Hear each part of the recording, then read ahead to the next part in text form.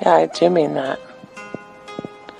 I like it when we come together, but there's more than one way of doing things. So sometimes it's really nice when you take me to that place of complete anguish and release and have the enjoyment of watching your face as you let it go all over me. When are you coming over?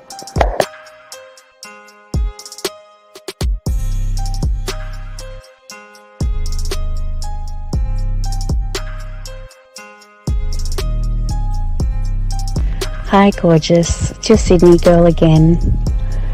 I have to say, listening to your last message got me so freaking wet that it's not funny. I listened to it over and over again a few times and I could just picture it all happening.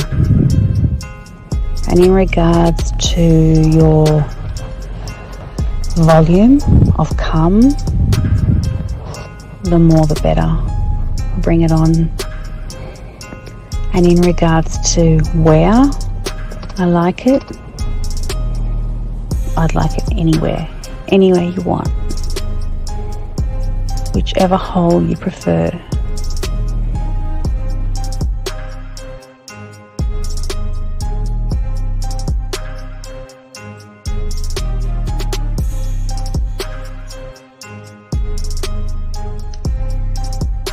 When I see you, I'm going to kiss your face. I'm going to put my arms around you. I might even jump up and straddle you. I miss you and I wish I were with you right now. I wish I were with you in the rain, holding your hand, sitting on the couch with you, laying on the couch with you, vertical, horizontal, I don't know. I like it all fours, but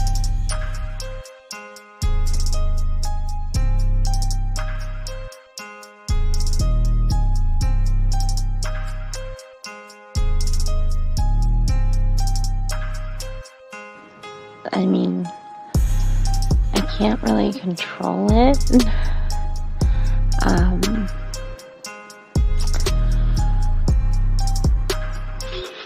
Something just happens to my body when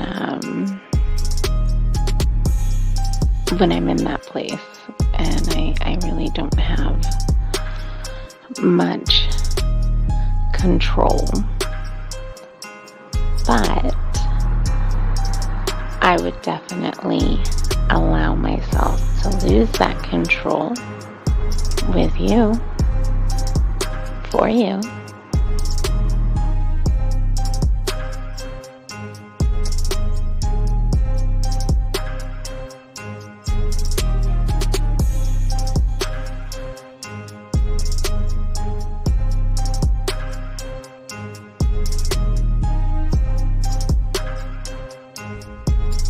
good morning. This is your friend. No. This is your lover. And my day is starting. And I can hardly wait until we can be together again.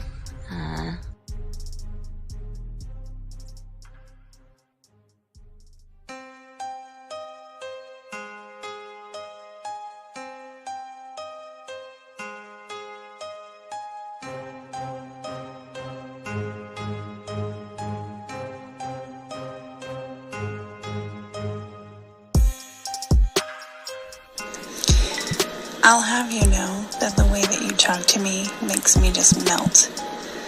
Like butter on a hot pan. Oh my God. I would definitely be running my nails up and down you. And I could keep them nice and pointy if that's what you like. And you would be assuming correctly. I was naked when I took that photo. And it is unfortunate indeed that there's no portal attached to these photos, because it's been a hot minute since I've had any intentions in that regard, and I feel neglected, and I feel like somebody should remedy that for me immediately.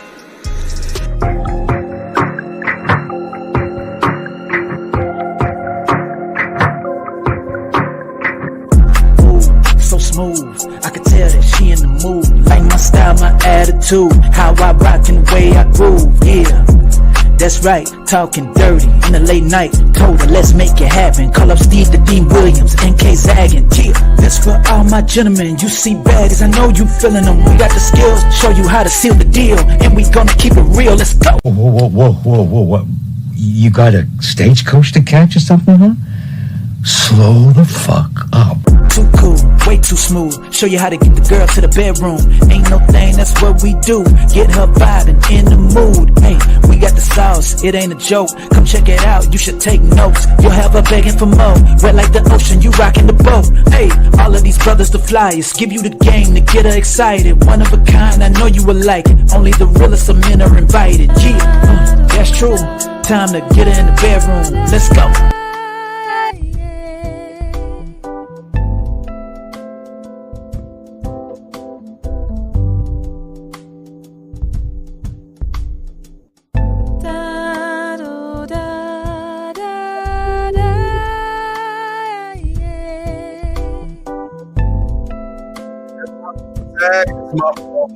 Don't kill me. Hold on. Trying to get the right joint. There we go. That's better, right? Yeah, that's better. All right. Now we're in this joint. Yeah, let me lower down the music while she's humming away. What's going on, everybody? It's your boy Dean and my dog Zag. Why is a sex show so important to everybody, Zag? Why is it important for these guys to know? Well, it's important for a couple of reasons. One reason is men need to get in touch with their own unique sexuality, embrace that, and then when they meet women, they need to encourage and empower a woman to also feel the need to want to bask in her unique sexuality so they can see how women really respond to them when a woman desires them. All right. Gentlemen, the lines are open. 833-859-8744 is the number. Guys, if you have a question, go ahead and put a Q in there. We're here to answer your questions. We're going to chop it up. Today, we're talking about, she looks at how you move, gentlemen, not where you've been. And that's a very important subject here for a lot of young men. So many young men, Zag, today, because their interpretation of their reality is all about the physical. They think that women look at them the same. They think that women, because I always say, I guess you heard the show, the car, it cancels out. It, like your money, your status, your clothes, your cars, your height, all those things kind of cancel themselves out. So what is left? It's your character. It's how you think. It's how you move. It's like you were saying, your sexuality, as far as how smooth you are with her, how sensual, how sexual, how nasty, how kinky, and all those things. Just your life. But Zach, what say you on that, brother? Well, there's this saying on social media that's really a fallacy, and that saying is a red pill fallacy. And that saying is, men care about a woman's past and a woman cares about a man's future. And here's the problem with that saying. When you're dealing with anybody, whether you are a man or woman, and you're dealing with anybody, how in the fuck can you enjoy the present moment in time when you're focused on something that happened that has nothing to do with you, and you're focused on something that may or may not happen? So when we say she looks at how you move, not where you've been, regardless of what women say publicly, how you're conducting yourself right now in the present moment in time is what they're going to pay attention to more than anything else. And as a man, you should be doing the same. How is this woman being right now, when she's in my physical presence, when we are enjoying each other's company? Is she conducting herself in such a way right now where there can be a tomorrow? And if there is a tomorrow, Steve. Yes, sir. And she's earned the privilege of basking in my physical presence yet again, can she replicate how she was conducting herself before to get another day. That's how dudes should be thinking. Right now, all we got is now. Tomorrow ain't guaranteed. The past is behind us. All we got is now. Yeah, and that's all we have. Absolutely. Guys, please get your crayons out. Gentlemen, if you have a question, there are no dumb questions. We're here to show y'all the game on so many layers and so many doors, gentlemen. Again, put a cue. Lines are open. So, Zag, should we go ahead and play the first video? And you can pause because I'm sure there's going to be some pauses. Yes. In the video. Hell yeah, there's going to be some pauses. We're definitely going to have to pause between some of the things because they're saying so much in that video, man. We just can't run it straight through. But no, we can't. We'll play it and we'll get the pauses in there. You call the pause though, Zag. Okay, you call. All right, I'm with it. Before we begin though, can y'all get the likes up? The likes are free. It's not costing you no money. It's free to click that little button that has the thumbs up. Just click it. It's free. Yeah, absolutely. Absolutely. Okay. All right. Here we go. Let us go. Here we go. All right, here we go.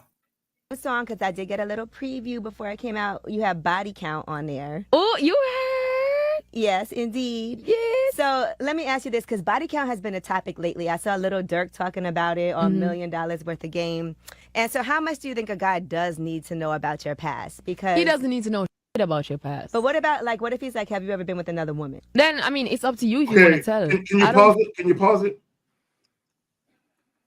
This is what I would say about a woman's past, specifically her sexual past. A woman's sexual past is none of your business, right? And this is what I would say. And this conversation is for mature adults who are realistic. The only thing about a woman's sexual past or sex life that would matter to you is whether or not she has an STD, because that will be the only thing that can impact you in real time. Is that what she was doing and who she was doing before you doesn't even matter. Yeah, sir. This is, again, I think this is where you're kind of going wrong. This is not her giving love advice. It's an interview, sir. Where is the love advice at? This is where y'all go wrong. You got to focus, pay attention, and get out of your feelings. We didn't say anything about her love advice. She's interviewing somebody and is just asking a question, okay? This is where y'all guys fuck up. Y'all already ready to jump on Angela Yee. We ain't even talking about this. We're talking about what the woman is discussing, okay? Calm the fuck down. You're good, big dog, but relax. Don't get angry. We're not saying Angela Yee is giving advice. She's asking a question. That's all she's doing. Yeah, and let me say this, and this is another problem with social media. People are too focused on the messenger and not the message. Not the message. God damn. Fuck the messenger. Yes. You know, I'm not a fan of Angela Yee at all. Now, I don't have no personal problem with her, but I'm not a fan of her. Right. But I'm mature enough and I'm grown enough to listen to a conversation that has some gems in it and some teachable moments. Now, Steve and I, we up on game. We know what it is. But a lot of you dudes, y'all really need to listen, because this can actually help you get over the hump, over the hurdle that has you guys not enjoying your dating life. Let's keep going. All right, so here we go. Pause when you're ready, Zach. I feel like any female needs to tell any nigga about what they've done unless they want to. Mm-hmm. Like, if it's a must for you, for them to tell you, and shit, we ain't gotta be together. I feel like guys ask you that because they want to figure out if they could have a three, and that's the real reason. When they're like, have you ever pause right there. Yes, sir. Yes, sir. Now, there is some truth to that, right? So if I talk to a woman about whether or not she has any bisexual curiosities, I'm talking about that for a very specified reason. So she is, for me, I can't speak for no other guy, but yeah, I want to know that, because if she's into that type of thing, then I definitely want to go down that road. But here's the thing, Steve. if you're that dude, you really don't have to ask all those type of questions. Women will volunteer that information. Yeah, women will volunteer that. Gentlemen, again, I know a lot of guys like fantasize, Zag, about the threesome, right? Some of these guys. But at the end of the day, a lot of these guys, we're trying to focus you on getting one woman versus thinking about two women and stuff like that, okay?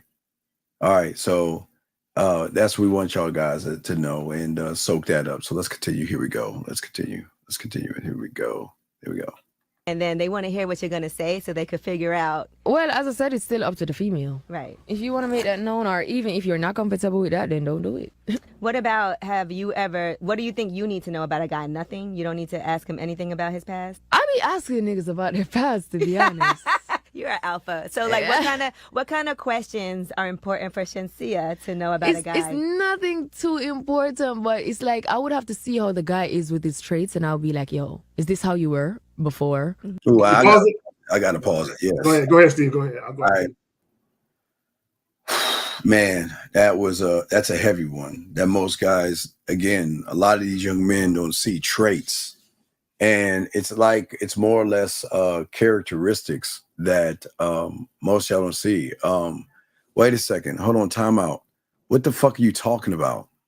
What is a double standard? There's no doubles. What is a double standard? Because women, what the fuck is he talking about? A double standard? Yeah, he heard her say one thing, but he's not listening. He's not fucking listening. So Crash Out, just listen. Come on, okay, dog. and we can run that part back so you can get it.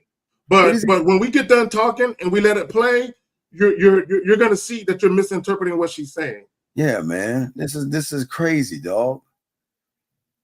The thing is like I was saying before, the opponent or the woman that you're dealing with is not looking. If everything cancels out, Zach, if everything on the surface cancels out, because that means, gentlemen, that means there's somebody has what you have, less than you have, or more than you have. That's just the truth. It's either more, even, or less. So there is going to be a cancel out. So then at that point, once everything from the surface cancels out, then like all women are doing, they're looking at how you moving internally. They're looking at the internal. But Zach, what do you want to say about that? No, and this is what I want guys to understand. What she was saying is she pays attention to how guys are moving right now. And that if you're moving weird, that might prompt her to ask you, have you always been this way? Yeah, I want guys to understand something, right? In my life, with all the women I've dealt with, whether I had sex with them or not, women very rarely ask me about my past. Very rarely. I'm not going to say never, but it's so rare, I can't even remember when a woman asks me about my past, right? And the reason why that is because the woman is so enticed and so enthralled in what's going on in the moment. She just wants this moment to continue. She's not concerned about the past. What a lot of guys don't understand is if you're moving a certain way, you can give a woman cause to pause, and that could prompt her to ask you questions about your past relationships and that type of thing because of how you're moving now. So now she's curious, well, damn, what am I about to get myself into because he said this or he did that, and that's making me think. Yeah, and we'll get into your question in 1 second, Junior. But as we were saying, you guys out there again, we have to stop looking at women the way we interpret the world and see how they're looking at it. And not only are they looking at it through emotions and feelings and things, they're here's the question. What emotions can you invoke out of me? Now, there's two choices, Zach. You are either going to invoke those sexual emotions or those weird and creepy ones. There's no middle ground. There's no way. It's just two lanes to it. Either you're going to invoke friendship, brother, weird, creepy, don't want to fuck with you at all, or you're going to be the guy to invoke something to her that says she actually wants to fuck, but it goes down that road. You're in the neighborhood. Let's just say you're in the neighborhood because I don't want you guys to actually think that just because she's flirting with you, she wants to fuck, or she's complimenting you and things like that. So there is a step process. But Zach, what do you say before we grab this question? No, let's grab the question. Let's get into it. Okay, let's get this question here. This young man, here we go. Junior says, how can I tell my girl of 5 years that I want to be? Okay, dude. Okay, listen. Here's the thing, buddy. Here, let me say this real quick. Okay. I know you hear Lucario, Fifth, Zag, Miles, you hear Dre, you hear the fellas always talk about the benefits of being a man. But sometimes we just have to stay in our lane. You're not built on that. Just by the question you're asking shows that this is not what you're asking for. You're not built on. Because if you are scared of losing somebody, then you are systematically that woman's bitch. And you're on her plantation, running behind her, doing everything you can, quote unquote, not to lose her. So your thing is, young man, stay where you're at, be the bitch in a relationship, but stop asking for things that are above your pay grade. No motherfucker is going to talk that way of losing somebody. Men don't talk that way. So you're asking for something that's above your pay grade. But Zach, what are you going to say to this guy right here? Well, number one, let's go to the last part about him being afraid to lose her. You've already lost. You've already lost because, bro, it don't work that way. Here's the thing. Okay, and somebody said it in the chat. You should have came out from day one and let her know that you was about that action. Well, here's the reality of it, right? And I've talked about this before. A lot of you guys, women are guilty too, but I'm talking to you guys. Y'all get into these monogamy-oriented, sexually exclusive relationships with women, and you never really wanted that. Yeah. You only did it to secure the woman. Like she basically told you, well, if you want me, then this is how you got to be. Yes. So you're already following her lead, and you've been following her lead for 5 years. Now you want her to follow yours. It don't work that way. Well, and that's the thing. This is okay. Think about what you're saying. You're a grown man. You want to be in an open relationship, but let's be honest. You can't handle the fact that you know damn well the moment you tell her that and she leaves you, you know within that hour, 2 hours, or 30 minutes, she can pick up her phone and call the next guy up. And you know that. But you know that there is nothing that you can do, and you ain't gamed up to even get another woman.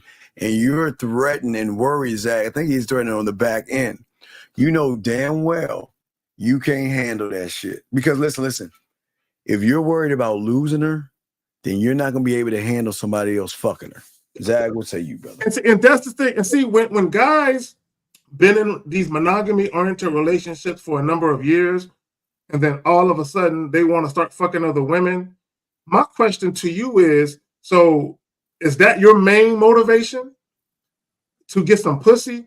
You're going to be fucking up. Because for me personally, being non-monogamous is not about fucking a bunch of women. No. Right? For me, being non-monogamous is I can't be with just one woman. It ain't just about sexually. My thing is when I leave my house, if I want to talk to a young lady, if I want to enjoy a young lady's company, I want to be able to do that. And there's an understanding between me and any other woman in my life. It's just what it is. That's just how I get down. Right? So the problem is if you do go to a woman that you're in a relationship with and you bring that up, that you want to entertain other women, you have to be prepared. You have to be prepared for her to say, no, I'm not with that.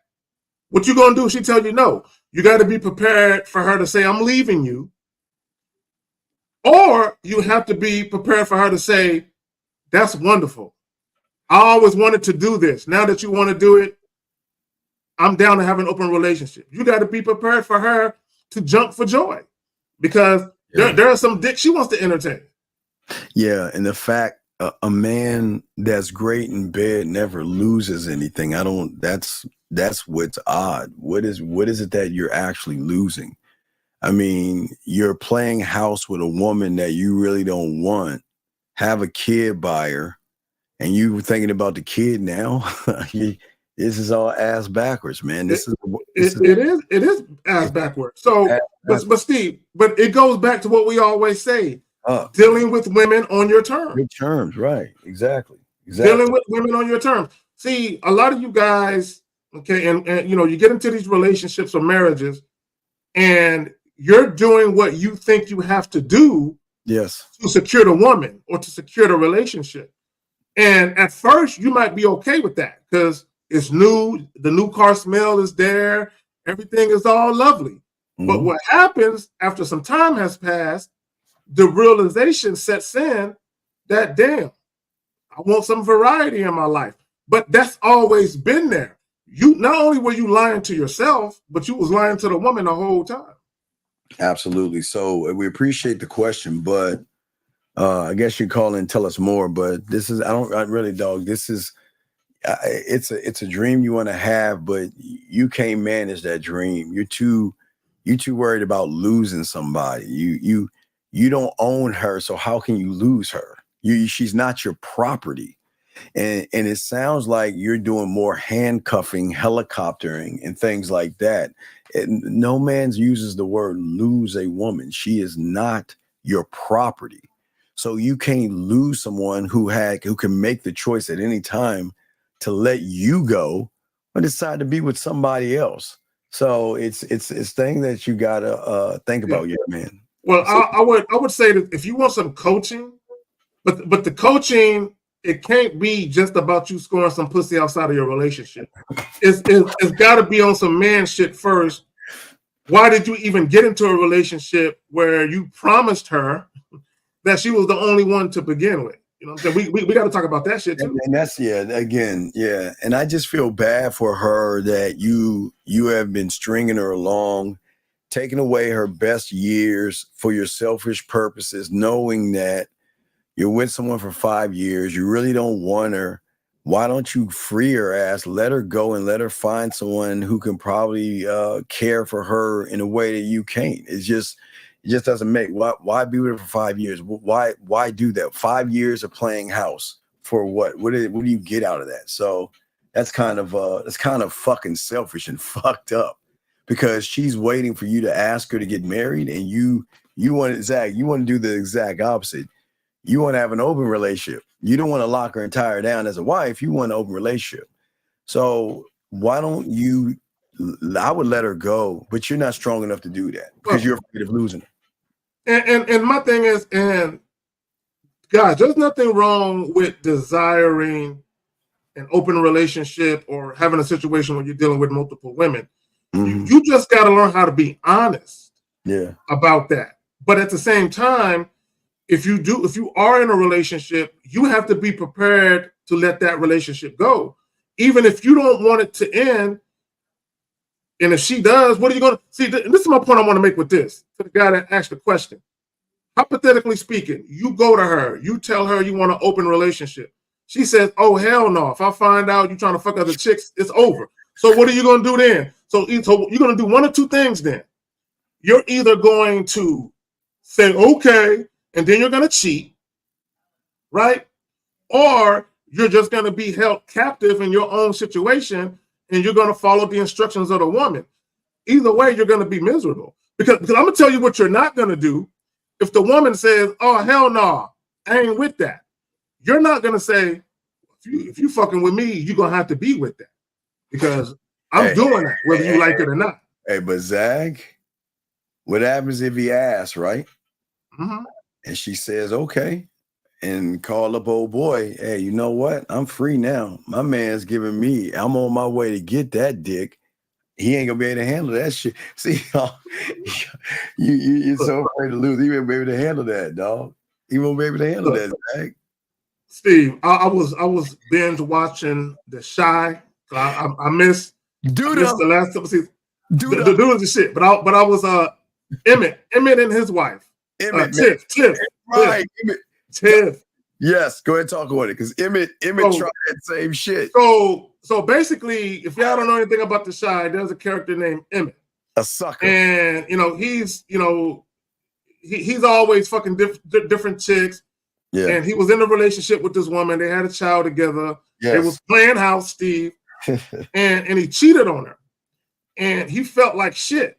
You know what I'm saying? Yeah, he didn't feel like shit when he was fucking though. Yeah, but he felt like shit after the fact. Yes. So what he did to get over feeling like shit, he got engaged and then eventually got married. Well, what ended up happening was he started getting scared of the prospect of his woman finding out. So he just went and told her. He just went and said, yeah, I've been cheating.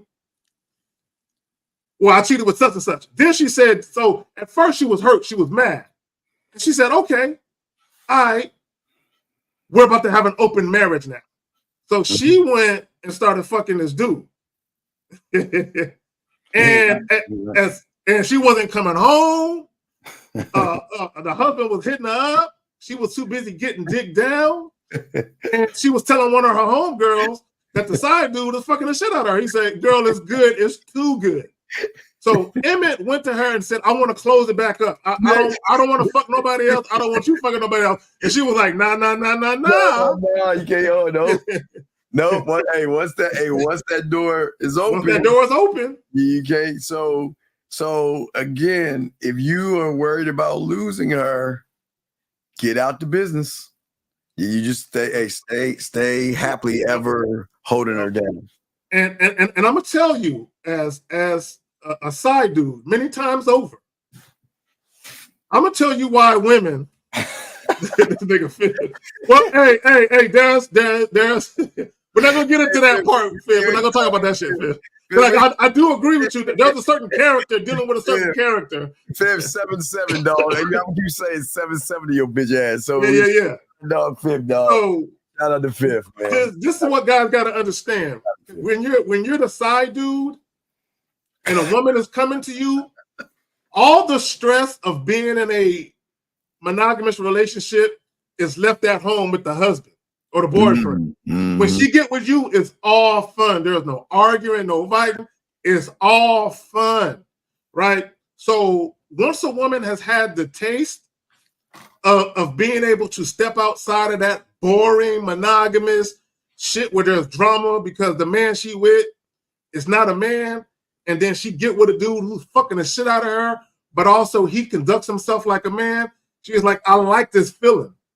And it's not just the sex, it's the feeling of actually being with a man. She ain't giving that shit up.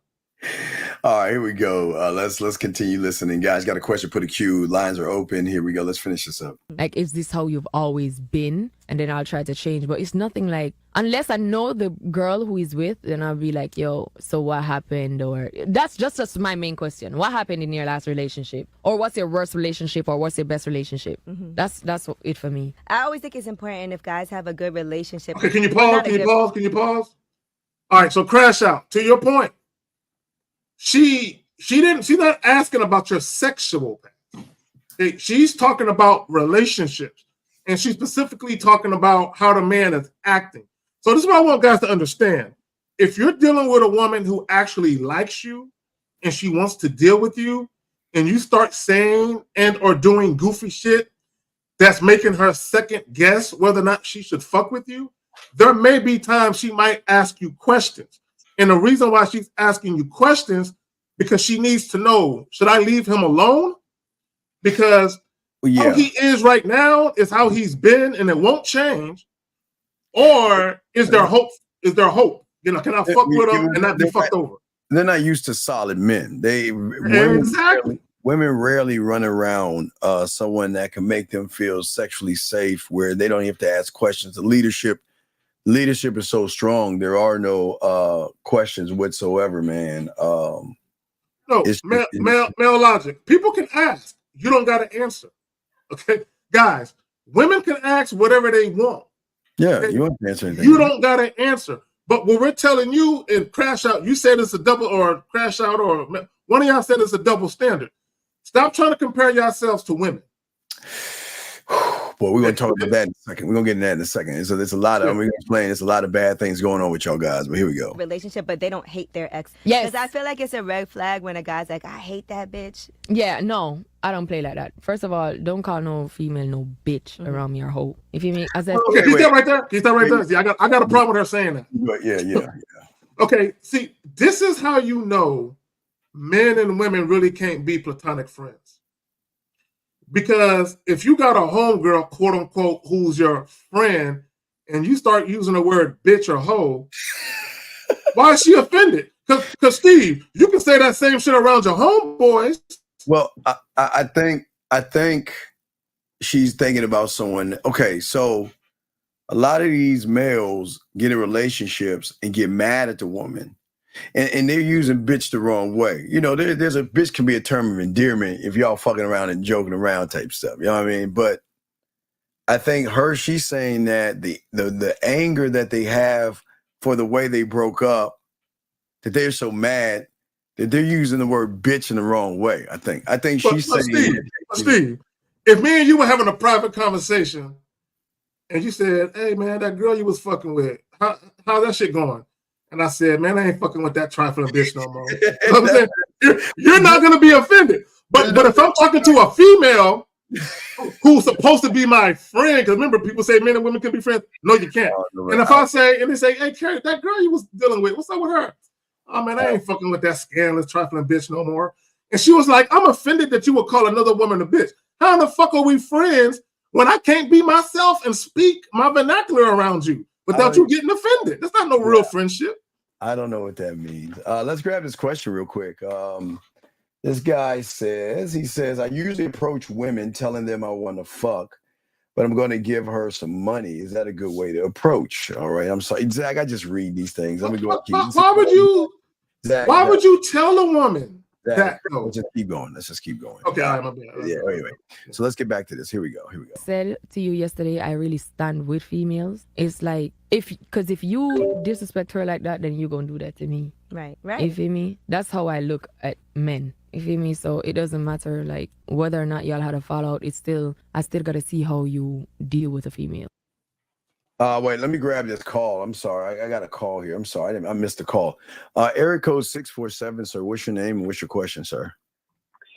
What's up, Steve K-Zag? It's nice to meet you guys. I have a quick question. Young man. Okay, stop real quick. Do you ever wonder why I say what's your name, sir, first? Why do you think I say that? To introduce ourselves. I was just saying hello to you guys. Well, no, I understand that. But what I'm saying is that the reason why we're trying to help you young men is because you always have to lead with your name. It's one of the most important things that you have. Always be proud of your name. Always lead with your name, okay? That's why we ask you that, okay? Because we're trying to show you young men to think more of yourselves than just someone that a woman can use and walk all over, okay? All right, that makes sense. Okay, what's your name, buddy? Ethan. Okay, Ethan. What's your question, Ethan? How can we help you, big guy? So I guess it's a two-part question. I'm not sure what time you guys finished the live stream, but I wanted to set up a coaching call like afterwards. Yeah, just do it then. You're good. I mean, yeah, you're good. Okay. Yeah, but do you know what time? Sir, just do it. When the show is over, you'll know because you'll be watching it, sir. So you just do it, buddy. Okay. So do you have any other questions, Ethan? I don't know if this is a back-end question, but I just want to ask, when it comes to the core exercise. Back in. Okay, back in. Okay. All right. Thank you, Ethan. We appreciate the call, buddy. Okay. Thank you. All right. Respect to you. Okay. So we'll wait for Zag to come back in. Let's see here. There's a question right here. Waiting for Zag to come back in. Here he comes. I don't know. He's back in now. Here we go. So, can a man's vetting process be asking a woman about her past relationship to see if she's still the same right now? She's okay. T. I don't think you understand women enough to understand. Okay. You will never know the number. And here's the crazy thing, gentlemen. I'm going to be honest with you. Y'all can fight me on this, but prove me wrong. You don't really care about the number. You don't. The first time you see her at the bar, you don't think about her number. First time you see her at the gym, you don't think about her number. First time you see her walking and all that stuff, you don't think about the number. Only thing that you think about at the end of the day is, what can I say or do to sleep with that woman? But Zach, what say you on this, brother? His question makes no sense. It doesn't make any sense. Okay, so let me read it out loud, right? Can a man vetting process be asking a woman about her past relationship? What? First of all, you're not a man if you're concerned about a woman's past relationship. Guys, here's the thing. This is what guys don't get. Do you think women are really going to tell you anything that makes themselves look bad? Do you think women are really going to tell you the truth about how many guys they fucked? If a woman had 5 guys fuck her at the same time, do you think a woman's going to admit that to you? No, because she know you're going to judge her. If a woman was in a relationship and she cheated or did some foul shit, do you think she's going to admit that shit to you? So why are you asking? And the fucked up thing about it is, you're asking her for answers to a question that you can't quantify. You can't prove it. You can't, even if she said everything that made, if she said, you know what, you're going to be the first guy I had sex with, and if I get into a relationship, you're going to be the first. Even if she told you everything that you wanted to hear to make your insecurities, you know what I'm saying, less, you can't believe none of what she says because you weren't there. But also, then you said about our past relationship to see if she's still the same. Women are not the same with every guys. Women are not the same with every guy. A woman can be in a relationship with one guy and treat him like a piece of shit, and be in a relationship with another guy 6 months later and treat him like a king, because how she's treating men is based on how she views you personally. So if a woman thinks you are a bitch, she gonna treat you like a bitch. If a woman admires you and respects you, she is gonna treat you as such. So when you say, see if she's changed, it's not about whether or not she's changed. It's about what type of guy are you presenting to her. That's how she's gonna treat you. Yeah, absolutely. So it's not, the question isn't making any sense, and you're not explaining yourself well. It sounds like there's a lot of insecurity in you.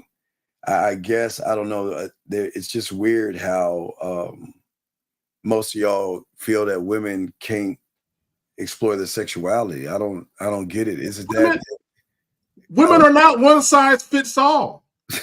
I don't. Guys, just because a woman makes me wait for sex, which I ain't waiting for shit, that don't mean she's gonna make Steve. A woman could be dealing with me, and she can be like, I'm practicing abstinence. Yeah. And then she can meet Steve and be begging Steve to take her home the same night. You know what I'm saying? Yes. Because the reason why she's showing two different sides of herself is because she's dealing with 2 different men. I don't understand what guys don't get about that. Yeah, we'll definitely look at that. And King, we'll give you that information probably sometime in September. We're still trying to figure out the logistics, because we're only gonna have a few of y'all. It's only gonna be a few. It's not gonna be many. It's only gonna be a few of y'all get that opportunity. So, but anyway, getting back, I think that she said everything she wanted to say. So, okay, now please understand this, gentlemen.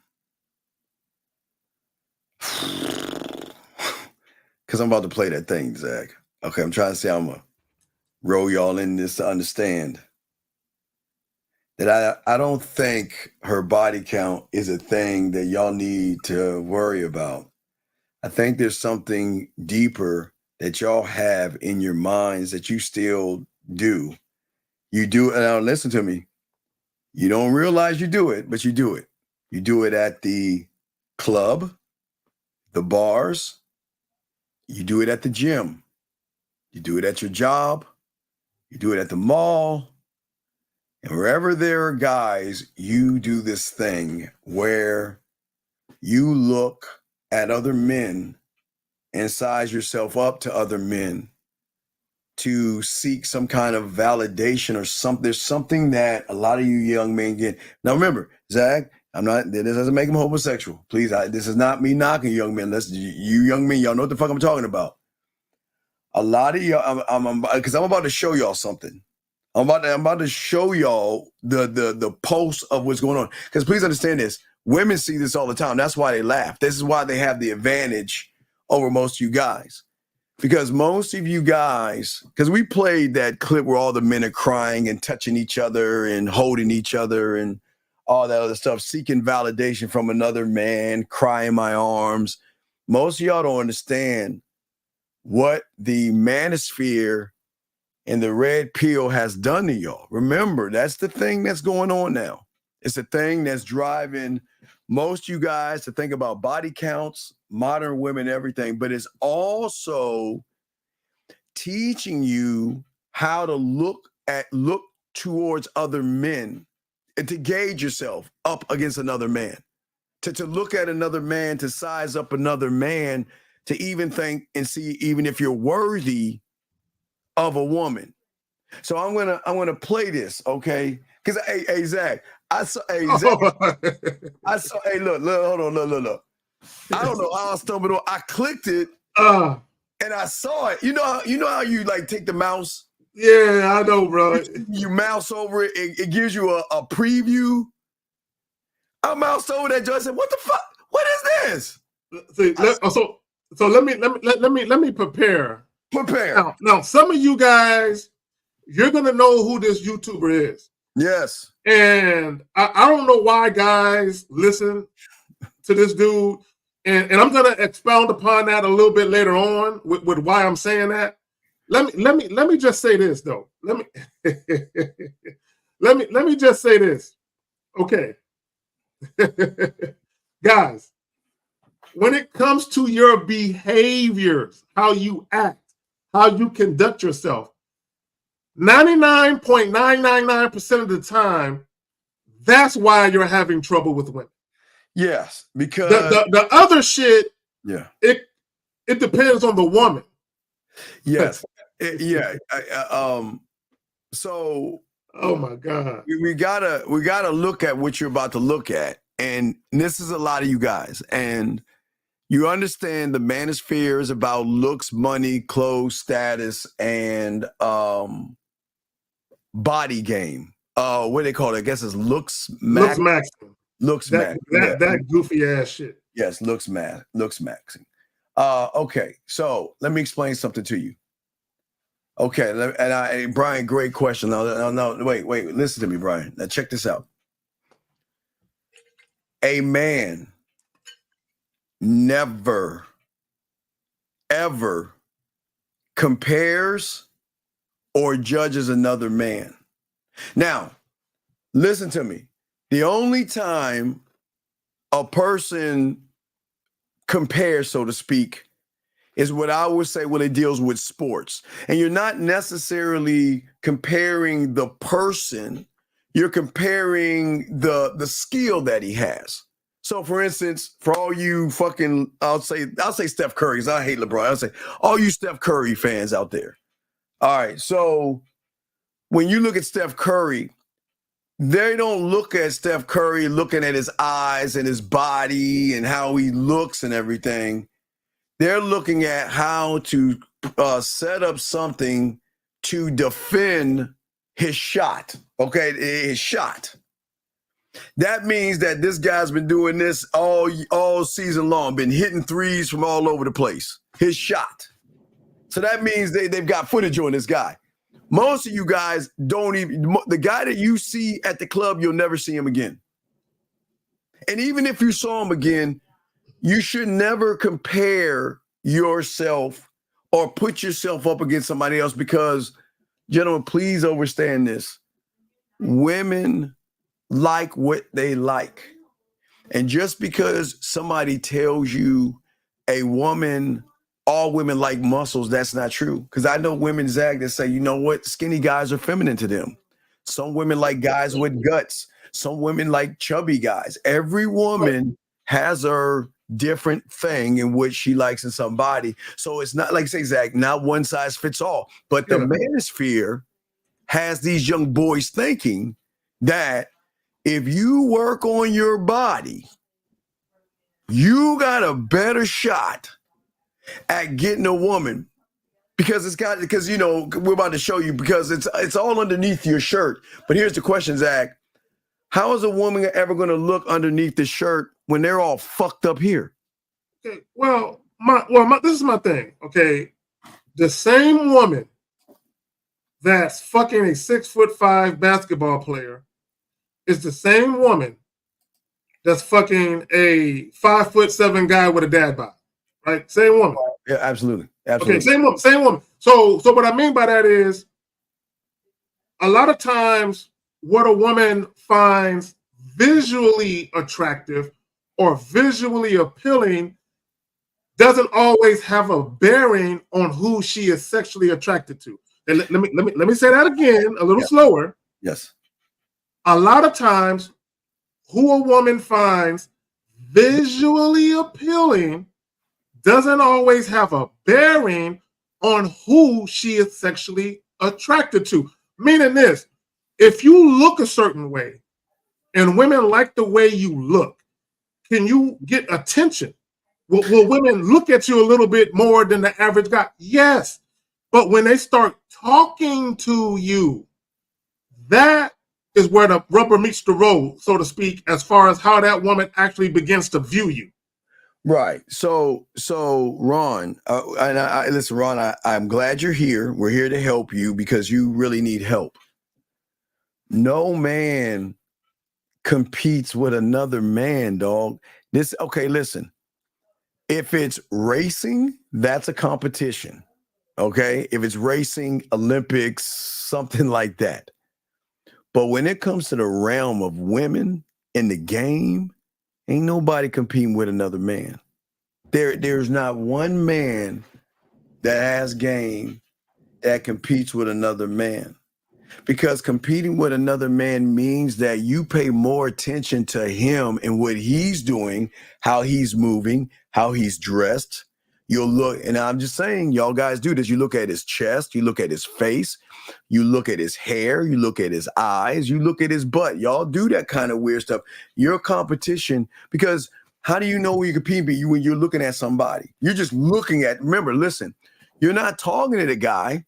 Most of y'all just look at these guys.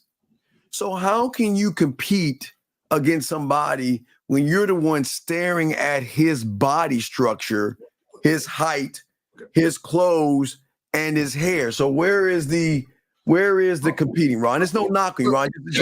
Y'all, buddy. But here's the hetero flexibility with even saying that. Okay, yeah. And I want guys to understand when you say you're competing with other men. What you're saying without saying it is he looks like the type of guy that can get bitches. Exactly. That's what you're saying. He looks like the type of guy. How do you know? How do you know? You don't know. You're not a woman. Now follow, because we're about to show you something. And this is what y'all miss with women. And this is why women are so much gamed up. Somebody in the red pill spaces or manosphere spaces have taken your blindness. It's like, and I hate to use it, it's like you're innocent, like you're an innocent child that doesn't know any well, and someone's taking advantage of you because you're so innocent, green, and open.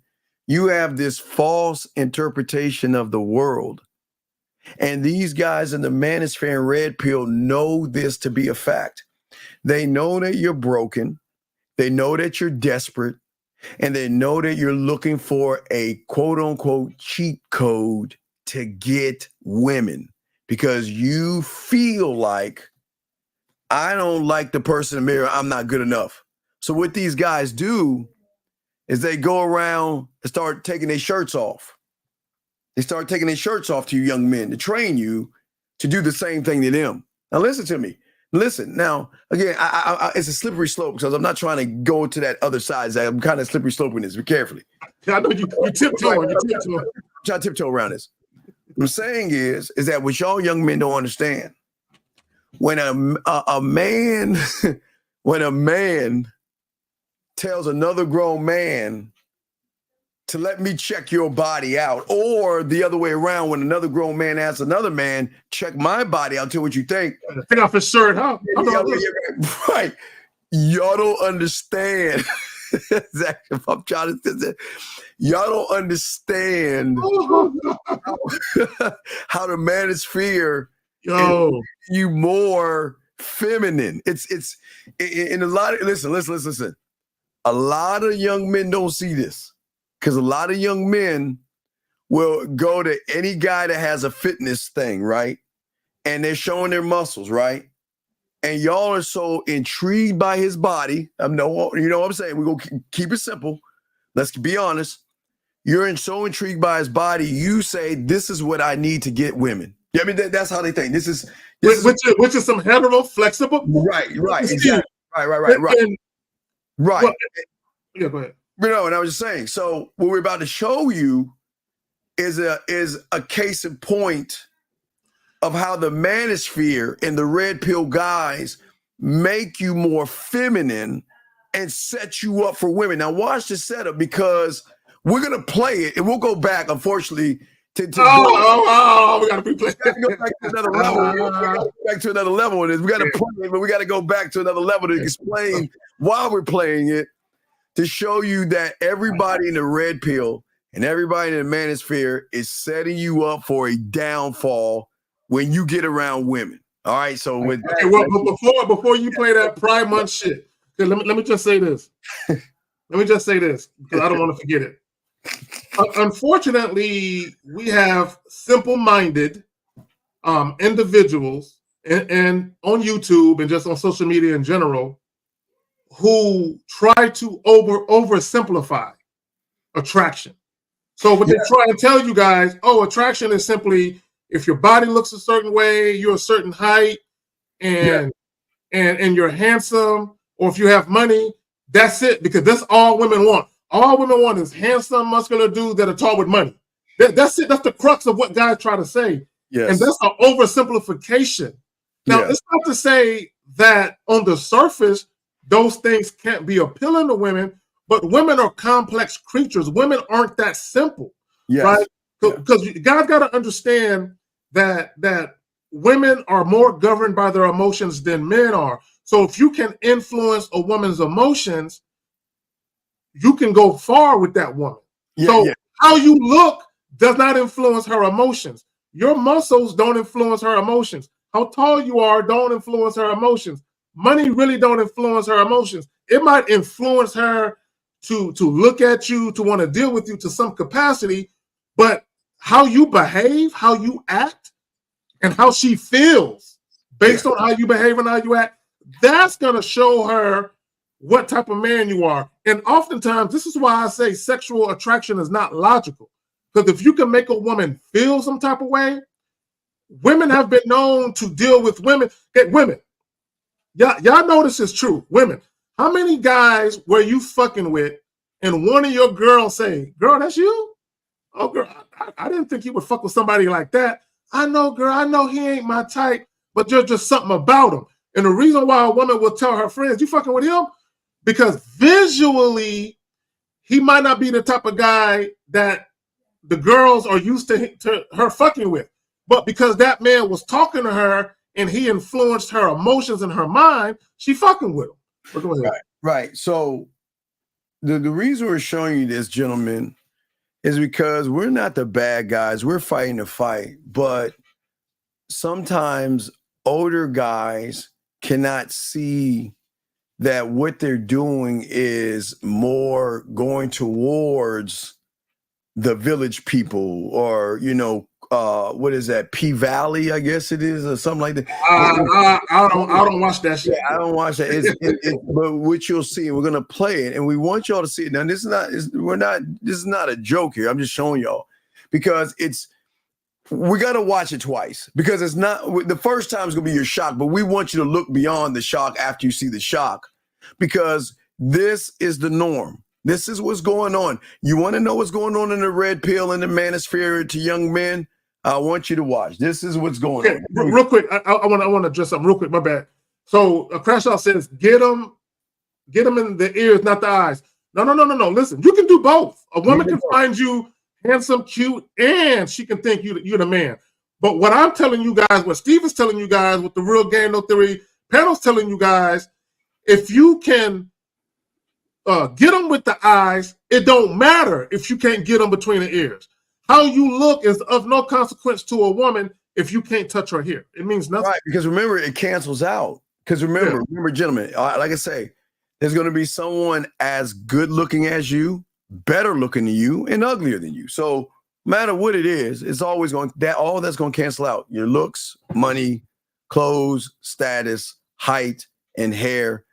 All those things cancel out. So then it goes back. Then it goes into character, which that's why we got to play it twice, because you need to see what we're about to think. So we're about to show you this right now. So here we go.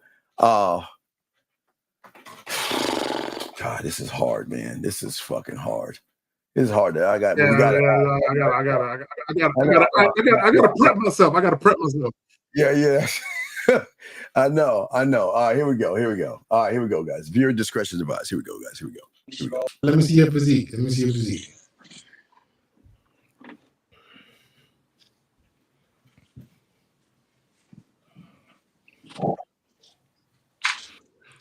you say you were how old, bro?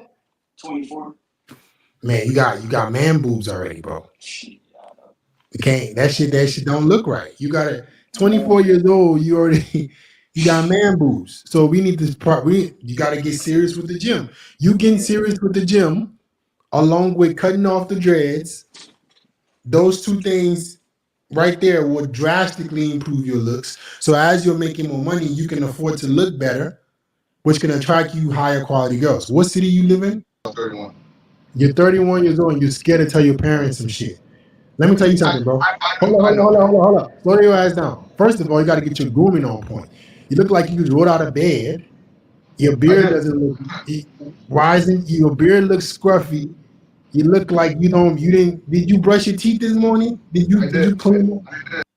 Like, I will say, yeah, I do need to obviously keep on grinding with everything. I want you, rate my physique real quick, man. I've been at the gym and everything. Wait.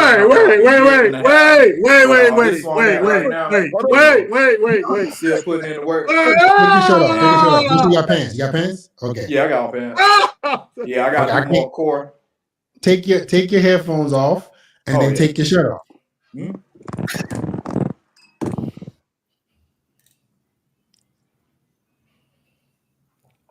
Okay, you say you were 24? All right, I can hear you. That makes sense. Last question as well. Last question. Rate my physique. You got clothes on? You got pants on? Yeah, I got clothes on. Okay, so they're saying rate my physique. They're taking their shirts off to other men. And now listen. Now again, we're it's not bad. No. Hold on, wait. Let me explain this. Okay, gentlemen. Now that y'all got past the horror, let's get into the game part of this. The one thing that all those guys had in common was low self-worth. They were broken here. And what that guy is doing in a effed up manner to these young men, he's not attacking and helping the problem. He's trying to get these young men to trick their money off to gain muscle when they're mentally broken. If you listen, now gentlemen, if you listen to every young man that we played on that clip, Zag, they're all broken, number one, and everything they're doing is for women, number two. And what the manosphere is doing that is just harming you young boys and you of age, you young boys, because again, you young men, is that you're going to another man asking him to rate my body. You're going to another man and saying, tell me about my body. Is my body sufficient in your eyes? Listen to what I'm saying. See that, Zach? We're keeping it a buck. Listen to what I'm saying, guys. Again, see, because a lot of y'all think, well, y'all hating on the manosphere and all this other stuff. Where's the proof? We're just showing you right there. We keep telling you, one of the greatest problems that young men have is they look at other men, compare themselves to other men, or seek validation from another man when it comes to women. And that's not the game. You should, boy, I told Zach, you should never ask another man to take off my shirt and look at my body and tell me if my body's up to your standards. So I'm seeking your approval to tell me about my body. And look how broken they are. Which then he tells them, you got to go back to the gym and you got to keep working on yourself, trick your money off, because all you're doing is you're tricking money, because you're spending money on your body and you're not spending any money on your mind. So Zach, what say you on this, brother? What say you on this? After being shocked. So here's the reality of it, right? And I'm gonna tell you what's going on. He is preying on men's insecurities. Oh, absolutely. I've been telling you guys, most of men's insecurities revolve around sex, directly or indirectly. He knows that there is a segment of men, which is a large number of men, who are insecure about their physical appearance. And he's attracting them. Okay. And I would say pause, but he's attracting them. Yeah. Right? So and this is what's happening. But I'm gonna get a little deeper. Pause with it. Yes. The reason why they're going to him, because you can tell the homie work out, you can tell he's fit, right? So they look at him. This is what they're doing. This is where the hetero flexibility comes in. They're looking at the way he looks visually, and they're saying, man, he looks like he gets bitches, man. Damn, if only I look like him, right? So because they look at him visually and they say he looks like the type of guy women would want to fuck with, they think he is the Dalai Lama on looks, right? So they're saying he must know because he works out. Now, here's the reality of it. There is nothing wrong with looking in the mirror at yourself and saying, I don't like the way I look naked. There's nothing wrong with putting on a form-fitting shirt and saying, I don't like the way my body looks in this shirt. Let me get in shape so my clothes fit me different. And then what you go and do is you go see a personal, professional trainer who can help you not only with a workout regimen, but also your diet. Why? Why is that? Why would you say diet? Because are you trying to make a change for some bitches? Or are you trying to make a change that's going to benefit you the rest of your life where you're actually healthier and you're proud of the work you've done to where you look in the mirror and you like the way you look, regardless of what other motherfuckers say about how you look. Now, here's the thing. It takes a motherfucker sweeter than Halloween candy to call up to a show with his shirt already off. Niggas are sitting in their boxers, waiting for another man to lay eyes on them. Tell me what you think about my body. Stoney.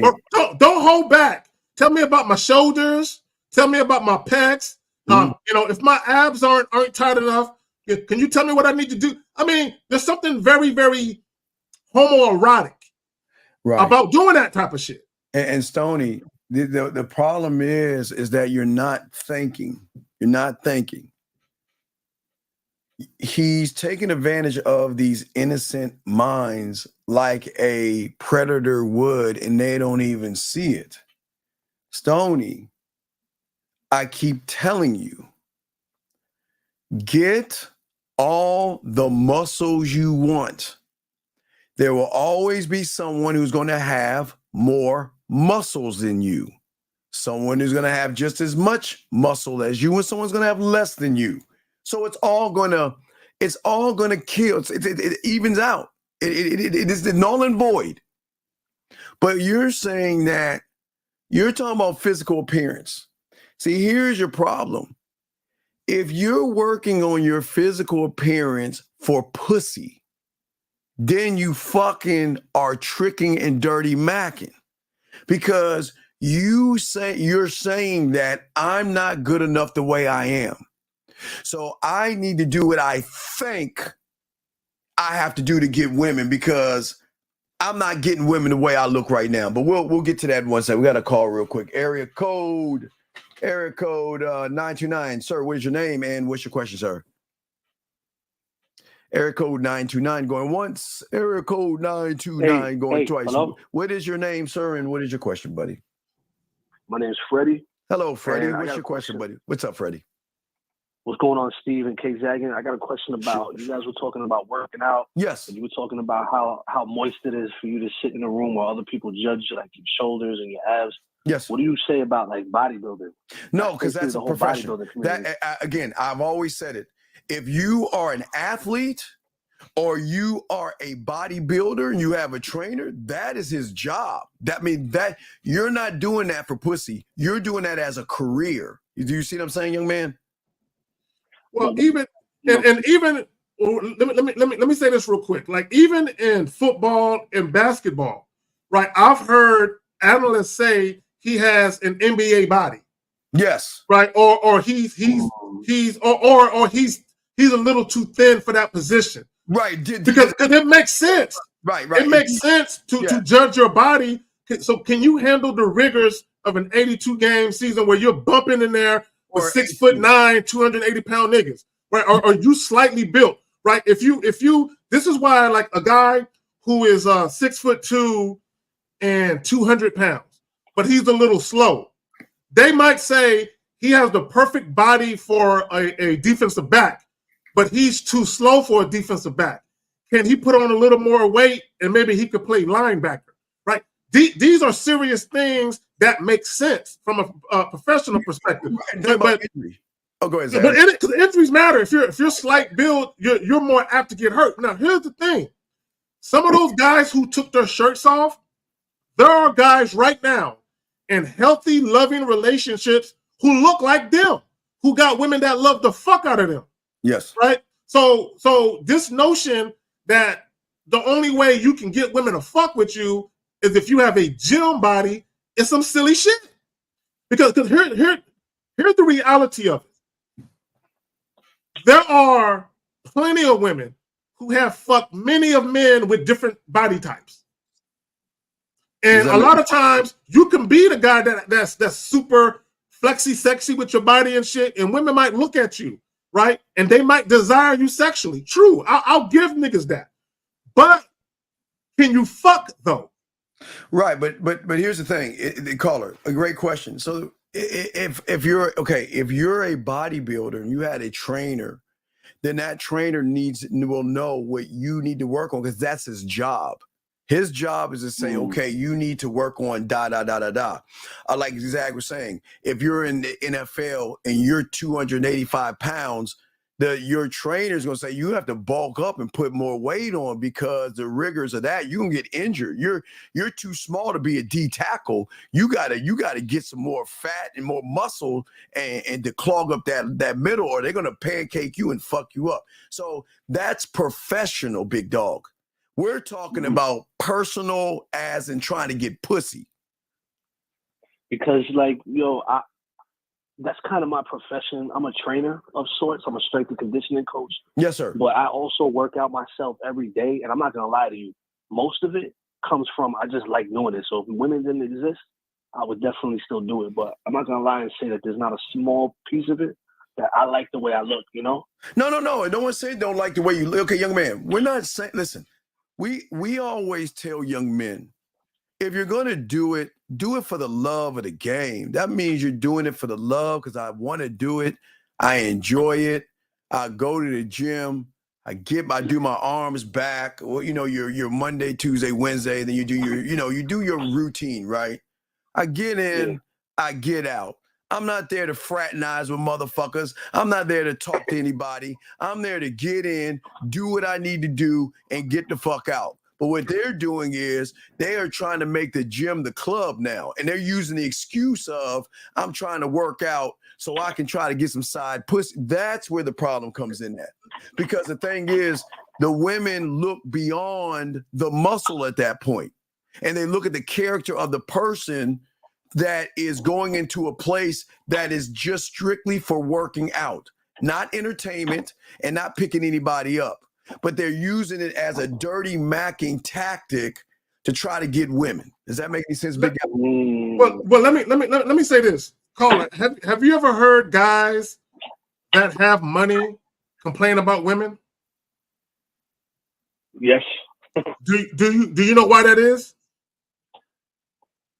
Because they chose them because of the money.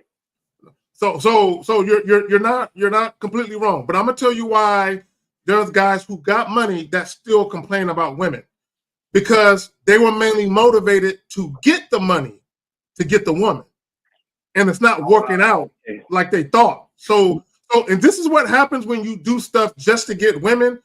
Once you've accomplished whatever your goal was that you thought would get you to women, and it still doesn't work, all it does, it makes you more angry and more frustrated at women, right? And that's all that it does, right? So, and let me just say this, and I'm passing back to Steve. There's a video clip that went viral probably about a year or so ago. You need to find it. You said what? You should find it. I'm trying to find it. There's a guy on the beach. He looked like a light-skinned dude. You can tell he kind of worked out a little bit, right? So he's on the beach. It looked like a little party, a little shindig. He's on the beach, and he's trying to talk to these women. And the women are kind of ignoring him a little bit. So he's frustrated because like, y'all don't think I'm cute? And then then when that doesn't work, he starts telling them sob stories about how someone died or his daughter is sick or something like that. Yeah. See, Logan, you know what I'm talking about. Send us the link to that. Then one of the chicks was like, "Are you really trying to trauma dump on me right now?" Right. So when the trauma dump didn't work, right? At first he tried to talk about his body and how he looked. That didn't work. Then he started trauma dumping. That didn't work. So then he started talking about his dick size. Oh and it still didn't work. He still couldn't get the bitches. Yeah. So call it. Here's the thing. Here's the thing. At the end of the day, my friend, what the Manosphere guys and the gym guys don't tell these young men that your muscles can't talk for you. And please, and I understand this because I'm not here to knock you guys for working out and things like that. So for some of you, yes, women are going to find your body attractive. And then there's some women going to find your body frail and feminine because they're going to be like, man, you're just so skinny and like feminine. It's depending on the woman. It's depending on the woman. But what both things have in common, is that your muscles can't seduce a woman. It can draw her curiosity in, but after that point of her looking at your body and saying, wow, that's sexy. Look at those muscles. Wow. You got to then talk. And then that's the thing y'all don't know how to do. Not you, I'm saying that those that try to hit the gym and do it that way. Does that make any sense? Yeah, so basically you're saying it could also work against you because it always get women coming at you. Yes. This is what happened. Let me say this. So to your point, it can work against you. See, if you're a tall, muscular dude, you're in shape, you're handsome and all of that, women are going to get a certain perception of who they think you are, right? Just based on how you look. So already they have this perception of who you might be. So oftentimes, once you open your mouth, you can kill that perception. So they can look at you and be like, oh, girl, he look like he know what he's doing in the bedroom. He look like he know his way around women. But then they start talking to you and they realize you a goof, right? So the disappointment of perceiving you one way strictly based on how you look and then finding out you fall way short of their expectations is a far plummet. This is why a guy who's average looking or who has an average build can talk to a woman and he can raise her expectations because she didn't have any perception of him one way or the other. Does that make sense? Yes, got it. Right, what did you want to say on that, sir? What's up? No. I was just gonna say that could having a body work against you the same way having money works against everything works against you. That's external. It's okay as long as it's external, it will always work against you because women are not looking at you the way you look at women. Well, women are looking at internal. They're not. Y'all got it wrong. Y'all want women to look at you the way you look at them. Well, to his point though, Steve. Go ahead. Go ahead. My bad. Go ahead. Everything cancels out, big dog. You see what I'm saying? No. But to your point, when you say does it work against you, there are women that can be intimidated by how a man looks, right? Because you got to understand, a lot of women are insecure. So you have some women. This is why some women probably prefer to deal with dudes who have an average build body because they feel like, well, he won't judge me when I take my clothes off as much as a guy who counts his calories would. As much as a guy who really watches his body, he might be more picky. He might be more judgmental if I got some baby fat or some love handles and shit, right? So you can intimidate a woman, even a wealthy man, even a man with a lot of money, because you're gonna have some women that think, well, why would he want me? I'm a Walmart clerk. I don't have nothing going on, and he make all of this money. Why would he want me? So all of those things can work against you in some cases. Yeah, a lot of guys just have insecurities, and no layer of muscle is going to hide the fact that they are scared of women, they're intimidated of women, and everything they're doing is for pussy, dog. Okay, I got it. Okay.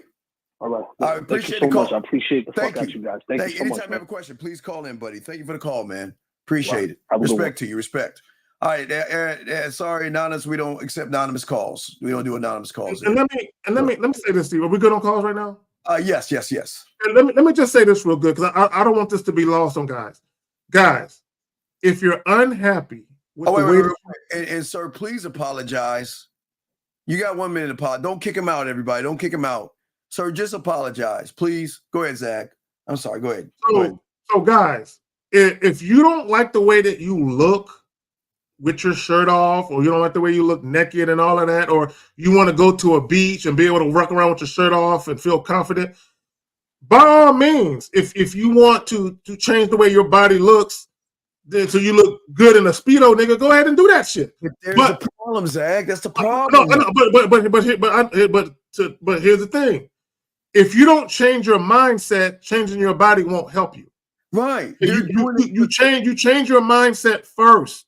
They're looking for validation because they don't even seek it in themselves. So this is what we're trying to tell you that people don't see, can't understand, or don't get is that what they're seeking is always going to do more harm to them than good because they don't understand the depth of the game. So let's 224.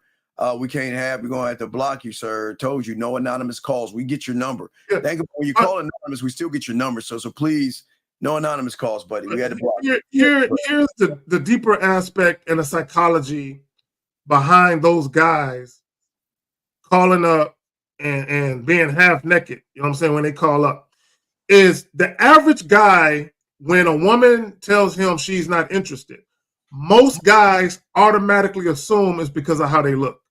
Most guys automatically assume that. Now, if you're walking up to a woman within the first 5 or 10 seconds, she scoffs and roll her eyes at you. I mean, it could be that. But a lot of times when guys get rejected, and I hate the word rejected, but I got to use it for the purpose of this. A lot of times when women tell you guys they're not interested, you just assume it's because of how you look. And here's the reality of it. If you're an insecure dude with low self-esteem and you have a lack of self-assuredness, that shit comes off you like fucking stink. Like people can see it on you. Like even when callers call up, we can tell by the way that they sound that they're insecure. Oh yeah, absolutely. So imagine when they go say hi to a woman. Not only can a woman hear it, but she can see it. So oftentimes the woman will reject you off the simple fact that the last thing she wants to deal with is an insecure fucking man. So now let's go back to the video and exclude the guy. Now guys, I want y'all to focus on this. Listen to how, remember, write it down. You'll notice no self-esteem, no self-worth, no self-image, no confidence, no belief in themselves whatsoever. Listen to these young men. Just watch them. Let's not watch them. Listen to how they talk. Listen to how they move, because guys, we're trying to show you what women are looking at. I want you guys to look at it. And Bill, if you don't call in, I'm gonna kick your fucking ass out. You call in or you get the fuck out, dog. I'm telling you right now. We ain't got time for your bitch ass shit. You call in or get the fuck out. Anyway, as I was saying to y'all, everybody else, listen, gentlemen, it's very important. What we want you to do is now look at them taking their shirts off for another man. Look how broken they are. and look how it's so fucked up that somebody would take advantage of these young men. See, what these young men need is they need to get the mind together, and they need somebody to tell them before, listen, exercise, absolutely. But what you're doing is not going to help you. But what is he going to watch? We're going to go back, and Zach, we'll go back. Now we're going to go back again and look at it the other way. Okay, now watch this, guys. Watch this. Now watch. Let's look at the first guy. Now the first guy, he's looking for validation. So let's look what he says. Watch what he says. Watch. Let me see your physique. All right, he's taking off his shirt, and let's get to. All right, he takes his shirt off, and watch what he says about him. Watch what he says. Okay, has his shirt off. Watch what he says. We'll pause. We'll go. And you say you were how old, bro? 24. Man, you got man boobs already, bro. All right, stop right there. Okay, listen, gentlemen. I am telling you, I know y'all don't want to hear this. Some women like that shit. Some women love chubby guys, guys with guts. Some women find that they get turned on by that shit. So the fact that he's saying that to that young man, he's already broken him. But then, and I agree, he needs his haircut, but that's here nor there. But listen what he says to him, Zach, before I throw to you, Zach. Listen what he says. Listen. You can't. That shit don't look right. You got it. 24 years old. You already. Wait. Pause it. See, he said something that was very hard. He said that don't look right to who? To who? What? So another man taking his shirt off don't look right to you as a man? What, are you fucking him? Someone telling you it don't look right. Another man telling you it don't look right. The light doesn't go off in y'all head saying, wait a second. Why is another man judging my body, telling it doesn't look right in his eyes? So meaning that I'm not working out for women. No, there's no homo, no Diddy. But he's got these guys working out for him because they're seeking his approval and his validation to feel like until you tell me I look good in your eyes is the fact that I know that I can get women. Do you see how fucked up that is, Zach? That's dirt. That's wrong. And here's the funny thing, right? If that same guy that took off his shirt called up our show, yeah, we would give him some game from a man's perspective. And he can never lose. From here. Yes. Right? So he wouldn't be so concerned with his body. He'll be more concerned with how he conducts himself. See, now, if he wanted to get in shape on his own, cool. But if he don't fix this up here, let me just say this real quick. Guys got to remember that most guys, the average guy, when I say the average guy, I don't mean average like an average looking. I'm talking about just the average man, everyday man. Most guys are not muscular dudes. That's still a small percentage of the population. So to me saying that is to say this. Women find all different types of men, different shapes and sizes attractive. I see some of the goofiest looking dudes with attractive women. All the time. All the time. Gamed up guys. See, that's what they don't see. See, okay, all right, follow me on this. And I hate to, and this is no knock on you young men, but y'all are kind of doing what women have always done. Look at magazines to determine their self-worth.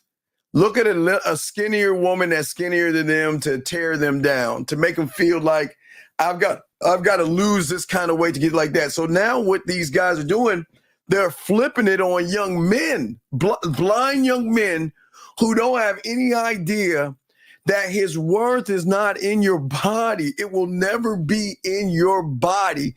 Listen. Okay, I'm gonna give you three things. If you're an athlete, your body matters. Your body matters if you're the weightlifting competitions, and if you are working at the Bears stripper service, or you're doing like if you are a male stripper, then your body. That matters. Okay, we got a call. Yeah, but that matters. Area code 321, sir. What's your name and what's your question, sir? How can we help you? Yo, this is Bill Peart. Yes, Bill. My question is, I got this chick that want me to smash, but I'm scared. Bill, how old are you? How the fuck you say scared? I'm 36. Dude, why? Dude, come on, Bill. Come on, dog. Scared. Come on, man. Why you, dude? Come on, Bill. Because I don't got experience like that. We know you ain't got experience like that. Listen, what the fuck you saying? Why don't you just leave her alone then? Why don't you just leave her alone? Because I really want to smash. No, man. but you're scared, motherfucker. You just said you scared. How are you scared? How you scared but say you want to smash? All right, Bill. You have a good day. Yeah, if I'm fucking with a woman, if anybody gonna be scared, it's gonna be her, nigga. It ain't gonna be me. Yeah, anyway, let us continue. Let's continue. So look at this gentleman. Now watch this. Now watch what he says. They sit there and watch. A man boobs. So we need this part. You got to get serious with the gym. You getting serious with the gym, along with cutting off the dreads. Those two things right there will drastically improve your looks. So Okay, can you pause it? Okay, guys, if you were ever going to consider cutting your dreads off, if you got them, do it simply because either you're tired of them or because you want to enter into corporate America or somewhere where it might be used against you. Because now you're talking about a career, you're talking about money. That's different. Yes. Now, here's the reality. There are women out here who love dreads, right? Yes. Assuming that if you're gonna have dreads, they gotta be in neat. They gotta be neat. They gotta be neat and out in style. Yeah, it can't be just a bunch of shit on your head, right? But there are women out there that love dreads. So he's telling you already. He's giving advice that can work against him. So come on, man. I don't mind. Again, if it's a corporate America conversation, now we'll bring in 954. If it's a corporate America conversation, I would definitely say the same thing. Oh, no homo. But hold on a second. Area code 954, sir. What's your name and what's your question, sir? How can we help you? Yeah, this is Junior. I called in earlier. Your name is Junior. What's your question, buddy? What's up, Junior? Yeah, I sent in a message earlier about the open relationship. Sir, what's your question? You're about an open relationship. Okay, what's going on? What did you speak? Okay, can you get off your speaker, please, and speak up, please? Okay, hold on. Let me take it off. iPhones. Hello? Yes, that's better. Okay, so why is it that you want an open relationship and you're afraid of losing your woman? Why do you want an open relationship? Well, it's not really about losing her. Sir, it's about stop. Losing. No, wait, sir. Listen. We're only going to read what you said. You said be in open relationship without losing her. So how the fuck are you gonna tell us you don't want to ain't about losing her when you're talking about losing her? Well, it's more than just losing her. It's what are you about losing? Tell me what you're losing. We have a kid together. I don't want to be one of these. Wait, tell me, Bill. I mean, Junior. What does your child have to do with your decisions? Yeah, I just want to be one of these dudes that's like on like child support. No, you are one of them dudes. You're not married, are you? No, I'm not. Then why the fuck aren't you on child support, motherfucker? No, and I'm just saying, like, no, stop. This is my God. How old are you, Junior? How old are you? 30. 30. And how old is your daughter? She's 2. Nigga, you better get your fucking ass on child support. See, this is what I'm talking about. See, you're talking about not being on child support. Young man, if you are not married and you're fucking out of wedlock, which is your right, and having a child, you got to pay child support on that child. You have to go to the family court and set up child support so when you and your woman don't work out, you're covered. Does that make any sense? Okay, but question though, do I necessarily have to like go through child support, or is it something I can just arrange with her? Okay, sir, please listen to me real quick. Sir, listen. You can buy the diapers, you get the formula, you have the crib, the toys, the everything, all those things. The government ain't seeing any of that shit. It's not on the books. It's not on the books. It's not on the books. You've got to learn how to do things the right way.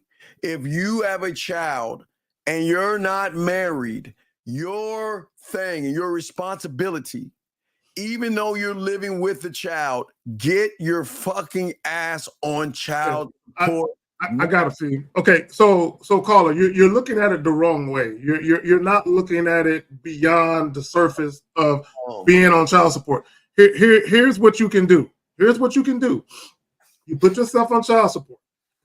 The amount of money do you make good money? You don't gotta say how much you make. Do you make good money? Yeah, I make about 90 a year. Okay, so they're gonna hit you for a chunk. So what you could do is get on child support and just tell the woman, hey, tell her what to do with the money. That's it. Tell her what to do when the money coming up. Like if you paid such and such bills, say I want that child support money that you're getting to go to those bills I was paying. It's the same shit. Yeah, so it doesn't matter. This is what we're saying. Listen, brother, listen. Mm-hmm. You've been with her for 5 years. Why don't you just let her go and let her find a man that's gonna fucking probably marry her or some shit? Why are you having a cow around? Why have her around? For what? No, but I don't. But that's the thing, though. I wouldn't mind marrying her, but the thing is, I wouldn't mind doing an open relationship. I know, but you okay.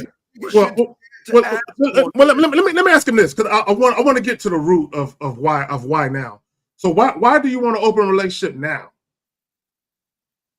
Well, like when I first got with her, I didn't think about it, but then after like the second or third year, I started thinking about being more open. Why? But why? Hold on. But why? Why is the sex boring? What's going on? Yeah, the sex isn't that great. I'm not like, I ain't gonna lie, like the sex outside of the bedroom is much better than inside the bedroom. Oh, so you've been cheating on her? Yeah, I have. I've told her that though. It's not like I've been lying. Okay. Hold on. Okay. So hold on. So was the sex ever good between y'all ever? Yeah, it was actually. Yeah, and so bro. Okay, bro. Did her body change? You don't like the way she looks? Is that it? Yeah. I'm not that sexually attracted. Wait. Okay. Hold on. Real quick. So when she found out you were cheating, did you admit to her, or did she find out and you had a discussion about it? No, I told her. And what did she say? No, she was pissed off about it, but she took me back. But then like now it's like, okay, what do you mean starting took to you think back? like, What the fuck you mean took you back? Why did she dump you? No, she didn't dump me. She just like, wait, sir. We pay attention here in this room. You said she took me back. No, hold on, shut the fuck up. Dude, come on, man. You said she took me back. Did she say in chat room? Did he not say she took me back? No. Let me rephrase what I meant. No, don't rephrase. No, nigga, you too old to be rephrasing shit, motherfucker. Okay. Hold on, Steve, let me talk. Okay, hold on. I didn't mean that she took me back. Okay, caller. So y'all, did she ever kick you out the house or anything like that? No. Okay. Let me ask you. Let me ask you this. Hold on. Let me ask you this. Do you got a problem with her having sex with other men? No, I don't. Okay, cool. Okay, so if you haven't done this is what you should do. And I'm gonna pass it to Steve. I'm gonna say this little bit, Steve, and I'm gonna be done with it. You should sit her down if you haven't done this already, and you should say, "Look, because you already been cheating. Just tell her the truth. Look, you know I've been entertaining other women. It's something that I'm gonna continue to do. If you want to date other men, by all means. However, I don't want this to be a situation where we can't raise our child under the same roof. So I still want to be able to do that, do my thing, and you do your thing." No. Have you done that? Yeah, I respect. No.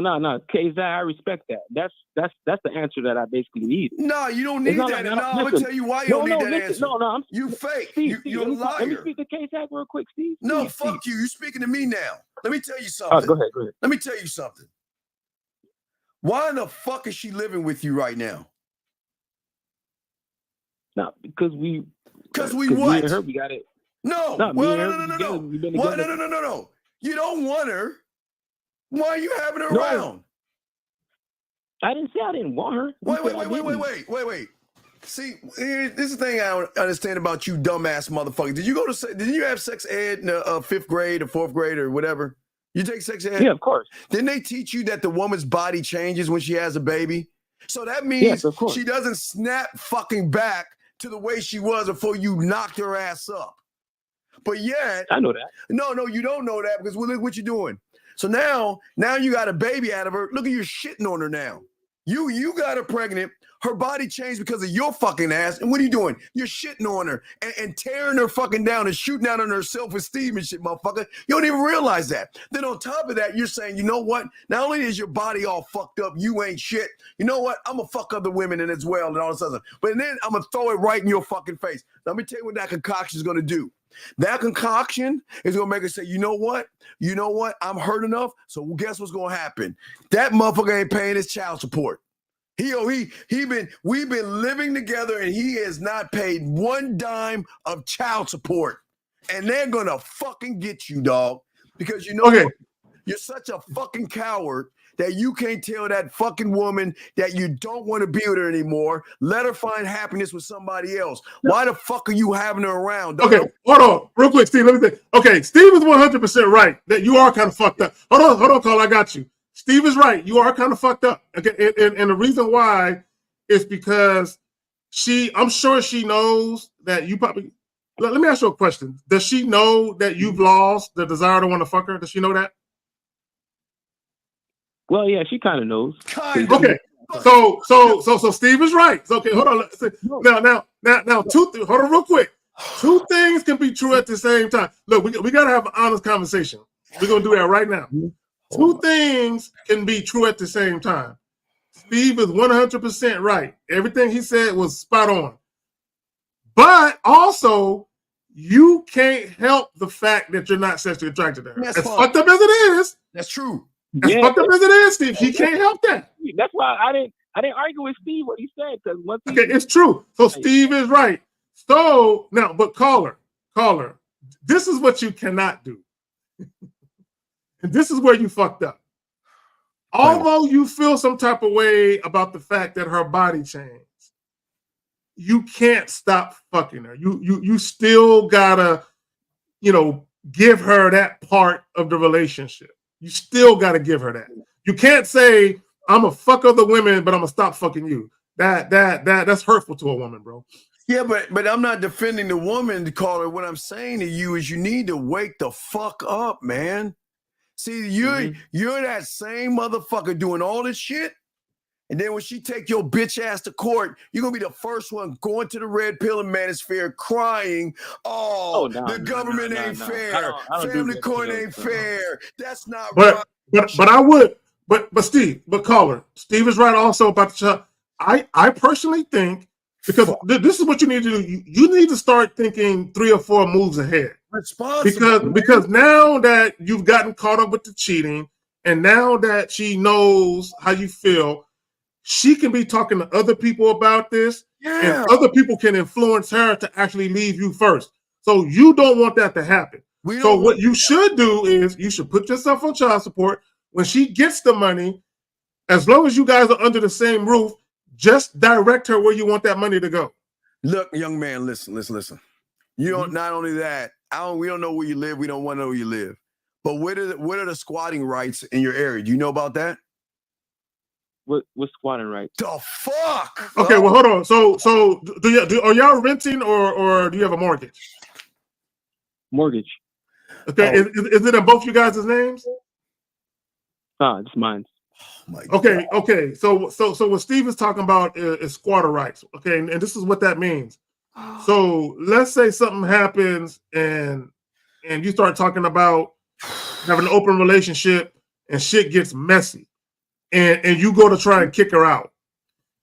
She has legal rights where you just can't say pack your shit and go. Call her. Oh no, I know that. Call her. Okay. Listen to me. Call her. Call her. I'm just saying preventative maintenance. I'm not saying this is going to happen, but it can happen. Not saying it's going to, but it can. You keep fucking with that woman the way you doing, throwing all this shit, all these women in her face, talking shit, tearing her down, right? Do you understand? It will take probably an orange or an apple in a sock. She smack herself around a little bit with that. Call the police, and you're fucked. And everything that you have built is gonna go crumbling down because no hell have no fury for a woman that is fucking scorned. That's what I'm afraid of. Well, no. That's gonna happen, dog. Afraid of. No, you're creating. It's gonna happen. The Frankenstein, big dog.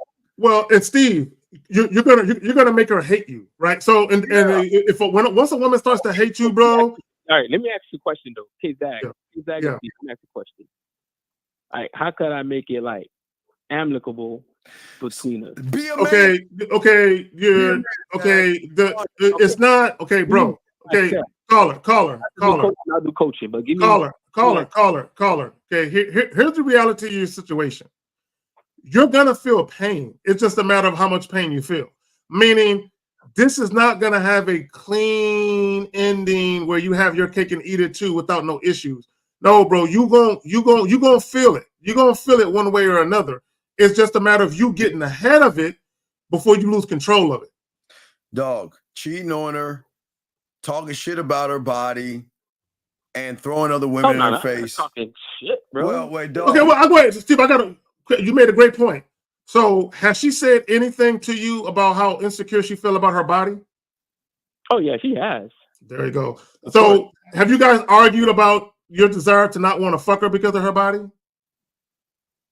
Well, because beforehand, we used to fuck at least like once a week. We used to fuck at least like 3 times a week. Okay. Now it's like once every week or once every 2 weeks. So you see, you're telling her something without telling her. So you don't have to tell her you don't like her body. You're showing her. She could tell. But let me ask you this, Steve. Caller. I'm admitting it. Caller. Is her sex drive the same? Meaning, does she still get horny? Does she still want it, but you don't? Well, I don't even know because the hormones change after they have kids. So no, really sure. Stop that. But has she come to you wanting to fuck and you don't want to fuck her? That's what I'm asking you. Oh no! When she's ready, I'm ready. But I just haven't been. Young man. But usually, because usually I'm the one that's like pursuing it. That's what I'm trying to say. Young man, listen. But ever since her body changed, I haven't been pursuing. Right, like and that's what I don't understand. You motherfucker. You wait. What? Why do y'all think her body's gonna snap back the way it was when she's carrying your fucking child in her fucking stomach for 9 fucking months, having to gain weight to be able to feed the child and all this other stuff, and then to give you a healthy child, you want to shit on her body, knowing at this point, she's probably at a dude. Get off the fucking speaker. Can you get off the speaker, please? Oh, sorry. Get off that fucking speaker.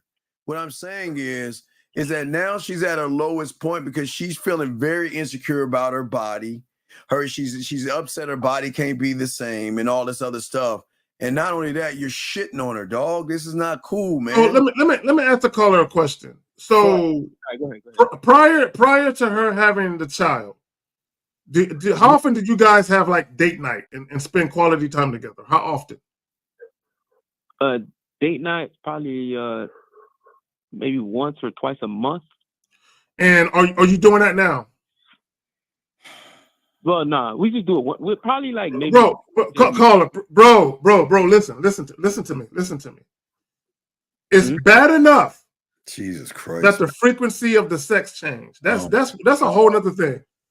But I'm gonna tell you right now, okay, even if your woman was considering the possibility of you entertaining other women and her just playing her position, you cannot allow the non-sexual intimacy and the passion of the relationship to not be present.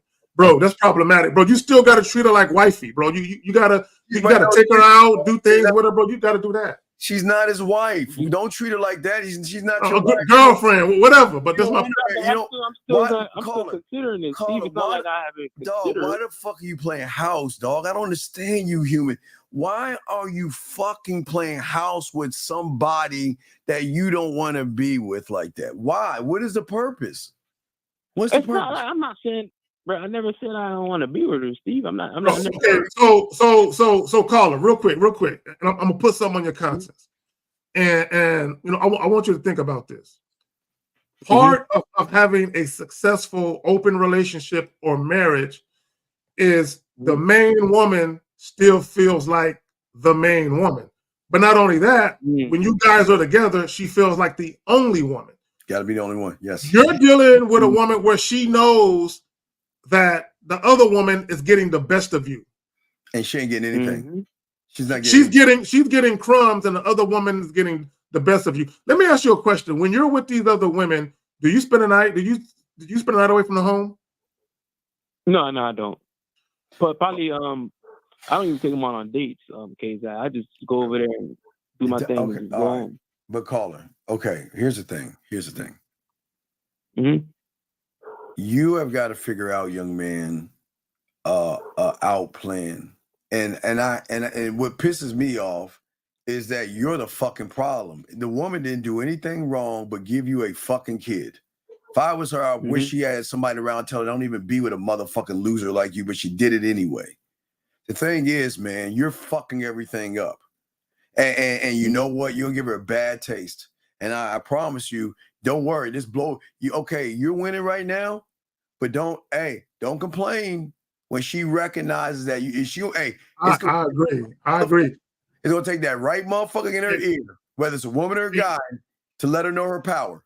Okay, and when she realizes her power, you're fucked. This is something I want guys to understand. Caller, you too. Fuck.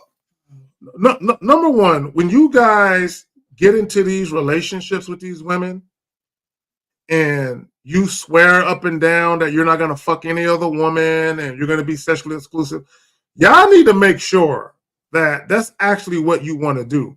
Now, we're human. Okay, you can change your mind at any given moment. The mistake you made, though, was cheating and not coming to your woman and talking to her. And here's the thing. That's the thing, Case. I spoke to her about it. But that's how she can get you, motherfucker. She can go for custody, dog.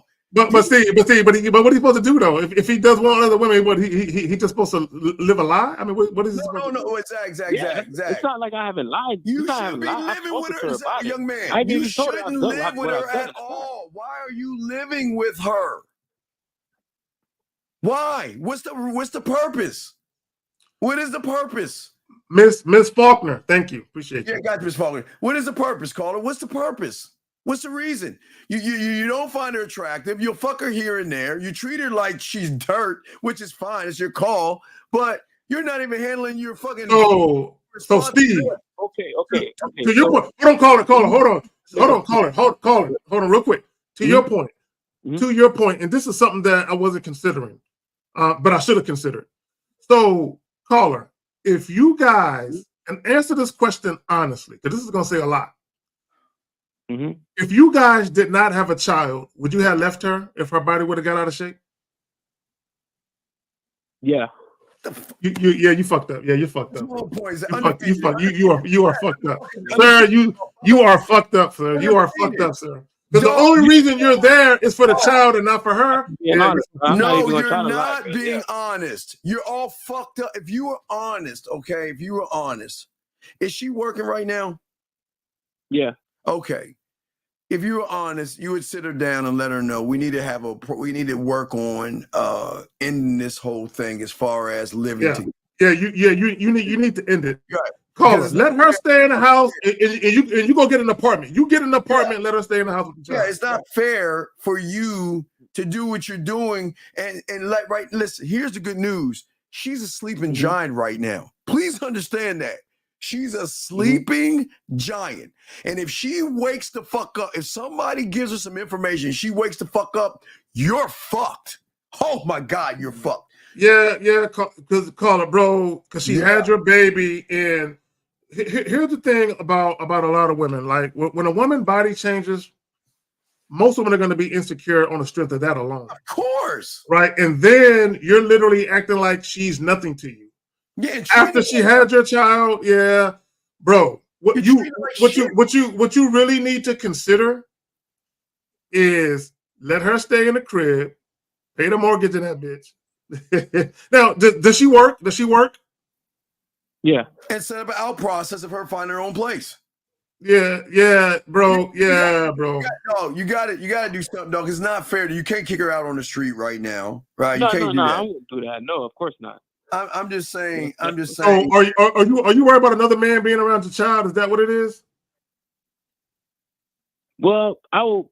Well, she has enough sense to not let another man around. No. Okay. Hey.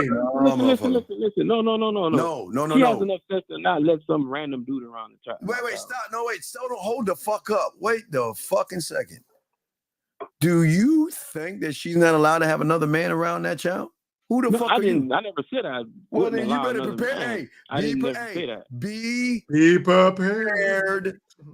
Because if the giant wakes up, she knows that, hey, that little girl gonna be like, you my daddy? Are you my daddy? No. Yeah. Wait. What you mean? So wait, hold on. Let's back up. Hold on, real quick. I gotta ask you a question. So caller, hold on, real quick. So outside of this woman's body changing, do you give a fuck about this woman, bro? Yeah, of course, yeah. Like no, because you just said if y'all didn't have a kid together, you would have been out. So she don't have no other qualities, no other attributes about her.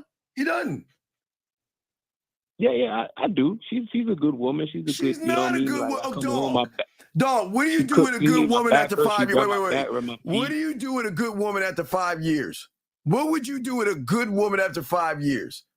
I'm considering it. No, stop. Sir. I'm saying don't consider it because it should have been already considered. Don't do it because she's not your body. Her body's all you fucked her. See, what's so fucked up is you fucked her body up. Now, yes, she should be responsible to work on her body, but how can she have the courage to work on her body when you've already ripped her fucking security, her self-worth? Not only by telling her you don't like her how her body is shaped, but now you're fucking other women and throwing that shit in her face and telling her y'all some fucked up. So let me ask him a question. So caller, when she asked you why were you cheating, what was your answer to that? Oh no, I basically said that I was just trying something different. This happened before the child was even born. But that's what I'm trying to like. So you were wait. So you were cheating when she was pregnant? No. Even before then. No. So you've been cheating the whole time. You've been cheating the whole time? She was pregnant. You were fucking. Come on, be honest. You was. No, because I said no. In the beginning, I said after the third year. That's when I started doing that. Right, when she was pregnant. She got pregnant in the fourth year, motherfucker. Within part of the third year. Right. Okay. So real quick, hold on, real quick. So was her body changing before she got pregnant, or you just fucking other chicks because you want to fuck other chicks? So it was changing. It was changing, kids. I ain't gonna lie. Okay, was she gaining weight or something? I mean, what was going on with her body? Well, because she's having a baby, Zach. No. He's talking about before she got pregnant, Steve. Because when I first got with her, she was like 130. She jumped up to 150 and then 170, and then she got pregnant. Okay. Stop right there. At any given time, did you sit her down and tell her to work out? Yeah, I worked out. I'm like, yo, let's go. Did you make her go with you? Yeah, I tried that. Dog, She's done it. She did it for like a day or two, and then she quit. Okay, that's fine. Caller. We're just saying to you because we'll let you go. We gotta continue the show. Listen, bud. Listen. Okay. You do what you want to do, sir. But the only reason I'm getting on you is because I don't want her to wake up and realize the power that she has, the position that she has of power right now. You have no fucking idea. If the right person gets in her ear, you're fucked. You're fucked. Mm-hmm. So you can stay with her if you want, do what you want, but at the end of the day, you're not built to have a polygamous anything because you can't even handle the fucking one you have. Yeah. Let me say this, guys. Open relationships and polygamy and all that, that's nothing to play with because you got to take care of home. Your woman should literally feel secure in the fact that her spot is secure with you, and that no woman can come in and take her spot, or that no woman can come in and you want that woman more than her, right? And I agree. Yeah. So and here's the thing: when you start talking about opening up relationships, you can never do that when shit is bad. You can't wait until shit gets bad to do that. If you're gonna do that, you need to do it while shit is good, in a sense that home base is taken care of, and then you talk to your woman. But once you wait until shit is already rocky, you talking about opening a relationship is literally piling on, and actually makes shit worse. Yeah, it's not. So I gotta stick it down 3 times a week instead of like dude, stop. Bro, it's not just about sex at this point, bro. It's deeper than that. It's deeper than sex at this point. Just look. You need to do the right thing by that woman and find a way to let her go and find happiness. She's never gonna be happy with you. You're not that guy. She'll never be happy with you. You've already destroyed that shit. She'll never be happy with you. Well, I'm just saying for you is to cover your motherfucking ass and get your lazy fucking ass to the family court and set up child support to protect yourself and your assets so you can be a responsible person. Be responsible. Do whatever you want to do. Be responsible by your child that you had. That's all I'm saying. Zach, you got it. Yeah, because call it. It's eventually, bro. It's gonna happen where someone's gonna get in her ear. Yes. And she gonna bounce. You know what I'm saying, on you anyway, more than likely.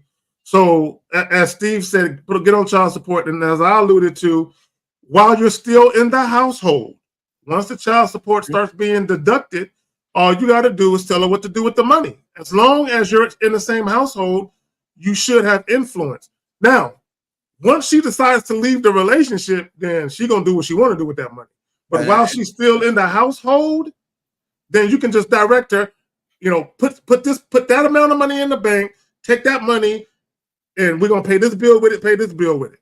Yeah, and just know real quick, you're the gasoline, she's the match, and I'm telling you, you're in a bad situation. Because at any moment it's going to trigger, dog. The hurt is going to turn to anger. I'm telling you, the pain is going to turn to anger. The anger is going to turn to arguments and fighting, calling the police. It's going to go boom, boom, boom, boom, boom. So we're just saying, young man, you have to take all this to account. But the only thing I'll say for you to do nothing except get your ass to the child support thing. Get with your lawyer, get a family lawyer, strike up get on child support and be responsible. Okay. I know you're doing for your child, but in the eyes of the government, you're not doing anything.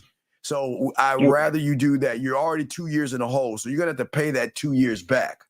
They're going to tell you that you're going to pay that 2 years back. No. Hey, no, don't. If you put yourself on child support, they're not going to backdate it. Right, and it depends on what state you live in. Yeah, it depends on the state. But if you put yourself on child support first, you can avoid that. If you let her, bro, if she talks to a lawyer, now this is assuming now, guys. I want guys because I had a guy get under my video and say this and talk about this. I want guys to understand.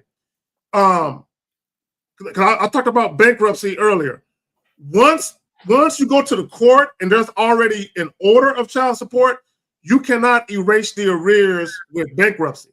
Now, what you can do, I'm not telling you to file bankruptcy. What I'm saying is, however, if you filed bankruptcy before the child support order has been mandated, then you can avoid her trying to put you on back child support. But once they already put you on child support, yeah, you can't try to get rid of the arrears for 2 years ago. You said what? Is it a common law marriage? Is it a common law state though, Zach? Let me ask a question. Yeah. All right. As far as the child support thing, if they see that, okay, if the woman and the child is living with you and you got all the receipts. No, they don't care. None of that. No, none of that. Those are gifts. If you go to any child support court, they will tell you that's what you're supposed to do, sir. Okay, those are gifts.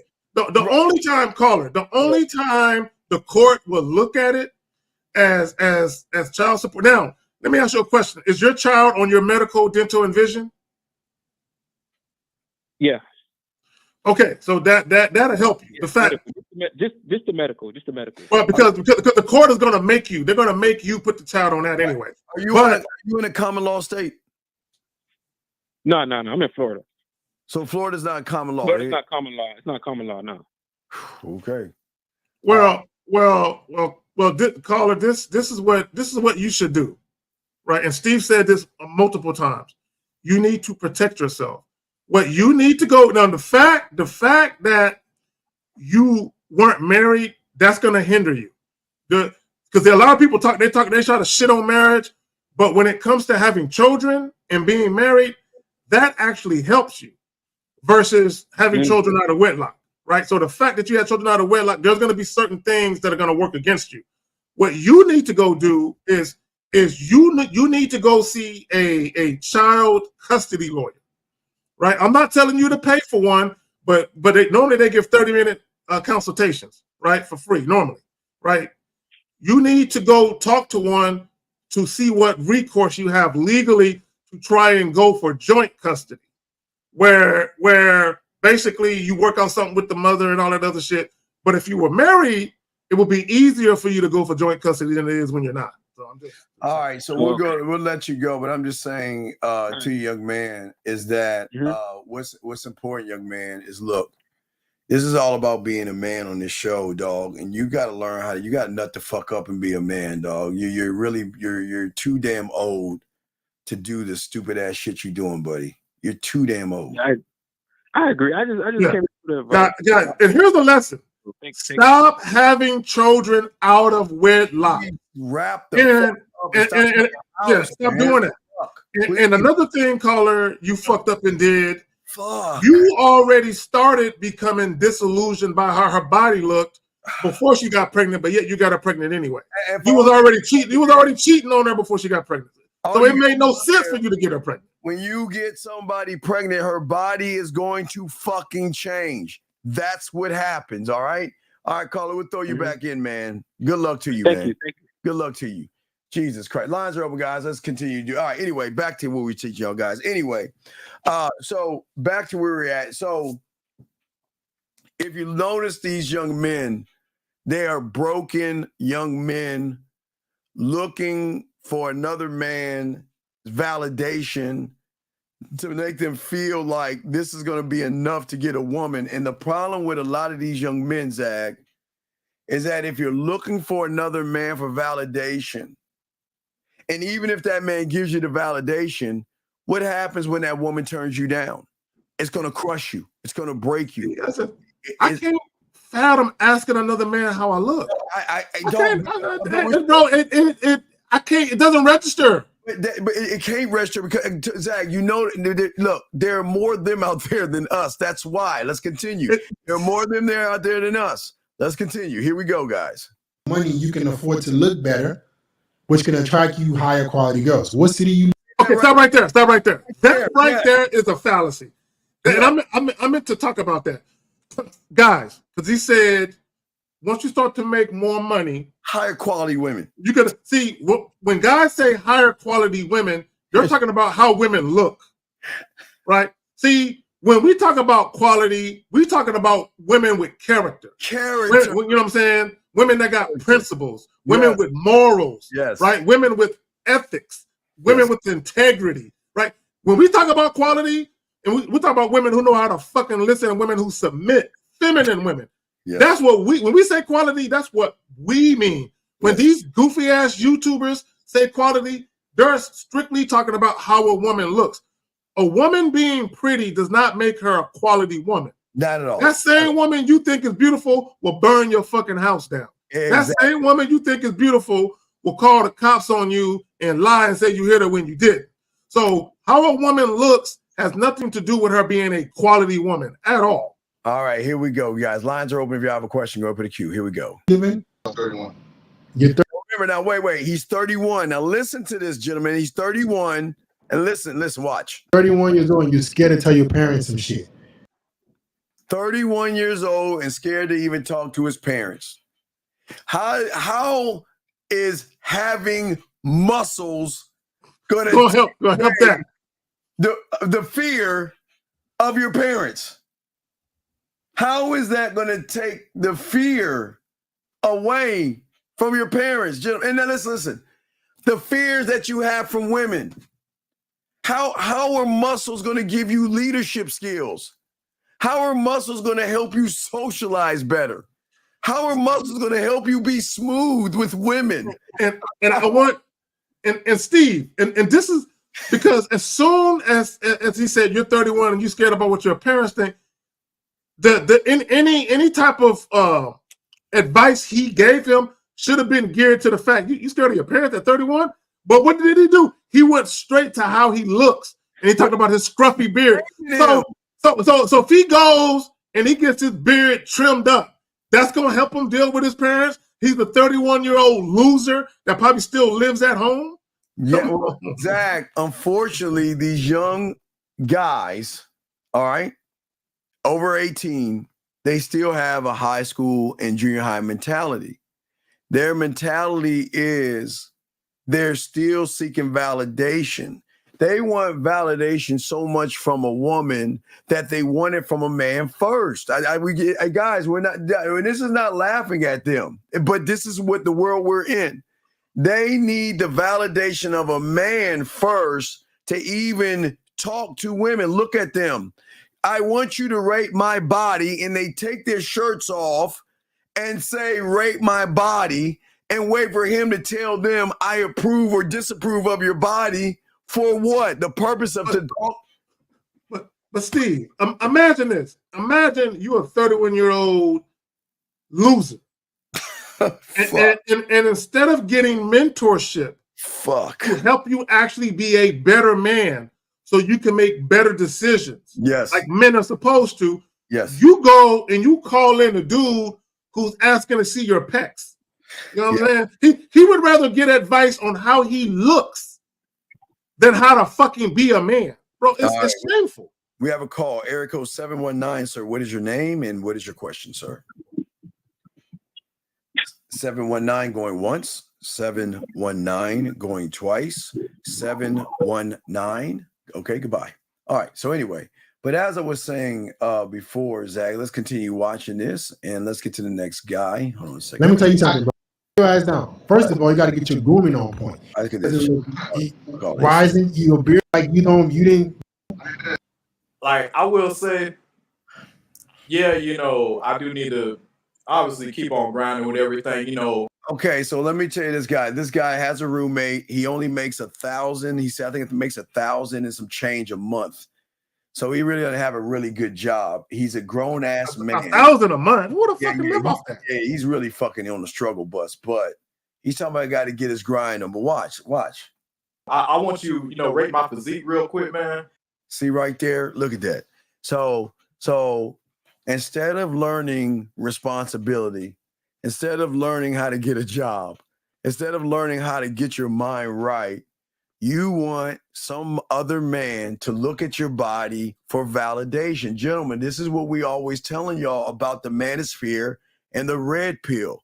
This is why we always told you, and look it up, the Wachowski's sister or brother, whoever he was at the time, said the manosphere is a transgender metaphor. And this is what we've been telling you.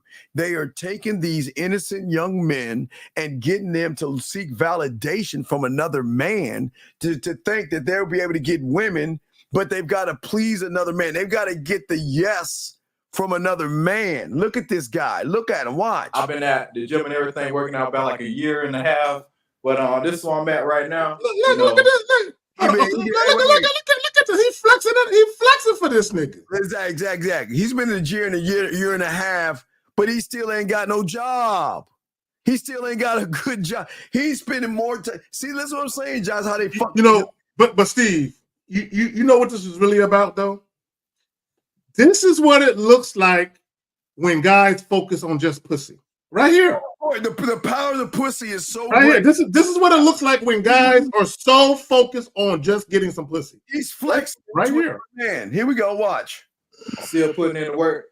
Take your shirt off. Man. Take your shirt off. Make sure you got pants. Take your shirt off. Take your shirt. So no men never tell that to men. Take your shirt off. Take your shirt off. Pants. You got pants? Okay. Yeah, I got pants. Yeah, I got more core. Take your headphones. And gentlemen, please, gentlemen, for all you guys that want to sag your fucking pants and show your underwear, please go and look up what it means to sag your pants in jail. That's where it came from. It is see, it all connects. Sagging your pants in jail meant that your booty was free. That's where y'all, not only is he in the gym for a year and a half, not only does he have a bad job, not only is he looking for another man validation, he's got his pants sagging. Look, let me tell y'all something. If we ever did a Real Game No Theory show, and Fifth and Steve and Miles and Carter started taking off their shirts, you would never see me do another show with them niggas. We'll never be able to show again, but let's keep you would never see me talk to them niggas again. Here we go. Phones off and then take your shirt off. Yeah, look how quick he is to do it. Quick to do it. Remember, innocence, gentlemen. They're 6-year-old kid, like where somebody's like, take your shirt. Okay. They don't even see the homosexuality in what he's doing. He thinks that this is good. Here we go. Okay, you say you were 24? All right, I can hear you. That makes sense. Last question as well. Last question. Rate my physique. You got clothes on? See, I just want to stop right there. Rate my physique. He's like, right. They go. These guys got you young boys, all you manosphere. This is what we keep telling y'all, red pill manosphere. And I know that y'all hate us for this, but men don't do that shit. And men don't seek validation for other men. Men don't look at other men. And unfortunately, a lot of you young men, they do. Let's go ahead, Zach. Guys, if you look, and I mean this with all due respect, if you want to get rated by other men, it makes more sense for you to go to the pride channels where they actually are into other men, right? It makes sense. So they can tell you exactly what they're looking for, right? Think about what they're doing, gentlemen. Think. That's weird, bro. How are you getting close to learning who you are by looking at another man or asking another man to look at your body, look at your naked body, not your, and listen, I have no problem with someone saying and talking about your clothes because they're not looking at your naked ass body. It's okay to say, all right, maybe you need to change this up and maybe wear a better shirt that's not so baggy and da-da-da-da-da. But when you are taking off your shirt and showing your body, your naked ass top to another guy, so that guy can tell you what he thinks of you to make you feel like, please give me the okay. Because once you give me the okay, then that means, watch this in their head, that I can get women. Well, Steve, here's my thing, right? Guys, if you want to go see a personal trainer, cool. But that's a certified professional who works at a gym, right? Who sets aside some time to take you on as a client. If you want to change your style of dress, there's image consultants on YouTube that you can go watch their channels and they help you with colors and different things like that to kind of go with your skin tone and all that goofy ass shit. But there's nothing wrong with trying to be the best version of you visually. But there's something very suspect about going online and disrobing on camera, saying, look at my body, rate me. Okay, and this is what y'all don't understand. This is the problem. It will never be enough. Like I said, Zach, like a woman that's a bulimic, it'll never be enough. A woman can pinch a little bit of fat and she'll feel like she's 300 pounds. In her mind, it'll never be enough. So these young men are thinking that I got to go to the gym and I got to spend all this time lifting weights, protein shakes and everything that goes, egg whites, chicken breasts and all this other stuff. For what? A piece of pussy? At the end of the day, gentlemen, at the end of the day, to stick my dick in a hole. I'm gonna do all Zach. I'm gonna do all this shit Monday, Wednesday, Thursday, back, shoulders, and arms. What is it? Tuesday and Thursday's leg and whatever the fuck. I'm looking. Steve, I gotta. You mind if I show you something? No, I can't. No, I can't. Because is that next door? No. It's a post. Okay, I thought he was about to say next door. No. Is that how is that? How is that real quick? Huh? No. Oh, I haven't. Okay. We'll talk about that on the back end. But yeah. All right. Wait. Yeah. Wait. Listen, gentlemen. I promise you, all women do not like thin, frail bodies that are skinny. It could be skinny with muscles, but frail. Listen, look. Why do you see a lot of cowboys with guts and look, every guy is wanted by the woman that wants him for what he has. That's what I'm saying. Why not just fuck with the women that appreciate you? Because my thing is, guys, the same woman who said no to you is not going to see you a year later and be like, oh, you got some muscles? Okay. Because in all likelihood, the reason why she told you no wasn't because of how you looked. It was because of how you were behaving. Yeah. Man. They want to thank you, perfect. And let me say this real quick. Let me say this. I got a friend, okay, and I told the story. I'm gonna be brief. Okay, years ago, right? This dude that I knew that I was cool with, we played football together, right? And he was always a cock diesel muscular type of dude, right? So I ran into him in a mall here in San Antonio. We was chopping it up, and he walked in one direction. I walked off in another direction. The direction I was walking in, there was a group of women that were walking towards where he was at. And there was about maybe 3, 4, 5 women, something like that. And one of the women in the group was like, ooh, girl, look at him. They was talking about the homie, you know what I'm saying? Because he's a muscular nigga. They were like, ooh, girl, look at him. Another chick said, look at his face. So even though he was muscular, because she didn't like his face, she didn't want to fuck with him. And then another girl said, fuck his face, look at his body, right? So the point I'm trying to make with all of that is there's always, even in women who are in groups, there's always going to be women that might be feeling you and women who aren't. So it doesn't matter how you look or how muscular you are. There's going to be women who just ain't feeling you for whatever reason. All right, let me play. Hey, boxing is the last video you sent me. Boxing, is that it?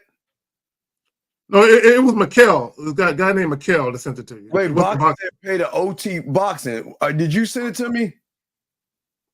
You know, talking about the dude on the beach, the shit I was talking about. Right. No, boxing says the play. Oh, he sent you something else? Okay, let's see what he says. Hold on. Yeah, he said, I think just being a nice guy, that's enough. Yeah. Like, you have to do more than that. So what more do I need to do? Well, you need to be more than just a nice guy. I think being a nice guy is a standard. Like, that should be a standard for the way every man is. Okay. So it doesn't mean... Boxing, what is this fucking bullshit you... Hold on a second. Boxing, you tell me to play this bitch-ass shit right here? What the fuck is this shit? Who the fuck tells women the guys to be nice? Boxing. Are you sure this is shit you talking about playing? Hold on. What the fuck is this, boxing? Boxing, is this the shit you telling us to play? Are you sure? He said let it play. Man, I don't like this silly ass shit, man. What the fuck is this shit right here? Hold on, but let's play this shit out. Mean that you could actually have access to get to know me on a deeper level just because you're a nice guy. So, like, do I need to be like 6'4" with like ripped abs like Andrew Tate? Do I need to have a jet? Like, no, what do I need to do to... No, but do you know what? It's not about the way you look. It's just about having a certain source, like the way you carry yourself, the way you hold yourself, the way it's like, even coming here today, it's like your energy needs to be, I didn't deserve a 5, and actually I'm going to show you why I'm worth more than a 5. Instead of just questioning why I gave you a 5, it needs to be, actually, you're missing out. You should have given me an 8 because that's at least what I am, and I'm going to prove it to you. So you. But then lost out I'm me. proving myself to you, which proves that I don't have self-worth, No, but which I do. No, but it's not self-worth. It's about you, like the relationship you have with yourself. Like sometimes you have to have an ego and stand in for you because it's like, listen, you are your biggest cheerleader. So you have to be like, yeah, actually, I am the shit. You could still be humble, still be a nice guy, but sometimes you have to present yourself and be the man that a woman wants you to be. No, boxing. Fuck is this bitch ass shit? Be a nice kid. Hold on, boxing. Oh shit. Boxing, come on, man. Come on, boxing. Come on, you killing it, man. You fucked up on this one. Fuck is this be a nice guy bullshit? And you got put boxing. Make it make sense. The math is not mathing. The fuck, all she's saying is look, guys, listen. Listen, what are we doing here, dog? What are we doing here? A woman's talking about you got to be a nice guy, you have to have ego and all this other. We're taking your email away, boxing. Come on, boxing, you can't. We're taking your email away, motherfucker. This shit, B. You know we got you, man. But come on, man, you can't put that bitch ass shit up, dog. Man, that shit, man. Come on, man. The fuck you got to be a nice guy. How many of you guys have been nice guys? How many of you guys have done every fucking thing on her checklist? Boxing. Yeah, she did say it's got to be more than just your looks, but she focused heavily on being nice, though. Oh, nice guy, dog. She ain't doing all that other shit. Hey, and here's the thing where she fucked y'all over. See, she know y'all not egotistical about yourselves. So she's saying wear a mask, be egotistical, and be nice at the same time. How the fuck? Wait. How can I be egotistical and nice at the same time? How? And motherfucker, you can join in if you call, bitch. That's why we have the number right here. The number's right here. If you want to join in, get your lazy ass and call the fuck in or shut the fuck up. It's the last time we telling you this shit. Anyway, back to you, boxing. What is this nice guy shit? Make it make sense. This is why y'all lose. And this is why y'all gotta get the body game up and all this shit. Because all y'all want to do is, gentlemen, let me tell y'all something. Let me open y'all fucking eyes. Women don't want nice, bitch. They don't want kind, motherfucker. Boxing, follow me. All you guys follow me on this. Do you know how they sucker you bitches in? Because they tell you everything they want and you do it anyway. And you pretend to be nice. You nice guys are the most disingenuous bunch of fucking liars known to man. Everybody knows you're full of shit because all you're trying to do is be nice because you're trying to fuck. And you think she's dumb enough to recognize that. Why do you think you ain't fucking being nice? Come on. Here's the reality of it. Fuck. It don't matter what women say they want publicly. Okay. What women say they want and what they respond to are two entirely different things. Man. Fuck. So here's the reality of it, right? Women will always fuck with the men that they find sexually desirable first. And how is that? Talk to okay. Him. Talk to him. And oftentimes when a woman finds a man sexually desirable or she's sexually attracted to a man, it's not because he's nice. That's not why. It doesn't mean that he's mean, but this is what women know. Okay, women know that a man who really has standards and he's really about him, he don't give a fuck what she thinks. He don't give a fuck. See, the nice guys, those are the guys that acquiesce to women. They are accommodating to women. They make concessions. Those are nice guys. See, the asshole is the guy that says, I don't give a fuck what you want. This is what we're doing. Exactly. We can't go out tonight. No, we ain't going out. You're gonna come over here. I'm gonna fuck the shit out you. You're gonna go back home. You asshole. And she gonna get in that car and she gonna be smiling. He's such an asshole, but he's cute though. You know what I'm saying? She gonna be on her motherfucking way. Zach, you know the problem out there. The problem is y'all are so fucking nice. Y'all don't know how to be a badass villain. Y'all are so fucking good-hearted because all you've been hearing on TV and from the women, that bullshit boxing sent us. I want to blow you nice guy. I want to blow you nice guy. It wouldn't be nice. Everything. Let me say this. Here's my one disclaimer. If you are in a relationship, you do have to be more of a thoughtful, considerate individual. Of course. Okay, you do. And guys, now listen to what I'm saying. In a relationship, you do need to be a thoughtful, considerate man. But when we talk about casually dating, no, the fuck you don't need to be. Because that's earned. Earned Yeah, that exactly. Like, stop playing. Okay, if she earns a spot, those are the benefits. Because every woman is not treated the right way. Listen, we're never telling you to yell at a woman, cuss her out, shake her, or abuse her, or hit her. We never tell you that. We're telling you to do two simple things that if she can't recognize the two, you'll never be seen as a man. No, saying no, and saying goodbye. If you can't do that, then get the fuck out. You want to know why y'all can't do that? Because you can't even ask for what you want. You can't even ask for pussy. You can't even ask for what you want. But see, and this is why guys get mad, and they'll say things like, oh, women keep divorcing the good men. Oh, women don't want good men. They want assholes. Because y'all keep listening to what women say. Y'all got to remember, women will never tell you how to fuck them. Say that again, okay? Women will never tell you how to fuck them. Women will never give you the blueprint. Never. That turns them on sexually. What they will do is they'll tell you how to be the type of guy they can spend time with. Spending time with don't mean fucking. Zach, they play a game I call Are You Dumb Enough? That's the game they play.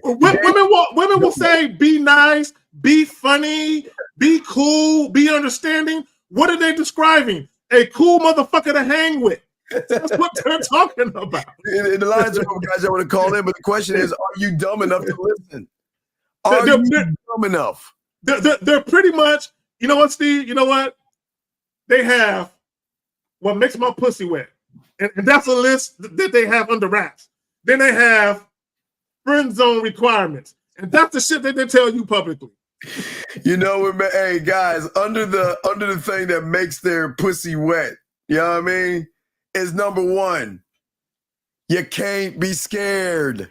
No. Can't be scared at all. Steve, regardless of what women say publicly, they respond to dominance. They respond to authority, assertiveness, take charge. Girl, bring your ass over here. I'm sorry, Liz. You gotta give it away, baby girl. They respond to a man because, guys, we said this before, Steve. How you act outside of the bedroom is an indicator of how they see you in it. So if you are a dominating, authoritative, assertive, take charge type of guy, you're probably the same way in the bedroom. If you are a passive, people-pleasing, accommodating, acquiescent motherfucker, you know what I'm saying? You're probably the same way in the bedroom. You're passive. So if you're not, see, as a man, we're not worried or scared about a woman is going to think or react. But unlike you thirsty motherfuckers, we keep telling you, I know that, yes, gentlemen, there is such a thing called pussy power. I will not deny that is still prevalent in this world. Pussy. I don't know. To me, it's like Loch Ness. I've never seen it. Well, I know there's pussy power. Yes. But the one thing that you guys never heard about is diamond dick. It's the one thing that no YouTubers ever telling y'all, having value and self-worth and saying that, you know what? Not only are you not worth this motherfucking dick, I don't even know if you worth a text message, a phone call, or my presence.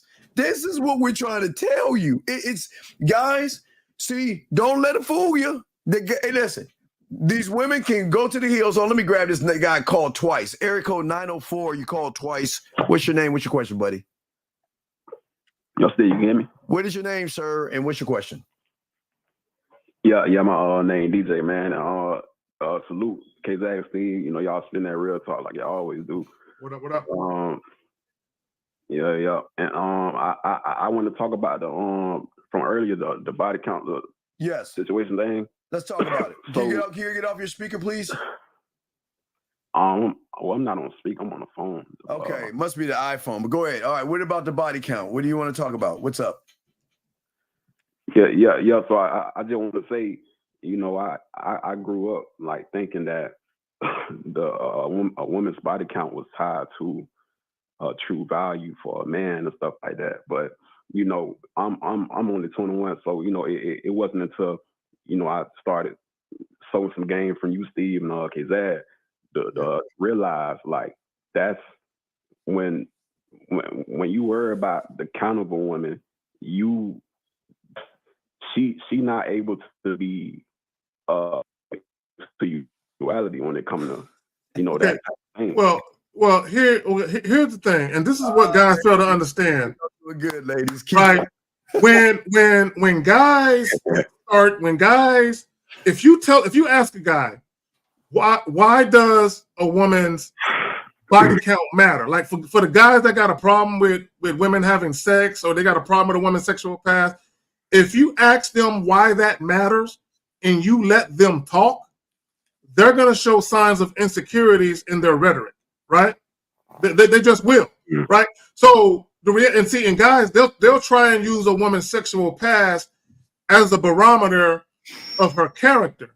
And my thing is, a woman's sexual past has nothing to do with how she'll treat you, the man. It has nothing to do with it. A woman's sexual past has nothing to do with her ability to be respectful and to be submissive to you. Okay, the real reason why guys are concerned about a woman's sexual past is because they're insecure or they're worried, which insecure means worried, it's the same shit, about whether or not she will cheat on them or whether or not they are enough sexually, because she may have had so many different experiences. But when you use that as a barometer to judge a woman, like that, because you can't quantify that. Because whatever number a woman gives you will never be the truth anyway. So what is hit that pussy more than a dick? Call it. What is hit that pussy more than a dick? Wait, say that again, Steve. I'm asking you a simple question, the truth. What has hit that pussy more than a dick? You said what has hit it? Yeah, what's hit that pussy more than a dick? What's touched her pussy? What's touch? Okay, hit touch. Okay. What is I say the fingers and the toys. So then, if the fingers and the toys hit that pussy more than the dicks out there, then why are we asking about the finger and the dildo count then? Because can we assume that is much more, right? Yeah. Because I promise you, that finger and that dildo count is in the thousands, Zach. In the thousands, Zach. So caller. So real quick, I reference that too. So check this out. So caller, check this out. To Steve's point, I'm telling a real quick story if you don't mind, Steve. To Steve's point, and I did a video about this on my old channel about 2 years ago. There was an article on ebony.com, and it was a woman who was a virgin until she was like 27. She saved her virginity for her husband until she got married. So this is a woman that had a zero body count. Now, to Steve's point, I'm gonna make your point in a minute, Steve. So what ended up happening was she lost her virginity on her wedding night, and she goes on to say how she was disappointed. Now, when a woman loses her virginity, it's not going to be the most pleasant thing that feels good the first time, right? If you've ever had sex with a woman who was a virgin, it's very painful for them a lot of times, right? But my point is this. So a year later into the marriage, she never had an orgasm. He was unable to make her come. And she was having thoughts about, I don't want to divorce him and I don't want to cheat on him. I'm not sexually being satisfied. So what would make a woman say, even though she's a virgin, I'm not being sexually satisfied? Because she has orgasm before with a toy. But the man didn't make an orgasm. Not only that, but guys fail to understand that whether a woman has a low body count or not, she has female friends that talk about sex. So she already has a vision of what she wants to experience sexually. So because she wasn't experiencing that with her husband, she felt like she was missing out on something. See, I know we want to get to that. Let me say this. So what ended up happening, caller, the first time she had an orgasm was with a sex toy, right? So when one particular evening she was having sex with her husband, he still couldn't make her climax. So she broke out the sex toy while he was fucking her. He saw the sex toy, got mad, threw it out the window. The moral story is a woman's body count is irrelevant to the grand scheme of things. Go ahead, Steve. Anyway, young man that's making this, hold on, caller, big dog. If you think that a woman not fucking is gonna make her more submissive, then you're the same dumb fuck that's gonna ask another man to look at your body. Idiot. He's an idiot, bro. He's an idiot. This is guys, y'all see, gentlemen, do y'all see how the red pill has got these motherfuckers all fucked up? And actually ties in submission to how many dicks she's had. Are we serious? There is no such thing as soul ties. Okay, let me tell people how dumb they are. Okay, soul ties. If you actually looked up soul ties, number one, soul ties isn't a real thing. But if you actually looked it up, one of the things they say about quote unquote soul ties is you don't even have to have sex with somebody to quote unquote get a soul tie. This is how dumb people are. See, this is the excuse people use to get around the fact that they're insecure about shit. Yes, and real quick, Purple. Hey, that's why we always tell you to go with a man to Carrie K. Zagin's 24-hour sex shop and find the perfect toy. Now, one thing you can do is start. It won't be painful in the hands of an expert. It won't be painful in the hands of an expert. It won't be painful. I'll be gentle, I promise. Purple. I got the purple. Hold on, purple. Hold on, purple. Hold on, purple. Let me show it. What he's saying purple. Is that purple might be sore. I got the purple for you. Purple. It won't be unpleasant. Yeah, so it won't be unpleasant. Purple, if you know how to stimulate the mind correctly, baby girl. So it can be pleasant, girl. It can definitely be pleasant. AK bag. Yes, sir. Yes, sir. Hey, what I'm gonna say? Yes, sir. Yeah. Stephen K. Zagat. Yeah, I was saying, Steve, I was different to say that, like the finger count and the toy count, that's way higher. And I got no problem with that, man, because shout out to Steve. I've been building my sexual kingdom up, man, and it's gonna be a whole lot of things going on. So I know for a fact I'm gonna be a woman that's sexually open, so I can do my magic and stuff like that and work some things like that too. Well, caller, here's the thing, and I never understood this. Why isn't a single woman allowed to date and do her thing? She's single. Now, if you're dealing with a woman and she admits to you that she's cheated in past relationships and you say to yourself, I can't fuck with that, that's different. But if you're dealing with a woman and she's single, she's allowed to have her experiences, even if they're sexual. Let that woman do her thing. No, hey, purple. Don't ask. You have to have hold on, let me see. Purple. In order to conduct the violin, one must have these little toys. That's the instead of a guitar pick, that's the pussy prick. One must have certain things to conduct the orchestra, if you know what I mean. So don't listen to boxing. They ain't ready for that yet. We ain't ready for that yet. So but caller, we gonna throw you back. Any other questions, brother? Yeah, that's it. That's pretty much it. Appreciate y'all. Salute K-Zag, Steve. Spin that game. Respect. Hey, look. Thank you for the call. Let me say this real quick, because people talk about that soul tie shit. They try and say if you have sex with a person who's depressed, you're going to be depressed. I have never had a sexual experience and was depressed, ever. So that all of that is y'all got to remember, there are powers at work out here that want to shame people for enjoying casual sex. That's all that is. It's people shaming people for enjoying casual sex. Well, but here's the craziest thing about it. They want to judge a woman on who she's fucking. But when they meet her, they want the pussy the first night they meet her. It doesn't make any sense. You judge her for fucking, but yet you expect her to fuck you the first night. That doesn't make any sense. But this is what we're saying to you guys, and we'll get back into the show. Guys, got a question? Put a Q. We got y'all. What we're saying to you young men out there, and when I start talking about this, Zach, is that y'all don't understand the things that women look for. And Zach, I won't even say what women look for is how you fucking move. It's the way you're moving. It's okay.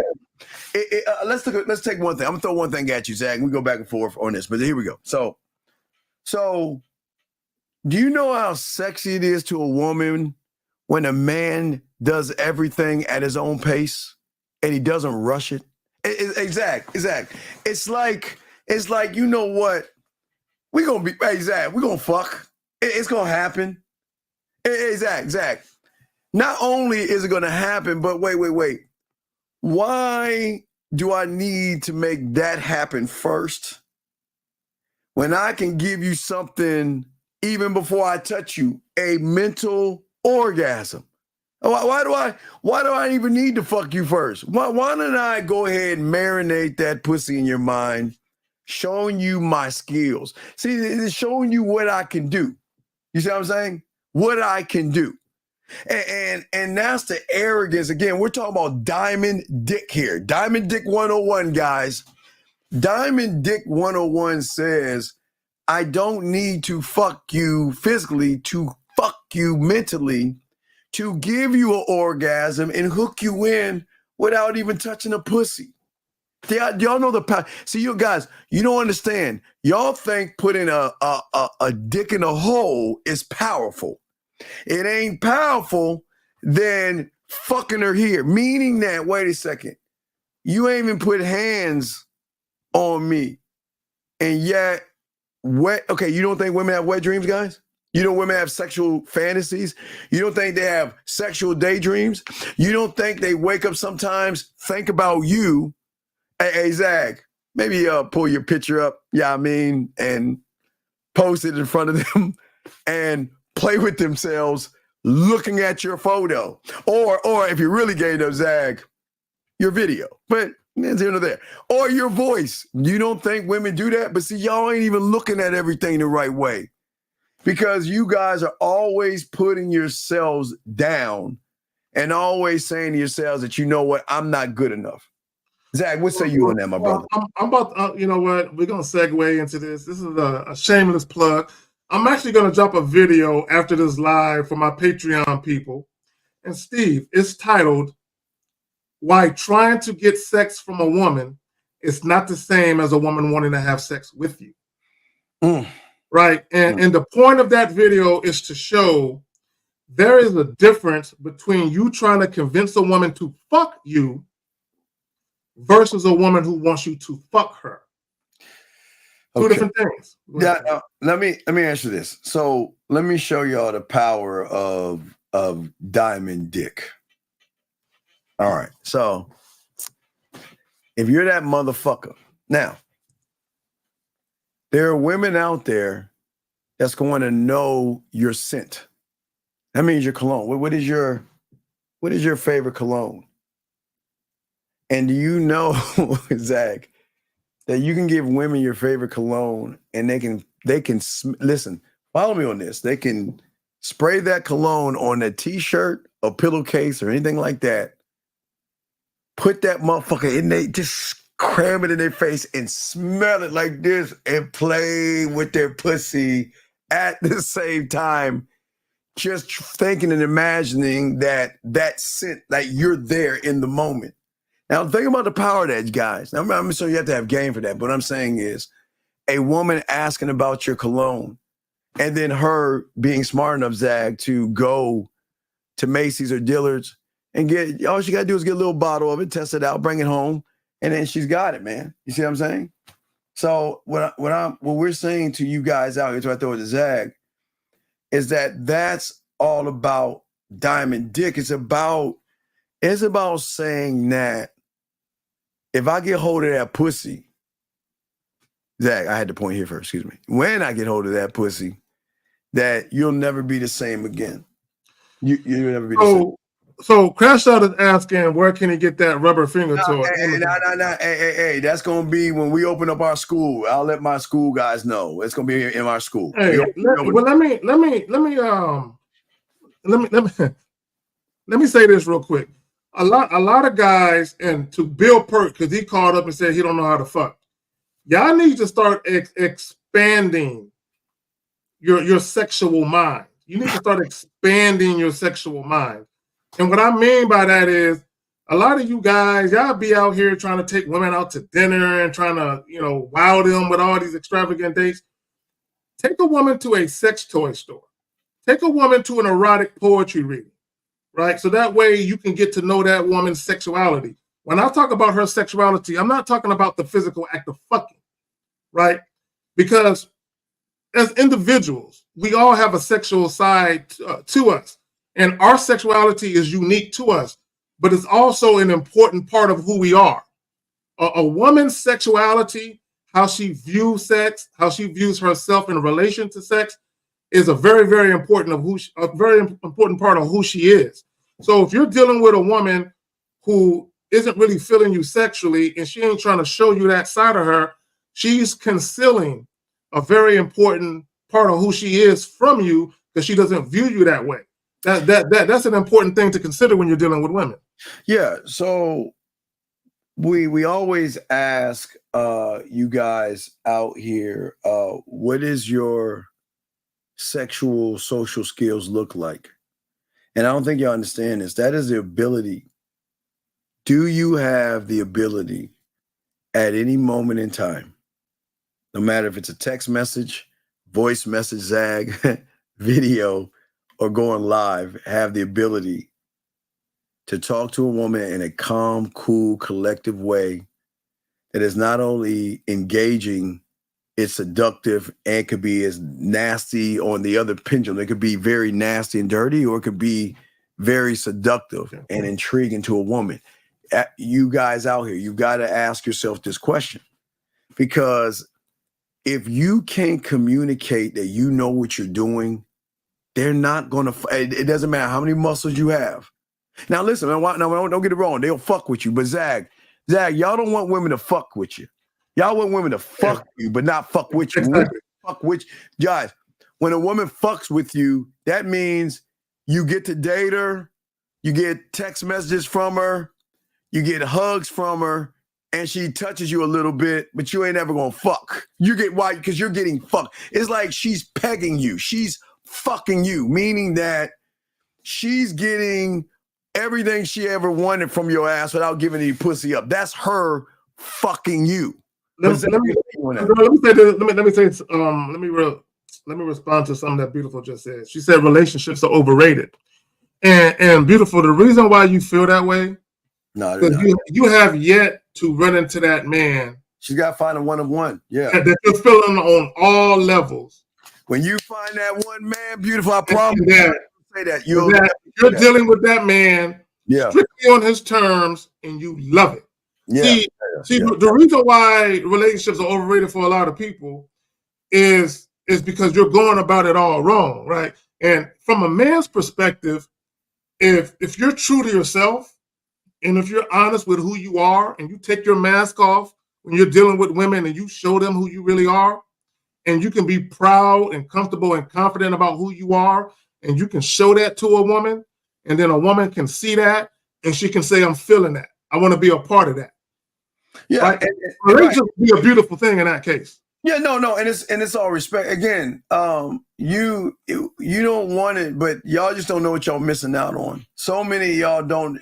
Okay, a lot of y'all don't want it, but you don't even know what it is that you want or don't want, because you never met anybody give you that on such a high level. But it's all respect. You're allowed to not want it, but God damn it, you're missing out on it. In order to learn her sexuality, would you have to learn? Yeah, dog. Yes, yeah, you got to master yours first. You have to. Okay, listen, gentlemen.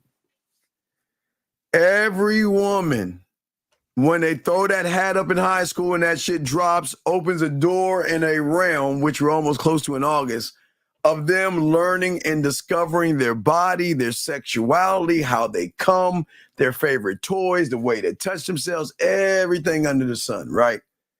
The great news about what they're doing is they know their body, Zag, and they know how to come. They know the right button to push, the right thing. They know how to make that pussy purr and come. Absolutely, Carla, but watch this. That's the beginning of where we come in at. Because where women do is they know their bodies and they can come, but it's a ceiling. Now they get their pleasure and all this other stuff, but in their mind, they're doing it themselves, right, Zach? So they're coming themselves. But this is where sexual experience comes in at. Once I learn you, learn your body, learn how you come, why you come, where you come, and the way you want to come, that's the beginning of a new level of orgasms. Because she could talk dirty in her mind and she could talk all nasty and get herself off. But dog, when a man is in them, Zach, when you in her ear talking that shit to her, and you, hey guys, you got to have depth and range, creativity, and be able to talk to that pussy. But Zach, that's just phase one. What happens when you're next to her doing it? You see what I'm saying? There's levels to this. And what happens when she comes? See, when she comes, Zach, that's what we call it. We can stretch that orgasm out. Yeah, I mean, Zach, we can. Mr. Justin. Yeah, yes. Go ahead. You got it. A woman can't take herself to the point of losing control. Yes. But let me say this, because he asked a very pointed question about learning your own sexuality. See, this is something that everyone needs to ask themselves, both men and women. What is your relationship with sex? Because how you view sex, your personal relationship with sex is going to impact how you deal with the opposite sex.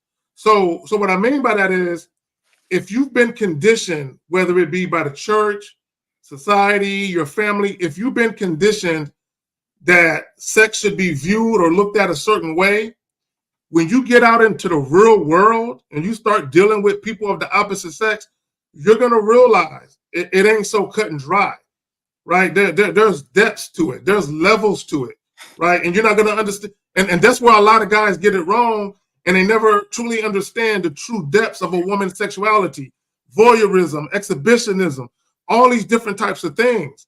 And usually what happens is when women are younger, especially if they grew up in a two-parent household with strict parents, they're typically going to view sex a certain way based on their upbringing, right? But what happens when they get out into the real world and they run into a particular guy, and it might be more than one guy, but it might be a particular guy who is very knowledgeable and skilled, right, when it comes to what he do in the bedroom. And he going to turn her out.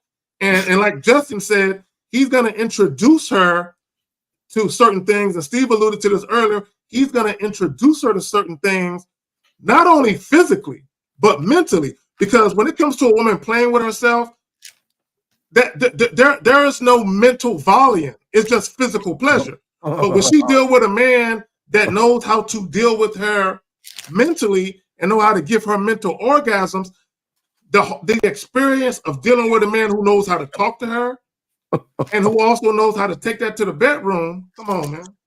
So, wait. The right partner. We are the right partner. But let's get to this question. This kind of ties into both things. So what y'all guys don't understand is that we are the toy. We are the best toy that she could ever have, because our toys can work in the shower if we're on the phone with her while she's taking the shower or watching her live on air, Zach. Our toys. See, this is why the man is the toy in this thing. And beautiful. That's why we're the right for all women, because we know how to be the toy. Wait, really quick. Can you bring up what Marilyn Walsh says? Where? At 9:55. 55. 9:55. 9:55. Okay, I got and I want to address that because Okay. she's right, but I'm about to say something. Wait, Not- this way. That's 54. No. 9:55. That's beautiful. Wait, that's beautiful. She said. Marilyn. She said, "Guys, calm down." No. Below that. Oh, okay. Well, shit. Okay, you said 55. Right there. Okay. So, Marilyn, I'm glad you said that. You said there's still the conservative type. I've dealt with conservative women. I've dealt with conservative women where publicly they're very conservative, very modest in how they conduct themselves. And they're very concerned about their public persona. So they always want to make sure that they carry themselves like a lady publicly. But Marilyn, get it. When I get my hands on that conservative woman, when I get my hands on her mind first, right? When I get my hands on that mind, I start molding that motherfucker like clay. Oh my gosh. And then I take her into the bedroom. Oh my God. And I do things and I touch her and I say things to her that she's never experienced or heard. All of a sudden, you know what it is? You know what it is, Marilyn? It's like her going into a pool and her thinking is only 5 feet deep. And then her taking an extra step and realizing there's no bottom. The shit is so deep, right? See, her way of thinking and her way of viewing sex is only but so deep, right? Based on what she's experienced and what she's been exposed to until I get her. When I get her, she gonna realize that there's a such thing as a deep end. Right? She gotta hold her breath before she dives in that motherfucker. Right? Right. So yeah, she might start off conservative, right? But if me and her don't work out and she goes to the next guy, the type of woman she is sexually will be a far cry from what she was before I knew her. Okay, Marilyn, listen to me, baby girl. Listen. It's okay. You're in a safe space here. Let me tell you something. I applaud you for being so conservative to the outside guy. But we know here on this panel how fucking nasty you are behind closed doors. You can be, listen, it's okay. Be conservative, be a good girl. I'm prim and proper and all that shit y'all want to be. But we know on the back end how nasty, how you rub that. Man, if we could get a phone call from your clip right now, it'd be like, oh my God. Man, she's beating me up. Oh my God, it's her fingers, it's a dildo. Oh my God, the butt plugs and everything. Oh, I just need a break. Help me. Oh God, please, Stephen K. Zagan, please help me. My clit, oh, I'm in so much pain. But what I'm saying to you, Marilyn, is listen, it's okay being conservative, but you are a Marilyn. I know there's some nasty in your girl. It's like kind of like Star Wars. I know there's nasty. Oh, you, and it's okay. Listen.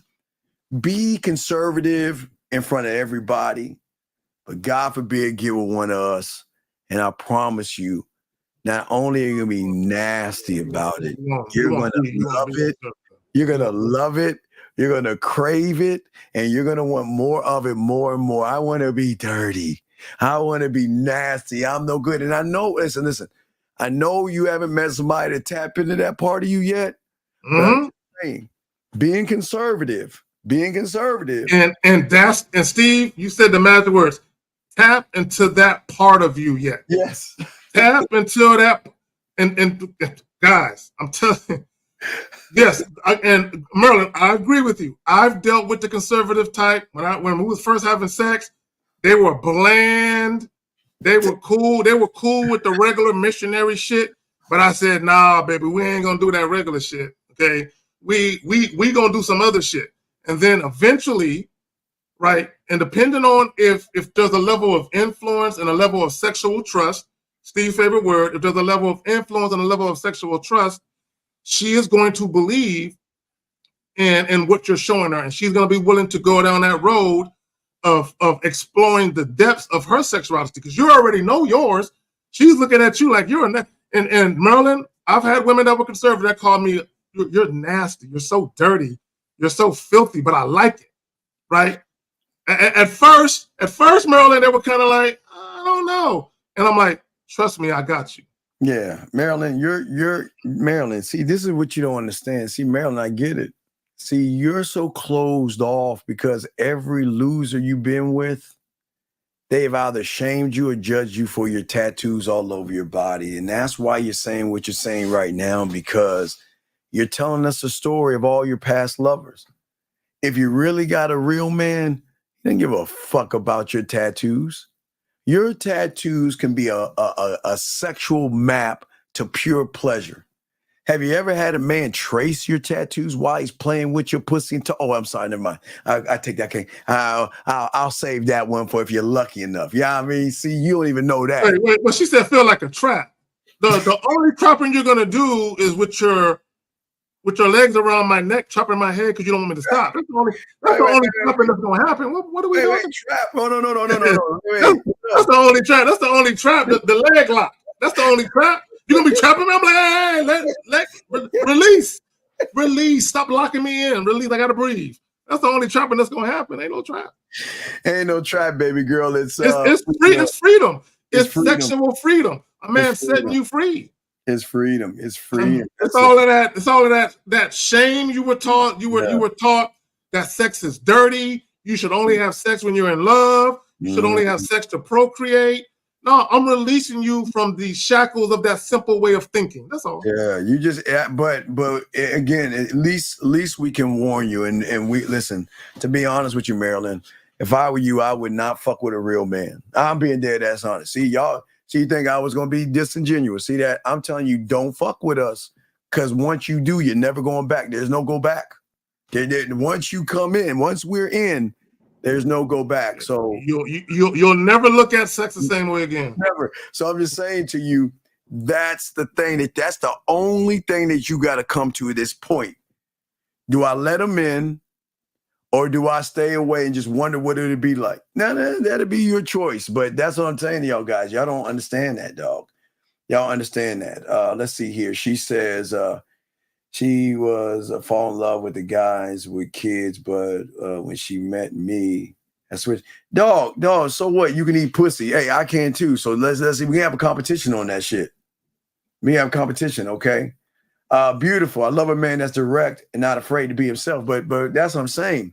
But beautiful. The key word kind of goes back to you said. What did she say? I don't want to believe in relationship. What did she say about relationships? She said relationships are overrated. Yeah, so he was overrated. But see, the thing is, a man is going to be a relationship for you, and that's the thing. So if you want direct and not afraid, that means you got to realize that you got to make a decision. Do I want to be a part of this person's life? Yeah, and that's a man who's probably going to say some shit like, I only deal with women strictly on my terms. Always. He's probably going to be that guy. It's going to be that guy. And beautiful. He might say, that's why you got to share us. He might say shit like that too.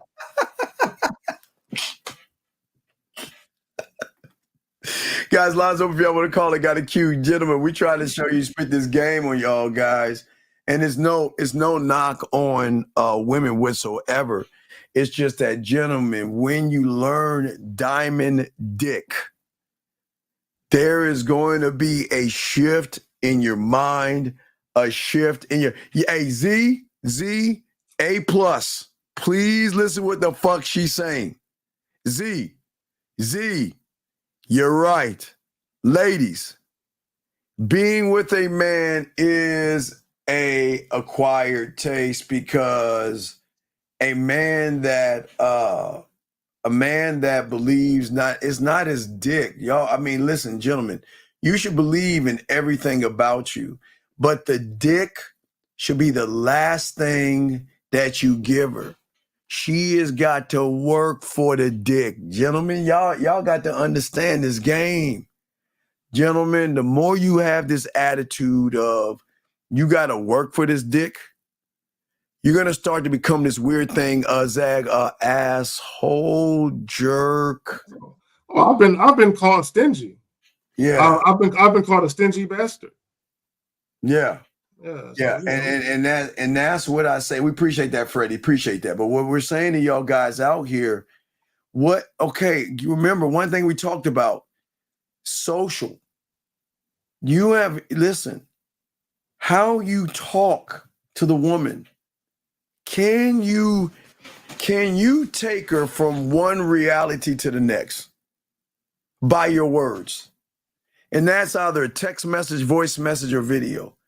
Can you draw her in so deeply that when you're not around, she feels like she's like something's missing in her life? Now, that's the huge thing, Zach, that she's missing something in her life. Like there's a void. There's this thing that only you can feel, because there's no man that can take her to the depths of. Remember, we teach y'all this game to show you they don't even know about the unrecognizable. They don't know about the one of one. They don't know how it feels to be with someone that can show them more than what they actually have ever seen before in the bedroom, out of the bedroom, playing, masturbating, and coming. They're not used to that shit, Zach. What say you, man?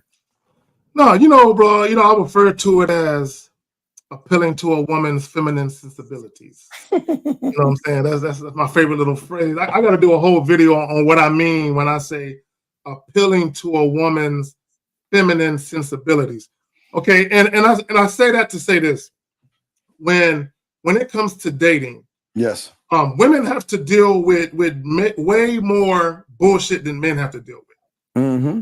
And what I mean by that is public scorn, judgments, and things of that nature. And that's one of the reasons why you might have a woman, as Merlin was saying, who's conservative in the bedroom, why she might be conservative, because she doesn't want her future boyfriend or her future husband to look at her like a dirty slut. But if he's a man and he actually understands what it's like to give a woman free will and to empower her to be herself sexually, he will encourage her inner slut being released, like an exorcism. Like we're gonna do an exorcism, we're gonna release that inner slut. It's okay. It's okay. You don't gotta go in public with that persona. You know what I'm saying? We can do that in private, or you can do that in private with other men if you're single or whatever. But a guy who was actually secure and sure of himself, he doesn't mind helping a woman see a deeper side of herself that maybe she feels. Because I've known women who were conservative, who were kind of like, I don't know. About a month later, Steve, I got him fucking in the bathroom at Wendy's. They're giving me head in the drive-thru at Burger King. I got him fucking at a furniture store in a boiler room. I got him in a movie theater, fucking in a girl's bathroom. Zach, but at first, she was all reluctant. Zach, you know my favorite is going cucumber shopping. That's my thing. Going cucumber shopping for the first time. They'll never eat a salad the same way again. They'll never eat a salad the same way again. But what we're saying to you guys out here, for all you young men out here, is when you have diamond dick, yes, it's about honesty and transparency, but there's another side to that. Think about a woman as someone that is so closed off because of the judgments of the world, where she can't even open herself up, Zach. Do you know an honest, transparent man, what he can do to a woman that's closed off? And when she can recognize for the first time, Zach, I can be honest, transparent, and as nasty as I want to be. And I can talk about all my fantasies outside of bisexual and pegging. They're just that, there's a cutoff, Zach. No pegging, no bisexual stuff with no dudes. I mean, that shit, no. Outside of that. My bad. Go ahead, Steve. No, I'm just saying the world is her oyster, but go ahead. You got it, Zach. No, and I want to say movie theaters too. Oh, if you fucking with me, you are definitely giving some head in a movie theater. You're going to do that. I'm saying, and or you're going to wear a skirt with no panties on. See, for me personally, it's time. It's time. All right, We go got- ahead. Yeah, real quick. Every gentlemen, please, all the guys out there, please take a moment, sir. We have to pause for the ladies real quick. Ladies, thank you, L. It is 11:11 out there, ladies, and we ask all you ladies out there, please take a moment to go into your drawer, grab your dildos, your butterflies, your wasps, your fingers, or your index finger, and rub it. Make that wish. Rub on that fucking dildo and make your wish. And I promise you, 9 times out of 10, Zag, it'll come true if it deals with a man. Make your wish. Rub that finger. Zag, you want to say anything about 11:11? No, I just want to say the top part where they're washing off the cucumbers. Cleanliness is next to godliness. Damn it, Zag. So, You're saying, go ahead, no, I just want to say, for me, if I'm gonna be dealing with a woman for an extended period of time, especially if I'm pondering the possibility of us being in a relationship, fucking in public is a must. We will fuck in public. To me, you. Well, so let me just tell people my fascination with fucking in public, right? It's merely this. It's simple. It's this as simple as this. If you're fucking with me, yes, I need you to be completely sexually submissive. Yes. Completely. So me telling you fucking in public, I need to see how submissive. I need to see if you're gonna say yes or give me resistance. If you give me resistance to that, you're probably gonna give me resistance to other things later on. And that's a woman who is not sexually submissive to me.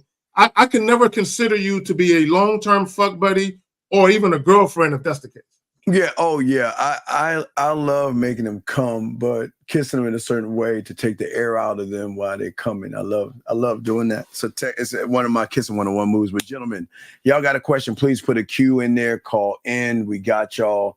Anything dealing with sex in the game, we got y'all guys. But what we're telling you guys is that you got to stop looking at what women look at you from the outside and realize there are certain check marks that they look for on the inside. It is going to be the difference between going out on a date with her and hanging out with her, or going to see her after she gets back from the club, goes out, and wherever she goes. There are women out there that listen. Sometimes the dildo is not enough, Zag. Sometimes the thing. And wait a second. No, hey, purple. I've had some women that, they've always had a fantasy of having a train run on them, right? But they will say that, you know what, I just don't want to be with another guy, but how do I fix that, Steve? And we will go to Carrie K. Zagin's sex and 24-hour sex and toy shop, and I can fulfill the fantasy. You can give a woman a train without bringing another guy in. You let her pick the dildo that sticks to the wall, Zag. You let her find the dildo that sticks to the wall, and she can get the same experience as a train with that dildo, Zag. But what say you, bro?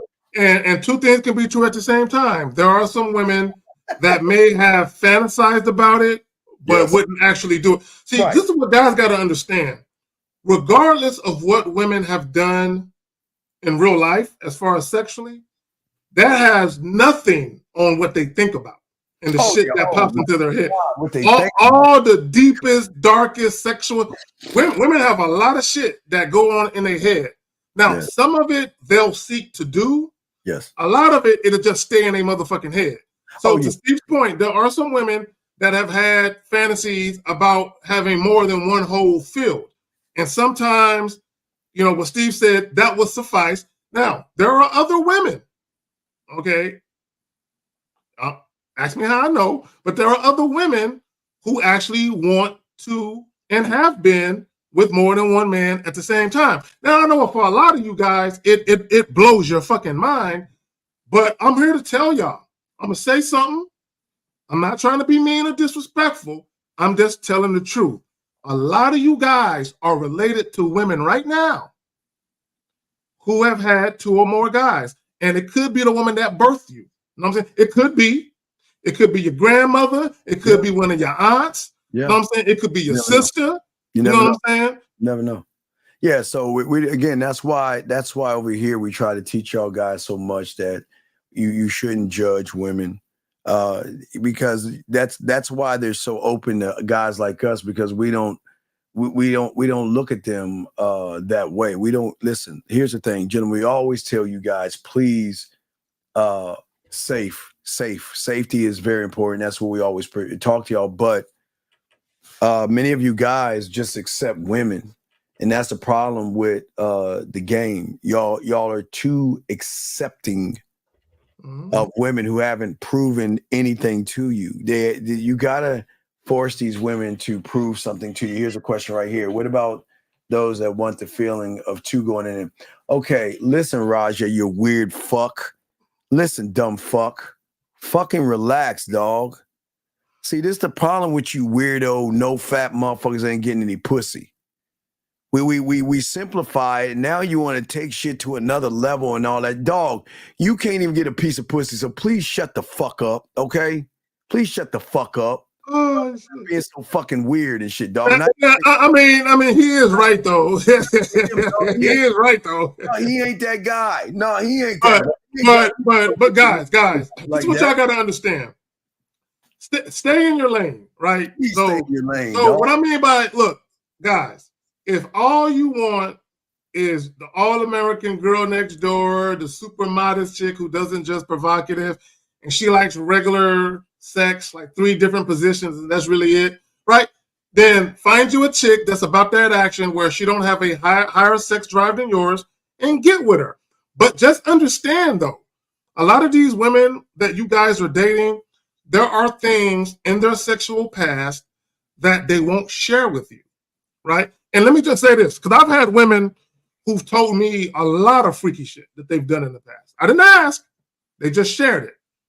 But I want to say this, no matter how much a woman shares with you or how much you think she's sharing with you, she will always hold back. She won't tell you everything. No woman will tell you everything. They won't, right? Yeah. And for good reason.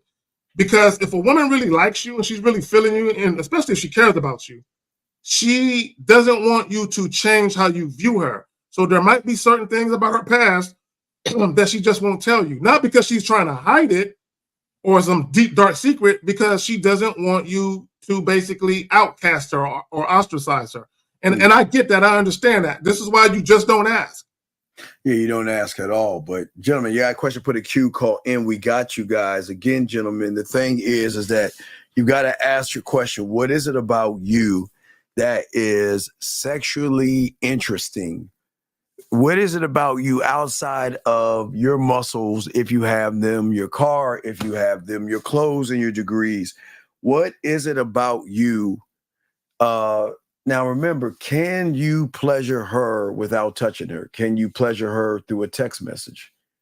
Do you know how to engage with a woman without looking desperate, needy, and thirsty? To actually, Zach, to intrigue her to say, wow, you know what? There are things about this person that I'm starting to discover. Do you see what I'm saying? You got a question right here, sir. It says, but Zach, if we don't care about her past at all, wouldn't she be more trusting of us to say some deep secret fantasy thing she's done? Bro, I've had women tell me, I don't want to get into it now. You know what I'm saying? I've talked about it before in multiple videos. I've had women share some shit with me that they will never share with most guys about in particular individuals they had sex with and the shit that they've done. See, a lot of times when women are willing to be forthcoming about their sexual without you asking, but they just want to talk about it, it's because they view you a certain way and they trust you, right? So for me, because when women first meet me, I'm super sexual. When I say super sexual, not trying to get the pussy, but sexual in the sense that I'm just a sexual person. So women feel a certain way around me, where they feel like, oh, this is the type of guy I probably can talk about certain things. Because women like to talk about sex. Okay, I don't know if guys know this shit. Women love to talk about sex. They love to talk about freaky shit. So, but certain guys, they can't talk like that around because of how they think you are or how they perceive you to be. See, women know right away when they deal with me, he's the type of guy that ain't tripping. So they don't mind sharing intimate details of something that they've done or shit that they're into. Oh, absolutely. I don't think they understand the mental vetting process, gentlemen. Okay, so if everybody's trying to fuck her, right? What separates you? What is there? You have to understand the good news when you're a motherfucking man, you are the separation. But I'm asking you guys who are trying to learn how to be men, why be like everybody else? Why move like everybody? Go ahead, Zach. You got it. Let me address something because Erica LaShawn said something. Can you put it up? She said she might tell you something bad. I'm glad you said that. See, here's the difference between me, Erica, and a lot of other guys. See, a lot of guys, they're asking women about their sexual past because they're looking to find something to judge her on, right? They're asking about her sexual past because they have certain sexual insecurities, and they're looking for her to say something that won't interfere with that insecurity or won't stoke the fires of that insecurity.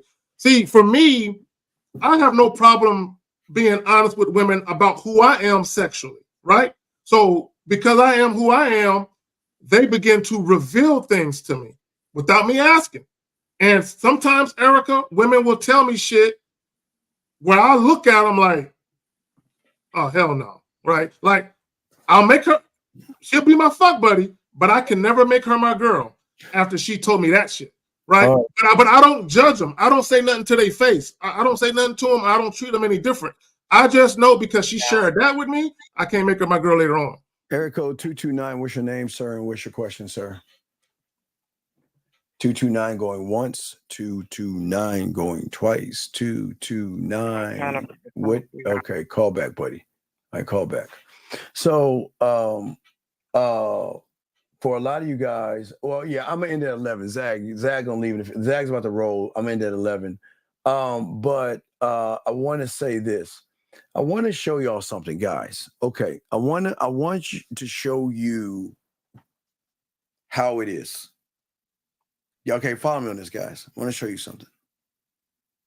Miles always says your language exposes you, but you also expose yourself to women. And this is okay. So let me explain some of what you see right here. And this is why I'm showing this. This guy right here, he's really bitter, but he's asking me, he needs help. He's screaming for help. He's really bitter. He's really mad. He's really broken. And I'll tell you why he's mad, bitter, and broken. Because if you just, I mean, again, guys, this is how cold women are, and this is how cold the game is. This guy, all of his life, has had nothing but negative self-talk, Zag. He has low self-esteem. He's always been self-sabotaging himself. He's always put himself in isolated situations where he doesn't even talk to women. He has difficulty even approaching women. He's always in guilt, fear of failure. He's got a victim mentality. He's always blaming. He's emotionally numb, and he's got types of anxieties and depressions. And it's not a knock on you, young man, but this is why you actually need help, because eventually you're going to want to talk to a woman. But the way that you're thinking right now, you're never going to get any pussy. I mean, you got to understand. It's just what it is. Well, he said something after that. He was talking about turning hoes into housewives. See, here's the problem that I have with the word hoes. Now, I don't have no problem with the word hoes, generally speaking. But even calling a woman that, right? What constitutes a hoe? What makes a woman a hoe? A single woman who's had multiple sex partners? I don't think so. I don't think that makes a woman a hoe. See, when women have shared things with me, I've never judged a woman on her body count. Okay, let me be clear. I've never judged a woman on how many sex partners she may or may not have. I don't even ask that shit. Quite frankly, it's none of my business, and it's none of yours either, right? So when women have shared things with me, like they cheated on their husband with their husband's brother, and they admitted that shit to me, why would I make her my girl when she out here fucking her husband's brother? Right? See, for me, what a woman does when she's single means nothing to me. I don't care about that. She has every right to date men, fuck men, whatever. She's single. I don't give a fuck what she does when she's single, right? But again, if a woman admits to me that she cheated on her husband with her husband's brother, that's a whole different story. Like, all right, I can't make her my girl. She can get this dick, but I can't make her my girl though. Yeah, absolutely. And J Rock, I just told you. I just said it. Yeah, it's a lot of unfortunately for a lot of guys. Zach, you don't have much time, yeah, but a lot of unfortunately for a lot of young men, gentlemen. Y'all are it's just this is okay. I hope y'all can see why the majority of the red pill, the manosphere, and guys look to other men. Think about this. They praise other men to validate them while talking shit about the thing they're trying to fuck. You see what I'm saying? And that's a bad concoction for a lot of you guys because I know you guys don't like men, but there's something inside of you that has more admiration to another man where you want to be validated by him than the disdain that you have for a woman. You place other men above women in a way where, again, Zach, you shouldn't place a woman or man above you, but like we were showing you early on with these guys that take off their shirts for other men to get their bodies looked at. It's the same. That's still some homophobic. It's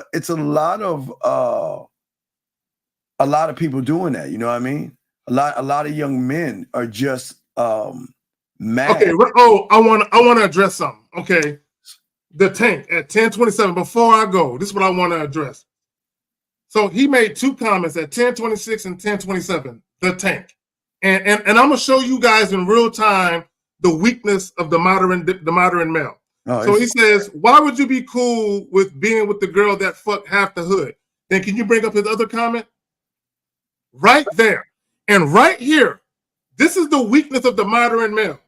In the hood, they'll look at you like a fucking sucker. See, this is how weak guys are. See, guys are out here, they're making judgments on the type of woman they will be with, not for their own principles and standards, but based on what other people think of them. So who's the sucker? Who is the sucker that picks and chooses which woman he would get into a relationship with based on what other niggas think? And then, and see this right here. See, if a man told me, Steve, this is some real shit. Yes, sir. If a guy tells me I don't date promiscuous women because I'm not promiscuous.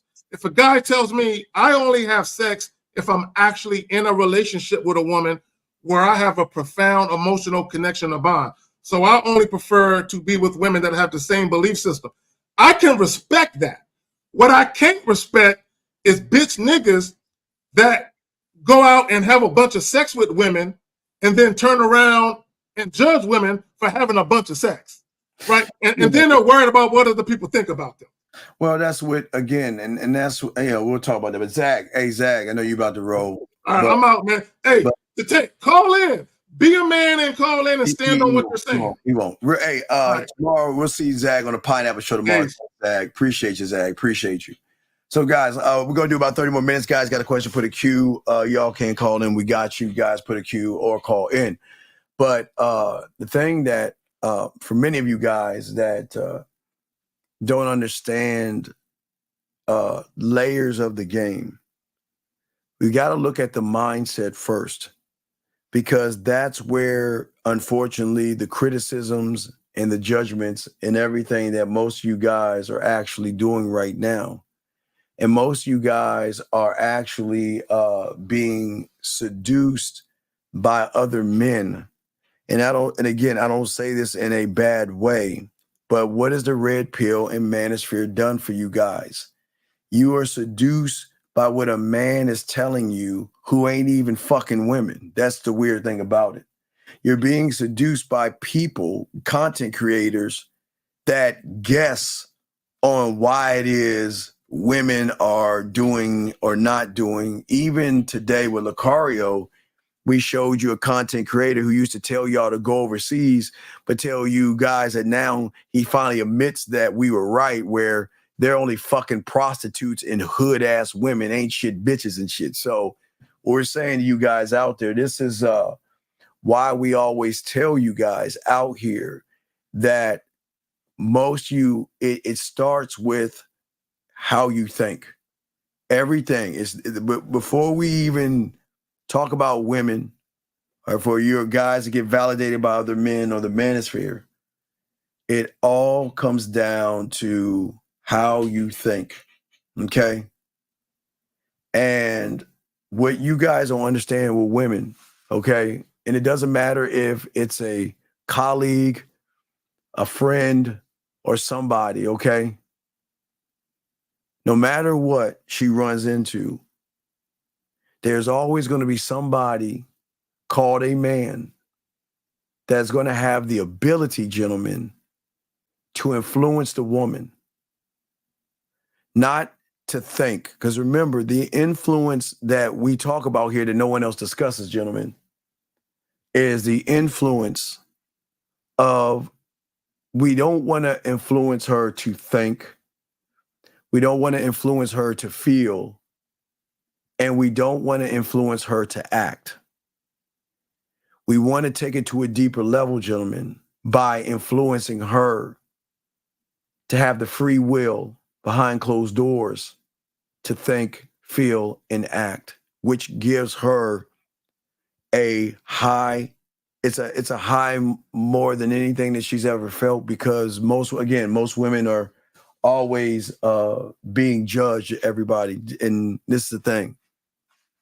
See, when a woman gets around a man, gentlemen, and this is, I want y'all to write this down to understand this. I always learned, I told you, and guys, the brand new track, I'm gonna write a track tonight, brand new track tonight. I got it all the way done, so this will be dropping tonight. But anyway, it'll be dropping tonight. It's all my SoundClick. I have a brand new track for y'all. But anyway, so what I'm saying to y'all guys is this, that what most guys don't understand. Now, remember, as I said before, it is a mindset. It is a thought process, okay? But here's a beautiful thing that you don't know, that the manosphere won't tell you. A man that is good in bed, who has a mouthpiece, comes in all shapes and sizes. His background doesn't matter. He can come from a poor background, a middle class, or upper middle class, but he is not defined by where he comes from. He is not defined by his background, the color of his skin, his political affiliation, or his religious beliefs, okay? Because they operate outside of the realm of what man, who has created things, they operate outside that realm to have such a belief in themselves, okay? In themselves, that they know, and they always train themselves. See, most of y'all think that a great lover is being in the moment with a woman. A great lover trains himself all the time because of his, and please understand this. Now watch, now I need y'all to write these things down, because we're talking about what women look at. Well, the gentlemen, it's not what she looks at. It's what her emotions. Remember, the emotions drive the behavior.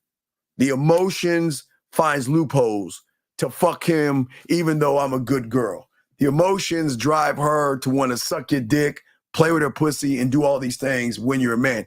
There are 3 things that he has to have, gentlemen. Okay? 3 things. Wait, what was the answer? 11 o'clock. 11 o'clock. I think that was your answer. 11 o'clock. So it's qualities, gentlemen. Sexual gestures, and this is the most important thing that y'all don't have: speech patterns.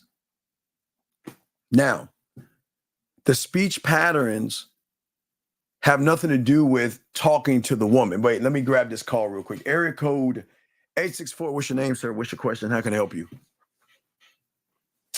864 going once, 864 going twice, 864. Okay. So, as we were saying before, let's get into some of these things right here. See, what people don't understand about great lovers, men who are really good in bed, and why most of y'all guys say, well, why aren't they lifting weights?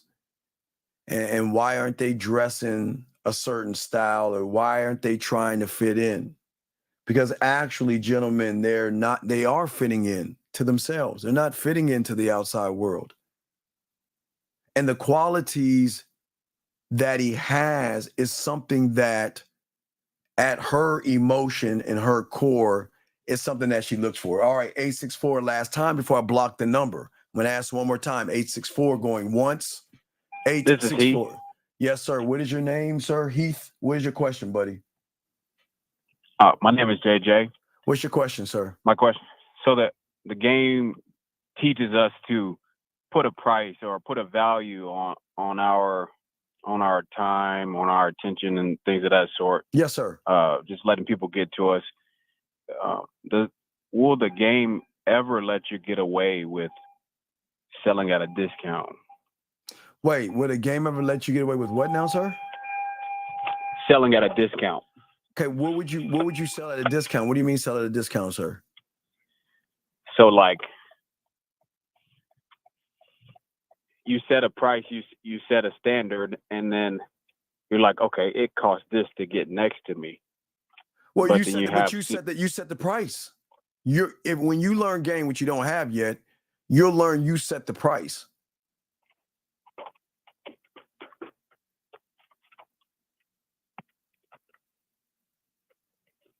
Hello? Yeah. You said when you learn game, which you don't have yet, you'll set the price. Right. Right. What? But so I'm thinking about how businesses sometimes they go on sale. Sir, you always get penalized for that. Sir. Okay, you don't know what you don't know. So what you're trying to do is force a round peg in a square hole, sir. This is not about giving anybody a discount, because you don't ever discount your dick or who you are as a man. Why would you water yourself down for somebody? Tell me. Why would you hate yourself so much? I mean, y'all do anyway, but you probably already hate yourself now, but why would you water yourself down for an ain't shit bitch or a low-hanging fruit? Why would you water yourself down? For bad behaviors and disrespect. Why would you water yourself down? This is a simple question. I'm just curious. Why would a king or emperor water himself down? To please a woman? Why water yourself down? What is the benefit? Pussy? What's the benefit? Being struck by the beauty, I think. Well, but you're struck by the beauty because you're not struck by the beauty in the mirror. So of course you're gonna be struck by the beauty. So that means that's why you give discounts, because your self-worth is so low that you want to beg and barter off of what the fuck you see versus learning the game to force her to be more than just a piece of pussy and ass, dog. Right. And I don't understand, why is her beauty so important where you have to water yourself down for what? Some pussy? Yeah, that's kind of what. Yeah, but I'm asking you why. I mean, what is so special about her? Why? Why do you care? So she looks good. Just because it looks good, the scarcity mindset. But why can't you have the scare? Why can't you be the scarcity one? Meaning, be a man and be something that she's never met before. Yeah. So why can't you be scarcity? See, you've got to stop. This is what I'm saying, man. In order to be sex, for her to play with her pussy, send you nude photos and everything in between, there has to be something deeper than the subconscious level to feel that, not that you're worthy of it, but I feel that I got to give it to you because I'll never meet anybody like you in my life to make me feel the way you make me feel without you manipulating, kissing my ass, and beating around the fucking bush. Does that make any sense? Yes. So what I'm saying is that what you've got to stop doing is stop looking at the beauty of the makeup, the eyeliner, the weave, the nails, and all the blush she puts on, and start looking in the fucking mirror and start falling in love with that motherfucker, desiring that motherfucker, and seeing how sexy he is. Then maybe you'll stop looking at her that. You'll never look at women the same way when you actually love the motherfucking man in the mirror. Because it's at that point, for the first time in your life, you're the fucking standard. But your standards are based upon makeup and shit, dog. You're saying that because she knows how to find the perfect bra at Victoria's Secrets, that you want to fucking water yourself down for what? Some pussy? Some pussy. It's kind of baffling because I growing up in high school, I had a friend who that's really how he saw himself, and I could never really understand it, but he just had that mindset about him. Like even when it came down to his money, he kind of would just always feel like, no, you got to prove to me why you deserve my money. Yes. You got to prove to me why you deserve me. That's men. Yes. That's how men. That's how. And I was just like, that's how. what? Yes. That's how men move, sir. That's how men move. Absolutely. That's how men move. I mean, you mean to tell me you like that girl? You find her attractive? I don't find anybody attractive. Attractive is what attractive does. Why would I give somebody attractive who hasn't proven attractive? Why would I do that to myself? That means I've got to take away worshiping the man in the mirror and give some of that shit away to somebody who hasn't. What has she done to earn that, buddy? I'm just asking. What has she done to earn that? Yeah. No, not yeah. I'm asking. What has a woman done?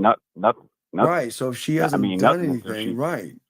So if she hasn't done anything, why are you giving her everything? Yeah, I can definitely feel that. Like I've been sold on the lie. Like, well, no, and I'm sure. Listen, there's no knocking. I'm sure you watch Red Pill and Manosphere stuff, and this doesn't knock you. We welcome you here with open arms, but you've got to realize that it's different over here, dog. We don't base the Red Pill and Manosphere base everything off of pussy. We base everything off of your mindset and your mentality that supersedes your body, your money, and everything in between. How are you going to connect yourself and see your value and worth if all your value and worth is tied into a fucking hole no bigger than the size of a quarter, big dog? Yeah. Just asking. Yeah. I mean, I would say even back when I was younger, before I even got on YouTube and yes, sir, and saw the Red Pill stuff. Yes, sir.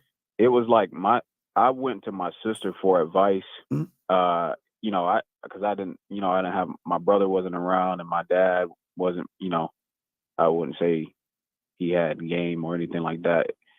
So I would go to my sister, and it was like she told me red pill content back then, kind of thing. Like she was just like, yeah, so I'm with the guy I'm with now because he ignored me, and all the other guys didn't work. So what you need to do is go ignore your credit. And I was like, what? But wait, hold on, big guy, listen to this. Okay, so I think y'all got everything wrong, y'all.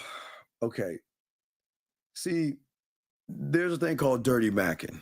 Okay, what dirty macking is that an average guy is doing what a man is doing, but he's doing it for the purpose of getting pussy. A man ignores a woman, not because he's ignoring her. It's just that he's busy as fuck, or he has other women that he's tending to, and he ain't got time to talk to every woman, right? But it's not a ploy. It's not a ploy, right? See, the thing is with the game, it's never about lying to the woman. It's giving her the free will to do the one thing. That's the mind. Her mind has never processed a person that's telling her date, do whatever the fuck you want to do. Because I have no, you're not my property. I'm not here to control you. Do what you want to do. So technically, we send them out to guys like you. And you want to know why they come back? Because of guys like you. Not no offense, you see what I'm saying? Yeah. But I've been so dishonest. yeah, well, that's what I'm saying. I've been so dirty. Yeah. No, but it's okay. I mean, as long as you're admitting it now, but there's no reason. I want to move away from. Well, it for yeah. sure. Well, you got to move. You got to move away from the red pill. You can't. Right. You can't be dishonest to a woman. It's not going to be conducive. But here's the problem. You think you're being dishonest to her by covering up and lying to her. But here's the problem. She's so gained up, she already knows you're lying. She just wants to see how far this shit's gonna go. She's playing with you. See, y'all think y'all playing women, but you're never playing a master of game and a master of emotions. So she's got game and she's a master of emotion. She knows everything you're doing is because you're scared, you have anxiety, or you have a lack of confidence. Or there's something feminine in you that she recognizes that you're pretending. You're pretending. Does that make any sense? Yeah, and I don't know why, but I feel like I always kind of knew that she was on to me. Knew that she was on to you as what? Like I could tell that I wasn't being as forthright as I should. And I could feel something off in her, but I kind of knew that she knew. Like I can kind of tell that she was onto me in the sense that she knew that I was lying.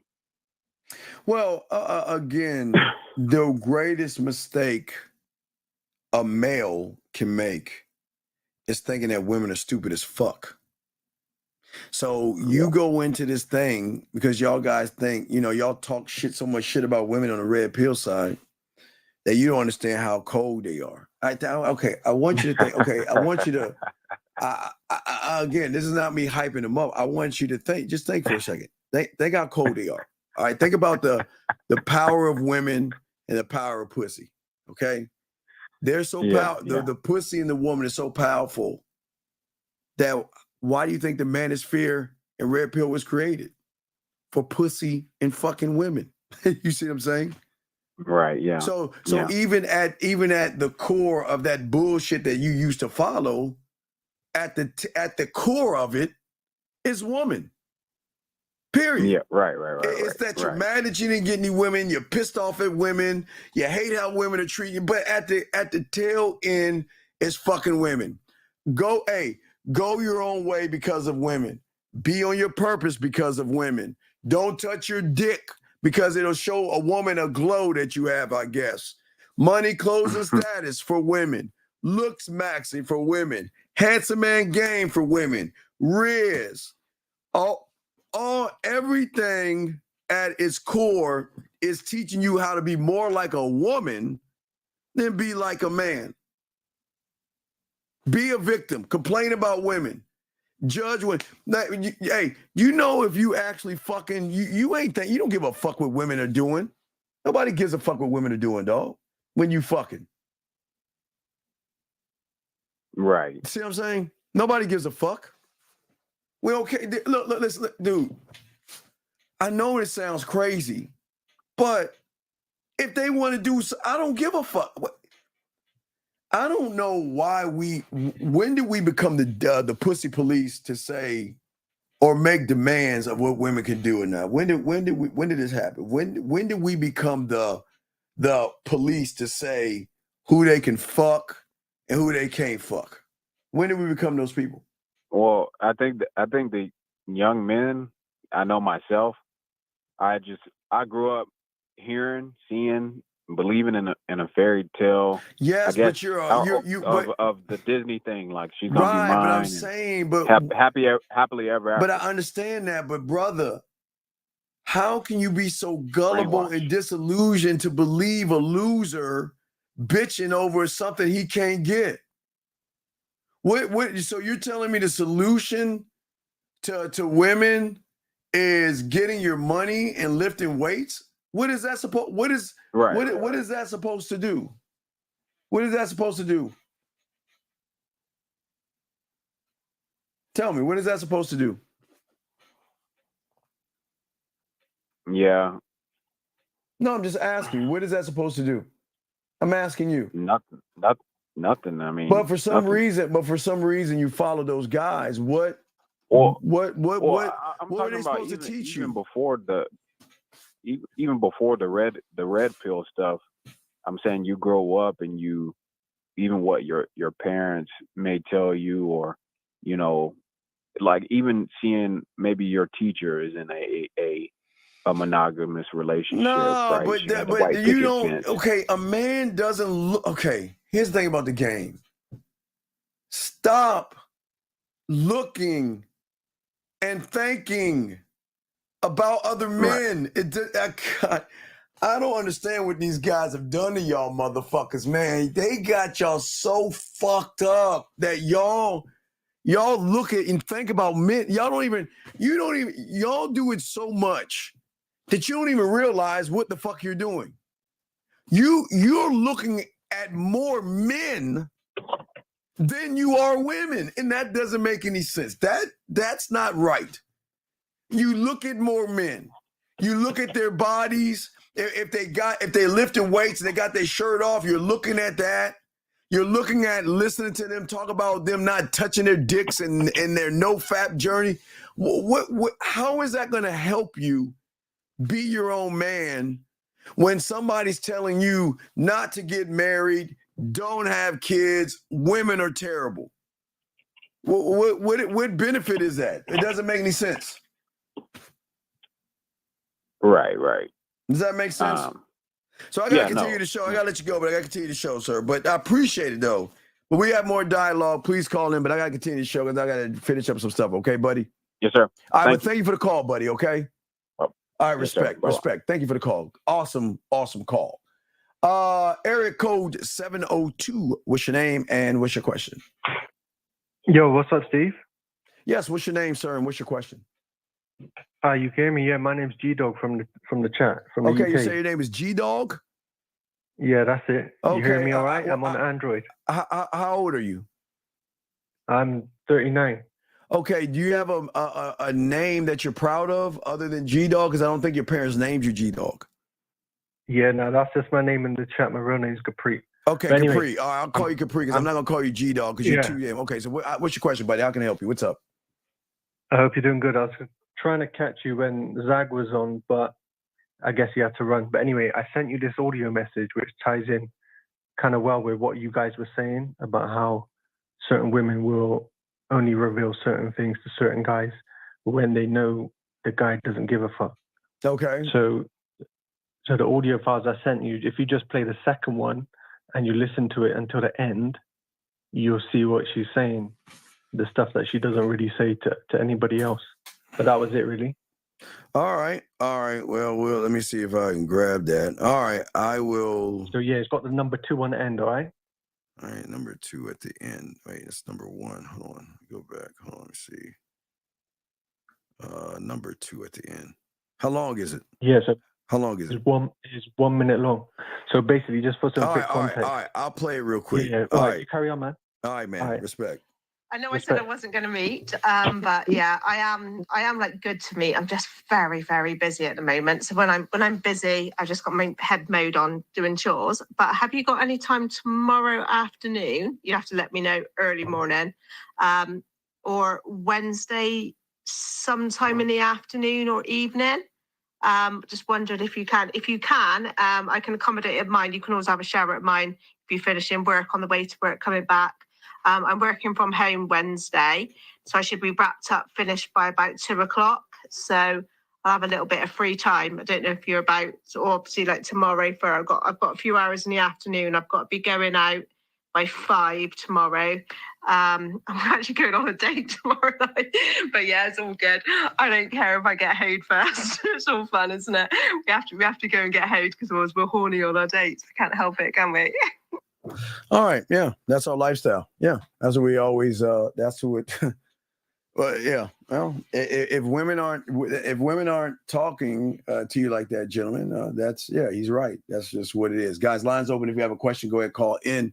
Let me continue what I was saying. But yeah, G, you're right. I mean, that's the lifestyle, buddy. Yeah, I feel you. That is the lifestyle. That's how it is when you have game and all other stuff.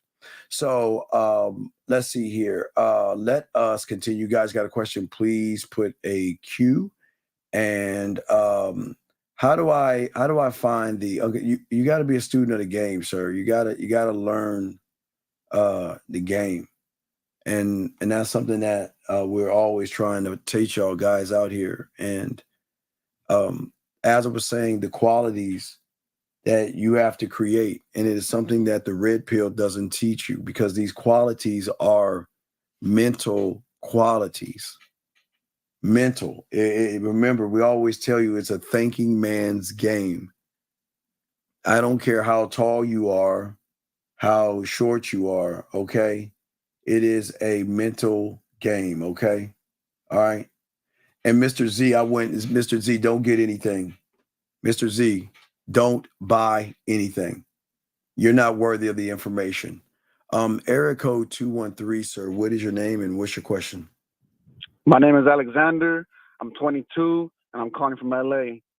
So, Steve, I've heard you say before on a podcast you did with Taekwondo, you said that when you're gamed up, you can make a woman's pussy come with just your words. Yes. So my question is, Steve, when it comes to intimacy and being a great lover, do you think the mental game is more important than the physical? Yes.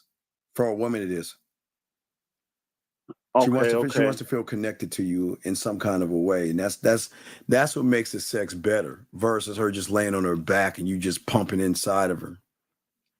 Yeah, so you're saying like the build up and also what you're saying in her ear and things of that nature is what makes it a memorable experience as opposed to just because I'm mysterious, alluring, passionate, charismatic, optimistic. I'm intriguing, and that's just the tip of the iceberg. Then at that point, it just depends on how I want to play. Do I want to be playful, adventurous?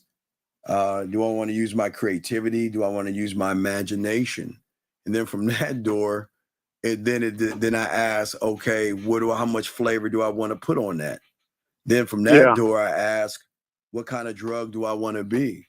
Do I want to give her my seductive drug, my sensual, my sexual, my freaky, my dirty? So it's just so many layers beyond layers that we have advantage over women because they never met anybody who knows themselves so well that we can make them come without even putting their dick on them. And so that's what you mean by the drug lab, and whether you want to take her either there or you want to take her to the amusement park. Yes. Or do you want to take her to the other side of the moon? Well, not to the other side of the moon. My amusement park has different rides. So every ride's function is to make her pussy wet. Like the swing, the funnel cake. Yeah, this funnel cake. How I eat food off her body. How I can make her play with herself. Just to be talking about me eating food off her body.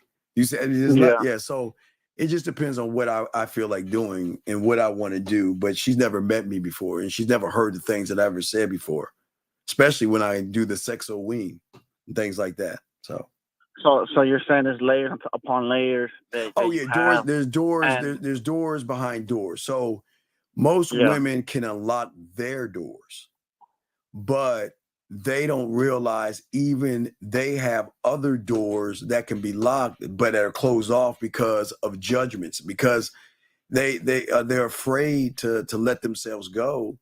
Because how does it look if I tell a guy I want to do this thing and I tell him, and he judges me, he laughs at me or ridicules me or looks at me crazy, it makes them closed off. So they have doors that they closed off. So what happens when they meet somebody to say, open that door? Let's explore that door. No pegging or bisexual, but let's open those doors.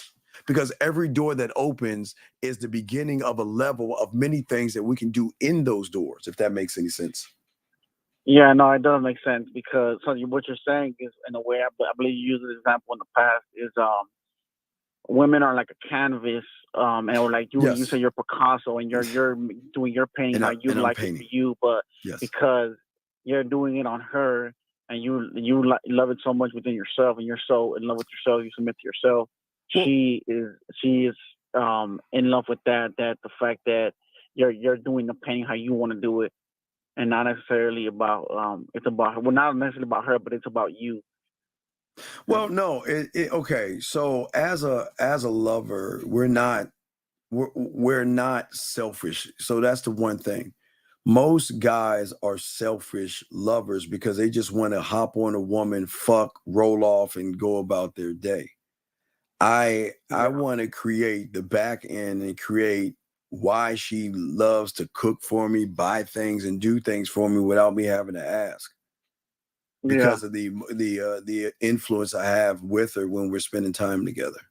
So, but it's things that she's actually looking for, if that makes any sense. It's things that she doesn't know she's looking for, but when that emotion, okay, and that's the key word that I was talking about, that emotion. But what do the high? Well, what do I mean by that? So to her, it's not even the high, it's the appeal. Okay, what is this? What is the sexual appeal of you? Number one, you see what I'm saying? The personalization of who you are, meaning that I've never experienced this with you before, because that's why I keep telling you, you can come up with things that she's never experienced before because you came up with it. So if you came up with it, that means you're the first one that is giving it to her, because no one's done the shower game before ever. I came up with the shower game. I came up with the sex. Right. So all those things. So, but all those things show a certain kind of appeal because it's creating a sexual connection where she feels comfort, where she's like, you know what? I feel not just safe, but sexually safe around you, where I can be who I am and you're never going to make me feel like I'm a piece of shit or a whore or whatever these other guys are making them feel. No, there's no judgment. We don't judge them. They're free. Yeah, I'm listening to you. Yeah, I'm listening to you. Go ahead, sir. Go ahead. I hear you. What you're saying is like they're free with you to be whatever they want and to be how nasty they want to be. Shocking. And try new things with no judgment. Yeah, but shocking. They don't know who they are. They don't know who they are. The thing is, that's what you mean. What that's I'm what you mean. saying, When you said you're going to open up doors. Yeah. They only know from the conscious level. So what do they know? They don't understand us and how we can talk to them and how we make them feel. But we're not doing it for sex. See, that's not the thing. We're doing it for free will. We're saying that we're not coming from the sides or trying to backdoor you. We're not trying to be your friend, but we're not wasting our time. But we're not trying to fuck. That's the key to all this. We ain't trying to fuck, which separates and changes up the whole dynamic, because we got diamond dick. Why the fuck? Why would I, if I know all the shit that you know I know that I teach, why the fuck am I running behind some pussy? Do you see what I'm saying? Yeah, no, yeah. See what I'm saying, man? So she's looking for certain things, accessibility. She's looking for sexual knowledge. Like, can you teach me something? Can you elevate whatever I'm doing? And if you can't do those, then you're just an average guy. But young men don't think. So think about this. Most guys don't even think the depth in what I'm talking about. They're saying, look at her. I just want to fuck her. I want to fuck her. I want to fuck her. Look at it, I want to fuck her. Oh my God, I just want to fuck her. Oh, what can I do to fuck her? I want to fuck her. Man, motherfuckers that get pussy don't be thinking that bullshit. Fuck. I don't even know she's worth my dick. What has she done? How's she moving? Who says she gets my dick, my time, or my attention? Just because she looks good to the average motherfucker doesn't mean she's worth my time. My time is fucking valuable. We don't waste it on nothings and nobodies, and that's not being mean to women. But isn't it true she is a nothing and a nobody until she becomes a somebody? So that means she's got to prove that she is somebody. Because if she can't prove that she's somebody, then she's wasting my fucking time. And that's not being mean, is that?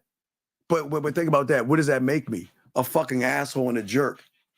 Because like, who the fuck do you think you are? I don't have to. What do you mean I gotta please you, you motherfucker? But see, something's gonna start clicking in her. The man that forces the woman to please him and prove to him, she starts to click that. Wait a second, this motherfucker is moving differently. He's not moving like the average guy. That means that he's taking the power out of my pussy. I can't dangle my ass, my titties, and my body because he doesn't care. That doesn't impress him. So now we got to play a new ball game called what the fuck do I got to do to impress him? Because remember, when a million guys are saying you pretty and sexy, she don't give a fuck. It's the one that's saying you ain't special to me, not to manipulate her to fuck, but she's not special. It's genuine, and you're flipping the script, but not trying to flip the script. It's just the truth about how high of a standard you hold for yourself. And this is not me. This is not tearing women down. This is not red pill. This is not right. Right. I'm saying that she's gonna recognize the standard that a man has. We are the motherfuckers. We don't. I'm not trying to. Why would I be? Dog, you know the 5 play, the fucking 101, the kissing, the dirty talk, all the shit I teach you, even the shit you hear in those things. It is, Steve. Man, I know you spit a lot of heavy game, so man. you know what and again, this is right. I'm not trying to pop. Well, I've seen them, and I see you come up on the top of the dome of your head. Right, you've seen that several times. You see that's fucking crazy the way he does it. You did you watch how I made the woman come by me just typing the words to the guy to tell him what to say live on air? Yeah, I mean, that's just crazy. So no, it's not. No, it's not crazy. It's the game. I'm saying. So what I'm saying is, what I mean by it's crazy that it's rare to see because like most when I see it, most of content creators on YouTube, I don't watch them anymore, but when you see her, they never tell you how to talk to a woman. No, they can't tell you that shit because they don't know how. They just tell you, that they're evil and that they take men's money, but that's not true because it's the man tricking off on the woman, or it's the man that put himself in a bad situation or didn't probably choose the woman, but they always blame it on the woman. Right. Even when a man says bullshit shit like she trapped me, but in reality she didn't trap him. He's the one that gave her the baby, not the other way around. But they don't take accountability for that. And that's why I have over probably almost 2 years now watching that kind of content. Because when I came over to this side and I saw, Lucario, and I saw you. I seen you when I first seen you was on the Sneeko. With Sneeko and the Taekwondo. Right there. Think about this. Crazy. All right, wait, think about this. So Sneeko's red pilled and all that other shit, right? Yeah, and he's a fraud too. And he's a fraud, right? No doubt. He ain't shit, no doubt. But I want to think about Sneeko or anything like that. It was go time. And you saw me spit that yak. I didn't ask any questions. I didn't ask any questions. Straight motherfucking game where I had her. And we're still, oh my God, you're a pimp. I ain't no fucking pimp. He was like, oh gee, you were pimping back. Yeah, I'm a bad motherfucker. Yeah. And when she's doing his makeup, she's doing his makeup, and then that's some fruity shit that he's doing right there too. But I had her. Well, if you're doing reality, sometimes they got to do touch up because of the lighting. But I'm just saying, I had her smiling ear to ear. She was down like a motherfucker. Her homegirl was laughing too. Of course. Like the back blush. She was like, a whole movement. And then that's when you hit it with the, I hit it with the other line. I'm like, what I'm saying? That she ain't even more crazy. She talking out the camera to show you blushing and she going crazy. And when I'm seeing this content with the text messages like you be doing and the voices and everything like that, and I'm seeing this shit. And I'm like, you know what? Some of the shit he's saying, I ain't never seen him done nothing like this before. Right. You know, when you're saying things like, I want to see more about the woman that's behind the curtains when the ladies are peeled back. I'm like, oh shit, this nigga taking it to a whole nother level. You know. And that's why I decided to start my pathway. You know, I just sent in my email and everything like that. I just got my pathway. What I'm saying is that if you can't tell that I'm not like any of them red pill fucks, and you can't tell that what I teach is original, straight up motherfucking game, then this ain't the place for you. I shouldn't have to. All the shit I say is they've never heard that. They don't know about the lost and found box. They don't know about the shower lights. They don't know about. But what I'm saying is that that's why when they come in and say prove yourself, you just tell them nope, you're right. I don't know anything. You just move on. You can't teach a dumb fuck anything when they asking you to prove yourself. But they never ask any of these red pill motherfuckers to show and prove themselves. You see what I'm saying? Because the red pill don't have receipts. They ain't got none of that shit, dog. And then they try to get you to think like they do, you know. And when I came over here and I'm seeing your content, K-Zaggy and Lucario, 1950, now I'm like, this is a whole nother wave right here. This ain't nothing like what they saying over there. This is like real. They give you real solutions to yourself and not trying to, you know what I'm saying, get you to think like them. You know, I've never heard you. Well, nobody's ever heard that because they've never been around real motherfuckers. They've only been around, unfortunately, a bunch of losers and shit that want to cry about women. But I'm saying the mind. I'm not even talking about me. I never talk about me. I mean, I talk about me about me, but you got examples of you, but you tell us always to be your own man and to follow your own pathway. Yes, I do, and you know what? And shout out to you and all the fellas for putting out content like this. That's good because it's the real content. You know what I'm saying? It's the real deal instead of a bunch of bullshit like a lot of red pill content creators, and a lot of black pill, and a lot of like MGTOW and all that shit. You know what I'm saying? So man, it's refreshing to be able to listen to this type of content, man. For sure.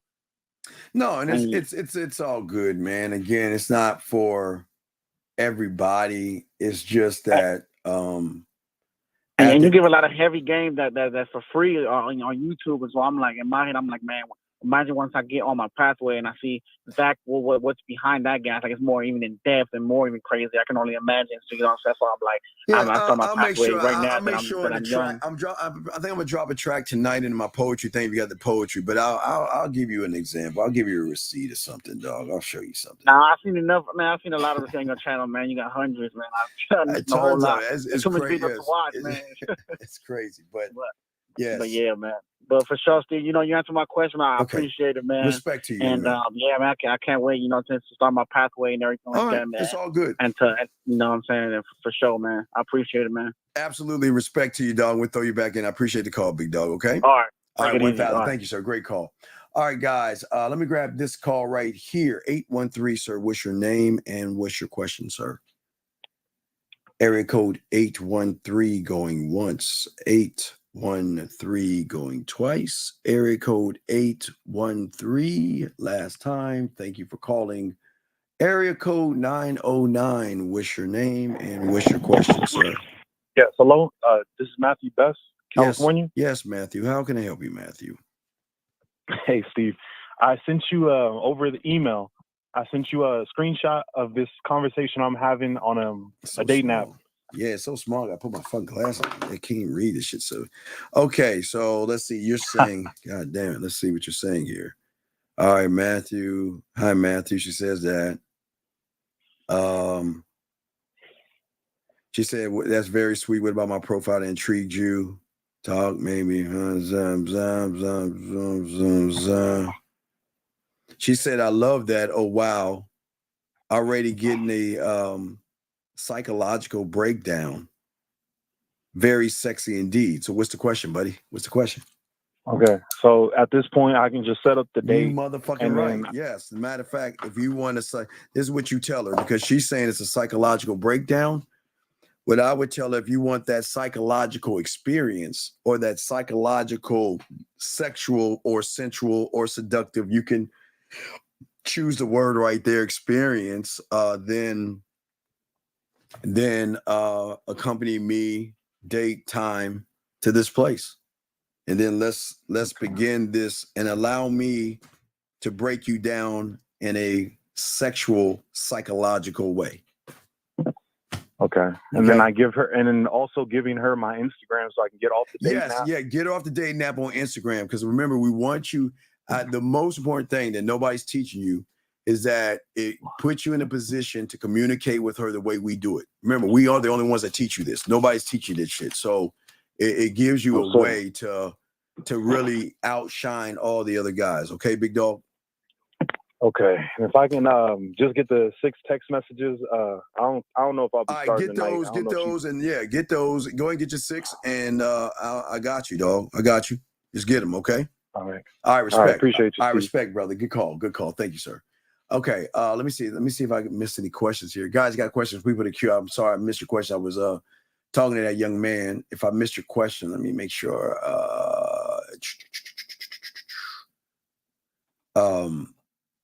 You know, it's funny for a lot of you guys out here that ask about memory and stuff. It's crazy how you remember your numbers. You know how to count, add, subtract, multiply, divide. Some of you could do division. Some of you do decimals, fractions, and a little bit of algebra. Yeah, you're asking me something. Dog, I got you. And I can't answer that now. I've got to wait till the product that I'm working on for all you guys to help you with your mouthpiece first. Then once we open the school up, I will show you that. That will be the number one. That will be the number 1, 2, 3, 4, 5 lessons we got to do. We got to actually teach you how to actually learn how to empty your cup, because most of y'all don't actually do that. Okay. That's what we're saying. So let's see here. Let me make sure. Any other questions? All right, guys, you got a question? Put a Q. I just want to make sure I got all of your questions. I don't want to feel like I missed your question. So if you have a question, please put a Q. Eric, I don't know if there's a question. I guess you were asking a question. You said when you get rid of the nervousness and anxiety, you remember naturally. No, it's not about that. That's another door in another street in another neighborhood. Your feelings are something that shouldn't even be in the neighborhood. Nervousness and anxiety has nothing to do with the game. That is a state in which a woman has put you in because you don't believe in yourself. So you can't, it doesn't matter remembering or not, because you're not going to do it. Even if you remember, you still don't have the strength to actually move forward and do the thing that you want to do. So it's not really going to actually help you, young man. He says, can you give us an example of how to flirt after the call? It's not, I can't give you a example because every woman is different. What kind of example do you need? I'm lost on that one. Jay asked a question, why women think you being cheap when you take them on a lake, spread your ass cheeks upon. It's not that, Jay. Okay, I need you to understand this, Jay. It's a very good question. I'll be happy to answer it. It's not that it's not about the places that you're taking them that makes them look at your money and everything. They're not looking at lake, spread your ass cheeks. They're actually looking at the individual who can't lead by example, the person who can't communicate, the person that doesn't have any discipline, the person that doesn't have any fucking emotional control, the person that doesn't have any charisma, the person that doesn't have any integrity, passion, character, or human. So the cheap is the person. It's not the place. It's the fact that she recognized from you, you have no social skills, that you are very passive, that you have no ability to teach her, grow, or move her anywhere. So when she looks at you asking about lake, spread your ass cheeks, it is a cheap date because the person behind it is a cheap thinking individual that doesn't have any game. So it's not the lake, spread your ass cheeks is the problem. It's the person asking her to join him to the lake, spread your ass cheeks, if that makes any difference. The speech patterns. What do you mean the speech pattern have nothing to do with the talking to a woman? It's not the speech patterns to the woman, young man. It's the speech patterns that you have with yourself. You guys are always talking down to yourself. Look at your patterns. I'm too ugly. I'm too short. I'm not good enough. I don't have enough muscles, enough clothes. My car is terrible. My job is shitty. I live in this place. Look at how you talk to yourself. Look at those speech patterns. Just think about that shit. Look at the speech patterns that you say to yourself. And I keep telling you, it's not about the women. Look at how you talk to yourself. Oh, she's so pretty. She's so sexy. She's so gorgeous. Oh my God, what do I say to her? What do I do? How do I move? How do I think? How do I delegate? I mean, how do I take the risk? What happens if she says no? What if she doesn't like me? What if she rejects me? Look at that, Dub. Look at your speech patterns, man. This shit ain't got nothing to do with women. Look how the fuck you talk to yourself. Think about that, big dog. The speech patterns that you say to yourself, not her. What you say to yourself. I can never get her.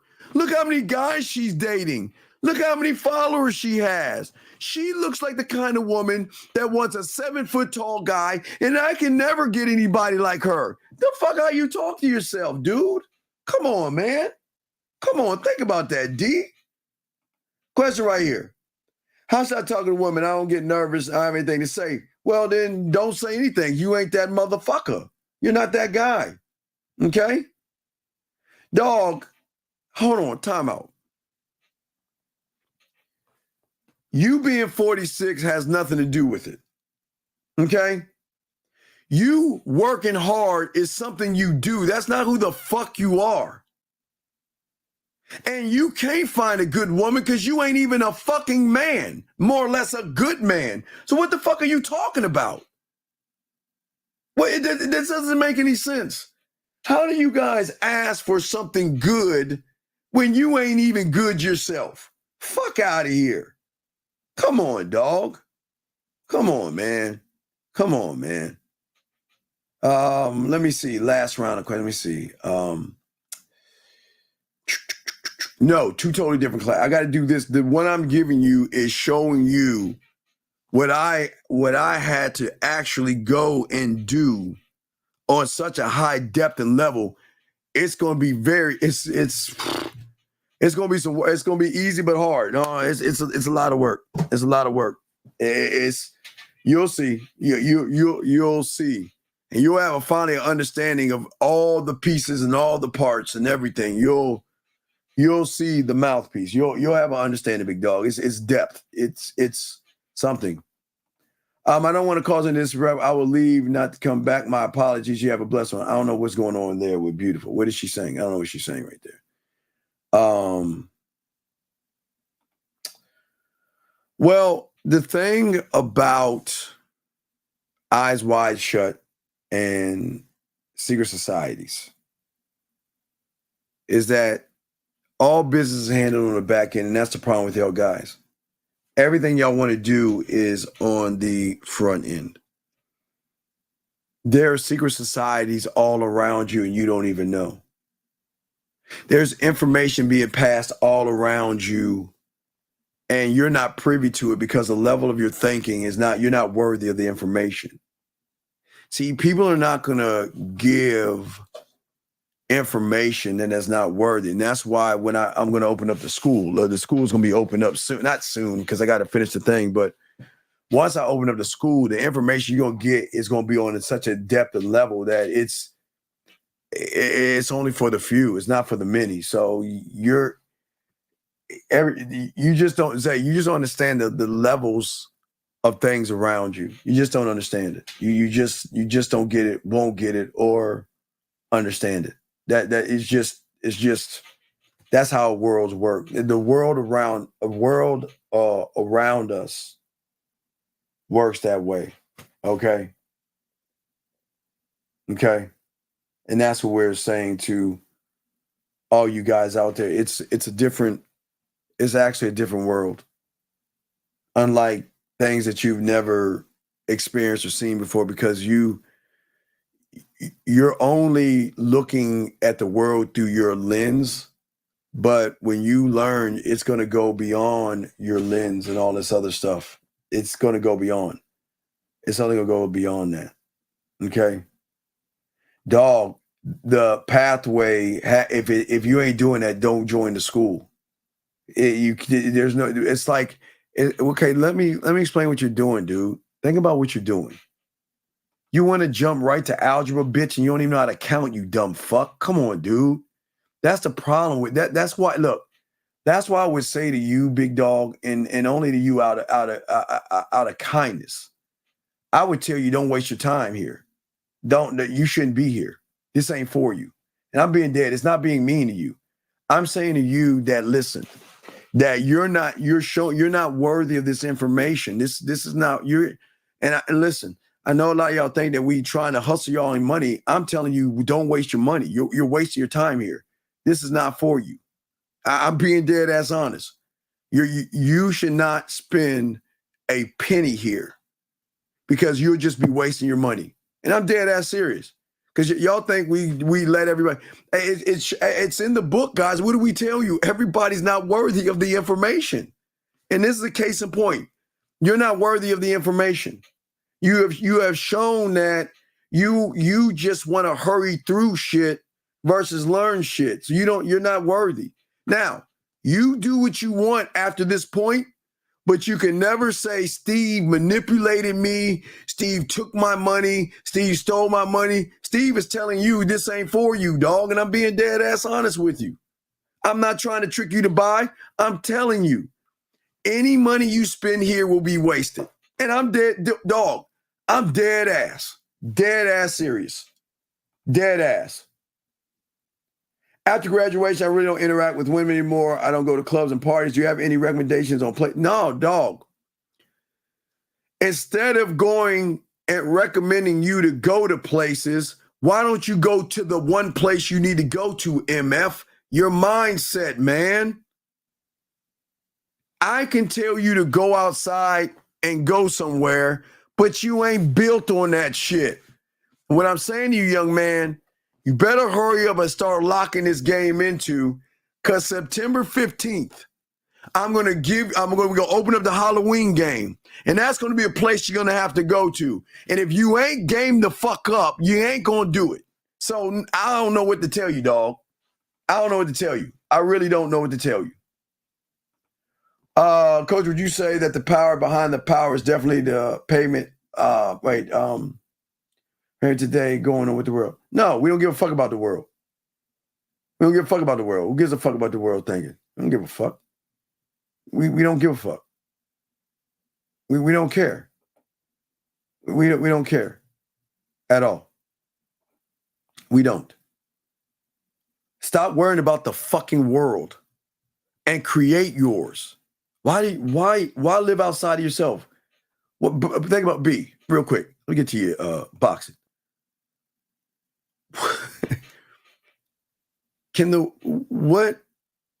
When did you think that you have power over this fucking world and what these fucking humans do?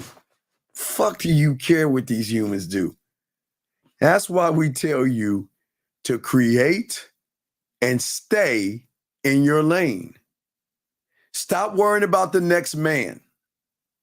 Or excuse me, the next male. Because men don't give a fuck about you. And only males do. So stop giving a fuck about this world. I don't know why the fuck y'all care so much. It doesn't make sense. It doesn't make sense. I love this because men don't believe us, so Steve will tell them what's wrong. Thank you, Steve. No, I'm just, look, I'm not saying, listen. The reason I can never tell you there's nothing wrong with a woman, gentlemen, please listen. There's nothing wrong with a woman because she ain't under your program yet to determine what's wrong with her. So how can we look at a woman and judge her when we don't even know she's even worth to be on our? See, that's why I keep telling y'all, man, y'all got to stop judging women. Get away from the red pill and stop judging women and judge every fucking woman on how they are around you. Stop Stop listening to the next man that says they ain't shit, they're terrible and all this other shit, and judge them off of the merits of who they are around you versus listening to another man who ain't even getting pussy tell you the stupid ass shit they telling you. Come on, dude.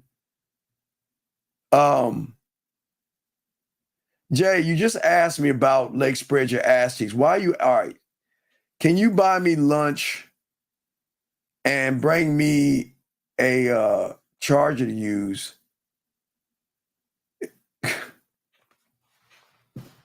Dude, what are we doing?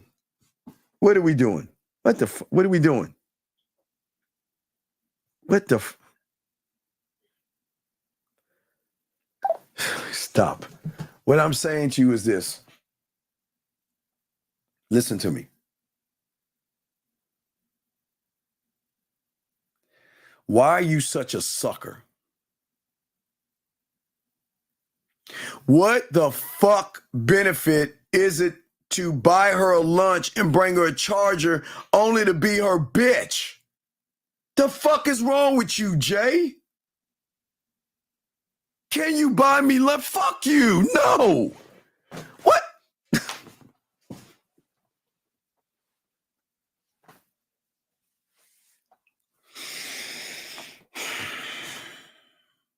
I can't look this shit up, dude. Dude.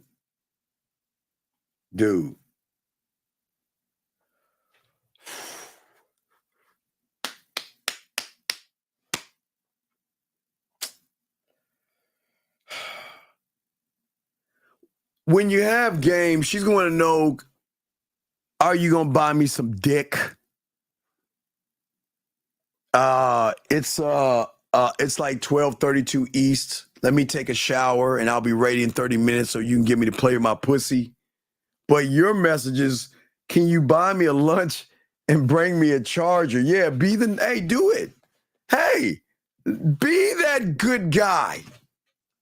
Hey, look, that's not being a nice guy. That's being a good guy.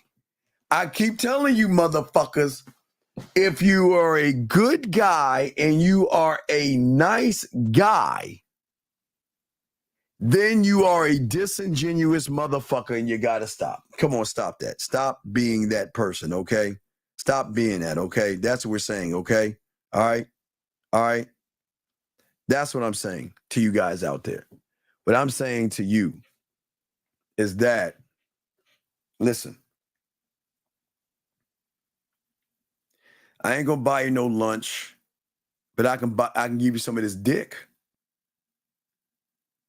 I ain't gonna, hey, look. I ain't gonna bring you a charger. You got some of this dick. And maybe after you show me that you're worthy of this dick, maybe after you make me a meal, and maybe after you buy me something, and maybe after you do some things that show that you're worth me bringing you a lunch and a charger, I'll be happy to do it. See that, guys? I'd be happy to do it. But what the fuck are you doing for me? Oh, wait, because you got ass and titties? That's enough? Come on, Jay. Jay, call in right now so we can call her right now. Call right now, Jay. We could call her right now and say, listen. As much as I would love to buy you lunch and give you a charger, you know what I want to eat and you know what I want to charge up? I want to eat off of you, and I got the batteries to use in your little vibrator to get you the fuck off. That's what the fuck we going to charge up. Fuck out of here with that silly shit, man. Man, hell no. Come on, dude. Y'all can't, man, dog. Dog, y'all got to look, dog. I'm saying to y'all guys, I am not I'm not mean to women. But I don't want y'all to get taken advantage of. That pisses me off. How fucking dare her ask you for a lunch and a fucking charger? Has she jerked you off at all? Have you got one ass picture, one titty picture? I mean, anything? And she wants you to feed her? Hey, fuck out. No, hey, look. Look, gentlemen, listen. If y'all want to be these bitch ass motherfuckers, hey, look, if you want to hang out with the food, talk to her, be a friend, do that shit. If you guys want to put up her fucking Christmas lights and her Halloween lights and shit, do it. Be the good guy. Hey, she's moving. Help her pack. Pack up all her shit. Be that good guy. Sweat it all out so you can get you're a good guy. Fuck you guys. Don't do that stupid shit. Ain't nobody doing that bitch ass shit. And listen, and I'm telling you right now, these ladies can get mad as much as they want. I don't give a fuck because I'm not trying to be mean to them. But they know when they get around the real one, they ain't asking for that shit. They're asking for your time. They're asking for you. Come on, we about to wrap this shit up. Let me get into some of these other things. How do you stay in the flow and stay in the because I am. What do you mean? Dog, D, I have been doing this since I've been 9 years old. The game is forever, and it goes on and on and on. Dog, this is nothing, dog. This is cake, man, when you that motherfucker, dog. Come on, man. Let's get that shit. Yeah, can I buy you? Wait. Tamara? Yes, I have your lunch. I know you're hungry. Oh, don't worry. I got your charger too. Yeah, I don't want my girl to have her phone go out talking to all those other dicks. But don't worry. I'll bring you something to eat and I'll charge your phone so you can talk to all those other dicks. So you can take all those nasty selfies, titty, and ass pictures that I'll never see. So I'm on my way, because that's what good guys do. Fuck out of here, man. Man. Oh my God, man. Ladies, y'all to be ashamed of yourselves. Stop. Leave my guys alone. Ladies, please leave my guys alone. I'm trying to stop using my guys. Come on, ladies. Stop that shit. Get a fucking charger. Fuck out of here, man. Fuck out of here.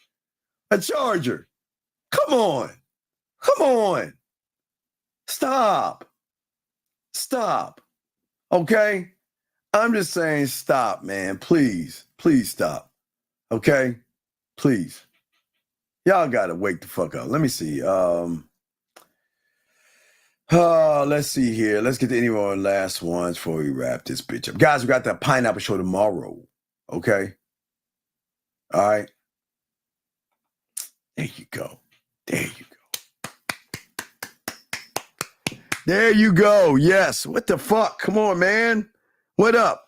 So what I'm saying is stop. Anyway, what I'm saying is stop. What I'm saying is that this is beautiful. See that this is what is beautiful. Take them shopping, breathe, give them a little bit of dinner, and be dessert. God damn it. God damn. It's beautiful.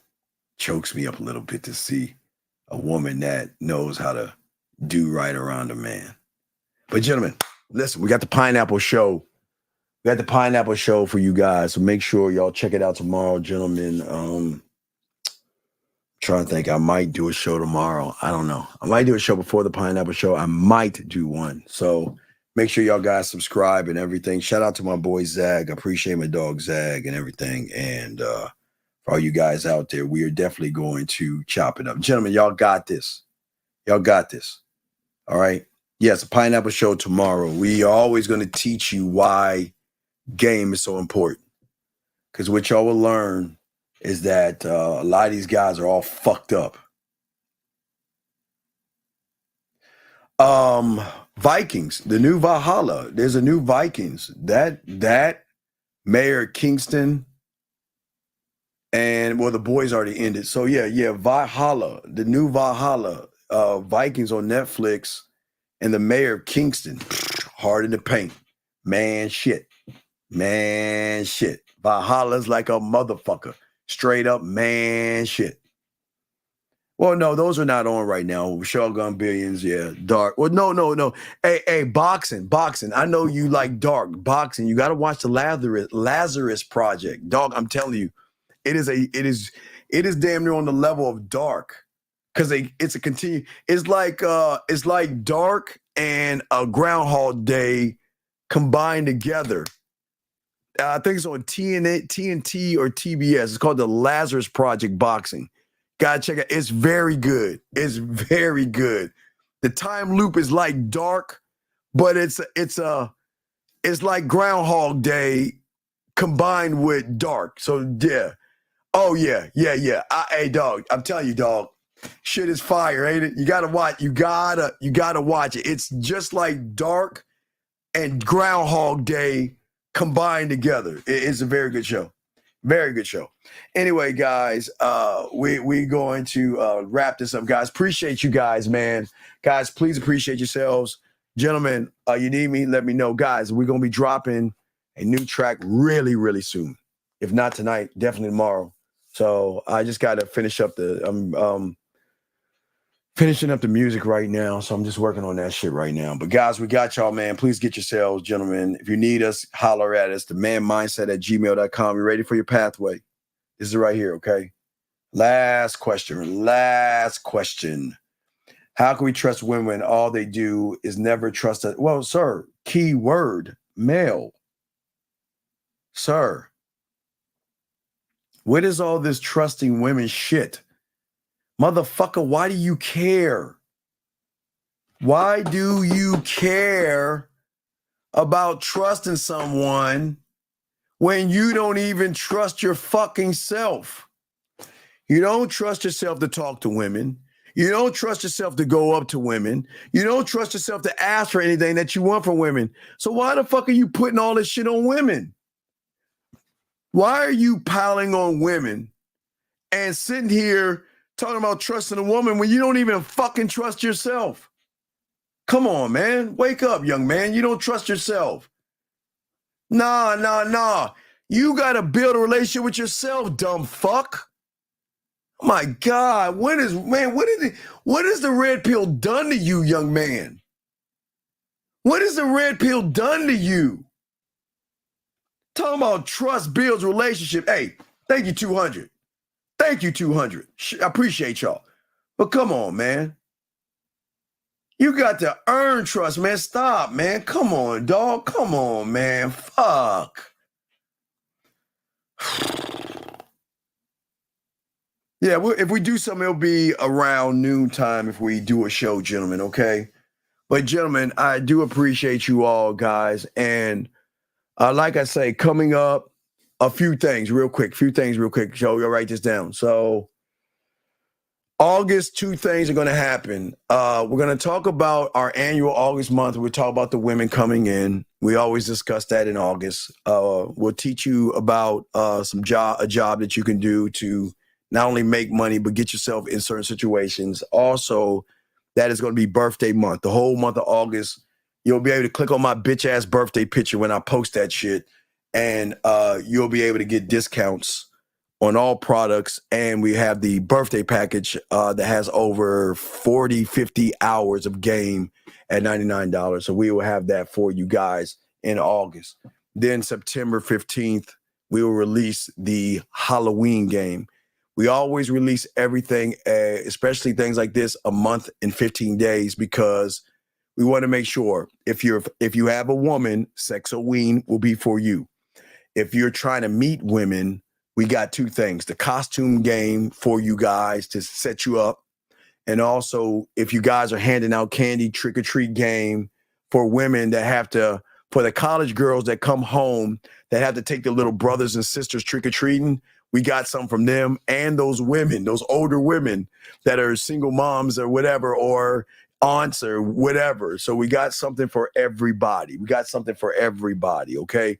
We want to make sure that we give all you guys an edge that no one else gives. We're the only ones that do that. So we want to make sure. August is birthday month.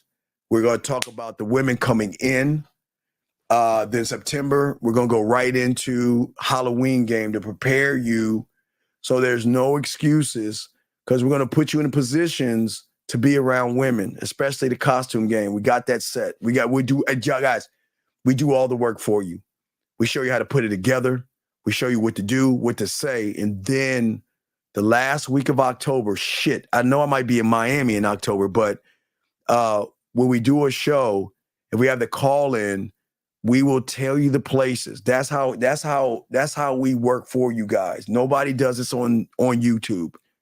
In October, the last week of October, close to it, all you gotta do is call in, tell us what city you're in, and we will look for the Halloween parties in your area for you. So that means that all you gotta do is do it and show up and do what you're told to do. And that's it. So we're just trying to show you that stuff, guys. Nobody else is going to show you that, okay? And then we'll move on through Thanksgiving, through Christmas and things like that. So we want to make sure that, Tiffany, you put one more Q in the thing, I'm going to kick you the fuck out. Ask your fucking question or stop putting Qs in here. Stop disrupting our class and get the fuck out. Told you to stop. Get the fuck out. Anyway, I just want to say that to you guys out there, that we want y'all to realize that we are unlike anybody on YouTube. We do everything for the man, and we try to show y'all as much game as possible. Okay, gentlemen? So make sure y'all lock in, subscribe to myself, K-Zag. We're going to have a show tomorrow night, but I might do something. And also the poetry, all my poetry guys, there's no one on the internet tells you, you got to study your poetry. Go to my poetry link, Boxing, if you can post a poetry link for y'all. Go to it. I will be dropping a new track. Guys, a new track is going to drop, okay? A new track is going to drop. Well, I don't get, okay, and I say this with love. Fuck you in your past. And I say that with kindness. We're not victims here. I don't give a fuck about your past, and nor should you. But until you learn some motherfucking game, you got to stop this sissified shit you saying right here. That's not going to help you. You want us to cry together? You want us to hold you and tell you it's okay? Fuck your feelings, big dog. Wake the fuck up. Wake up. But please, gentlemen, I say to all you guys, please, if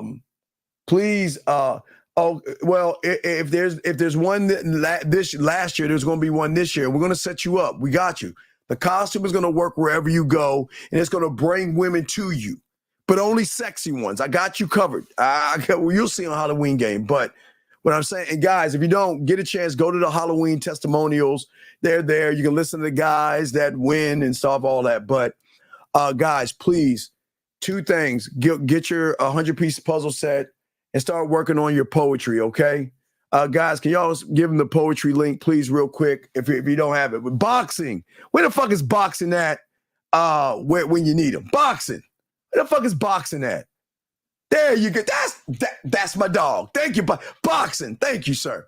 So, gentlemen, there will be a brand new track. It's been a while. I know I've been slacking on that, but I've been working on this other thing, and y'all will thank me for that later. But no, the costume's the same because the environment, Mohab, the costume's the same. You can go to different environments. That's the beautiful thing about the costume game. You can go to different environments, okay? Okay? So let's see here. So you got that. So that's the thing, guys. Check out the poetry.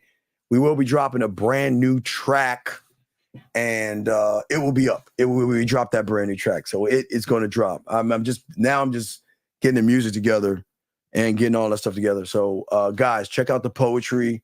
You can, take it.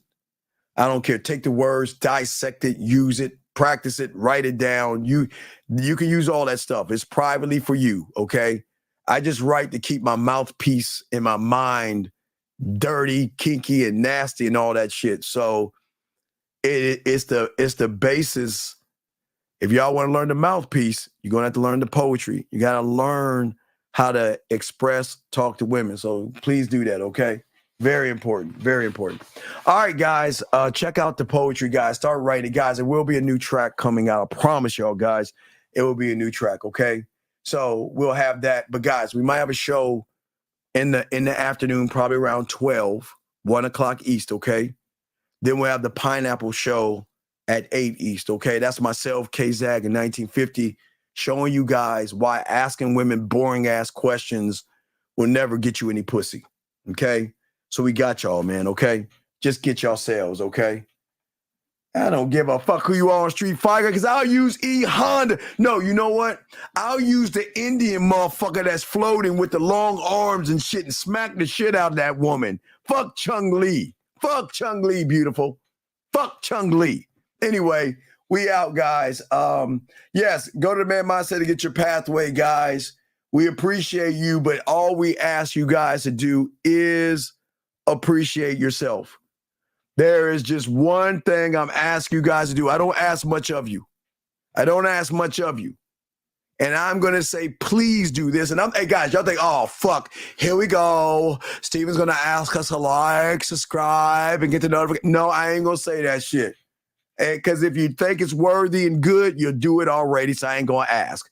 But what I'm going to ask you guys before I wrap this up, the only thing I want you guys to do is tonight, before you go to bed, think about the graveyard. Before you go to bed, think about the graveyard. And always remember, the thing about everybody in the graveyard, they all had one thing in common. And that is, gentlemen, because nobody tells you this on YouTube but us, is that they thought they had tomorrow coming to them.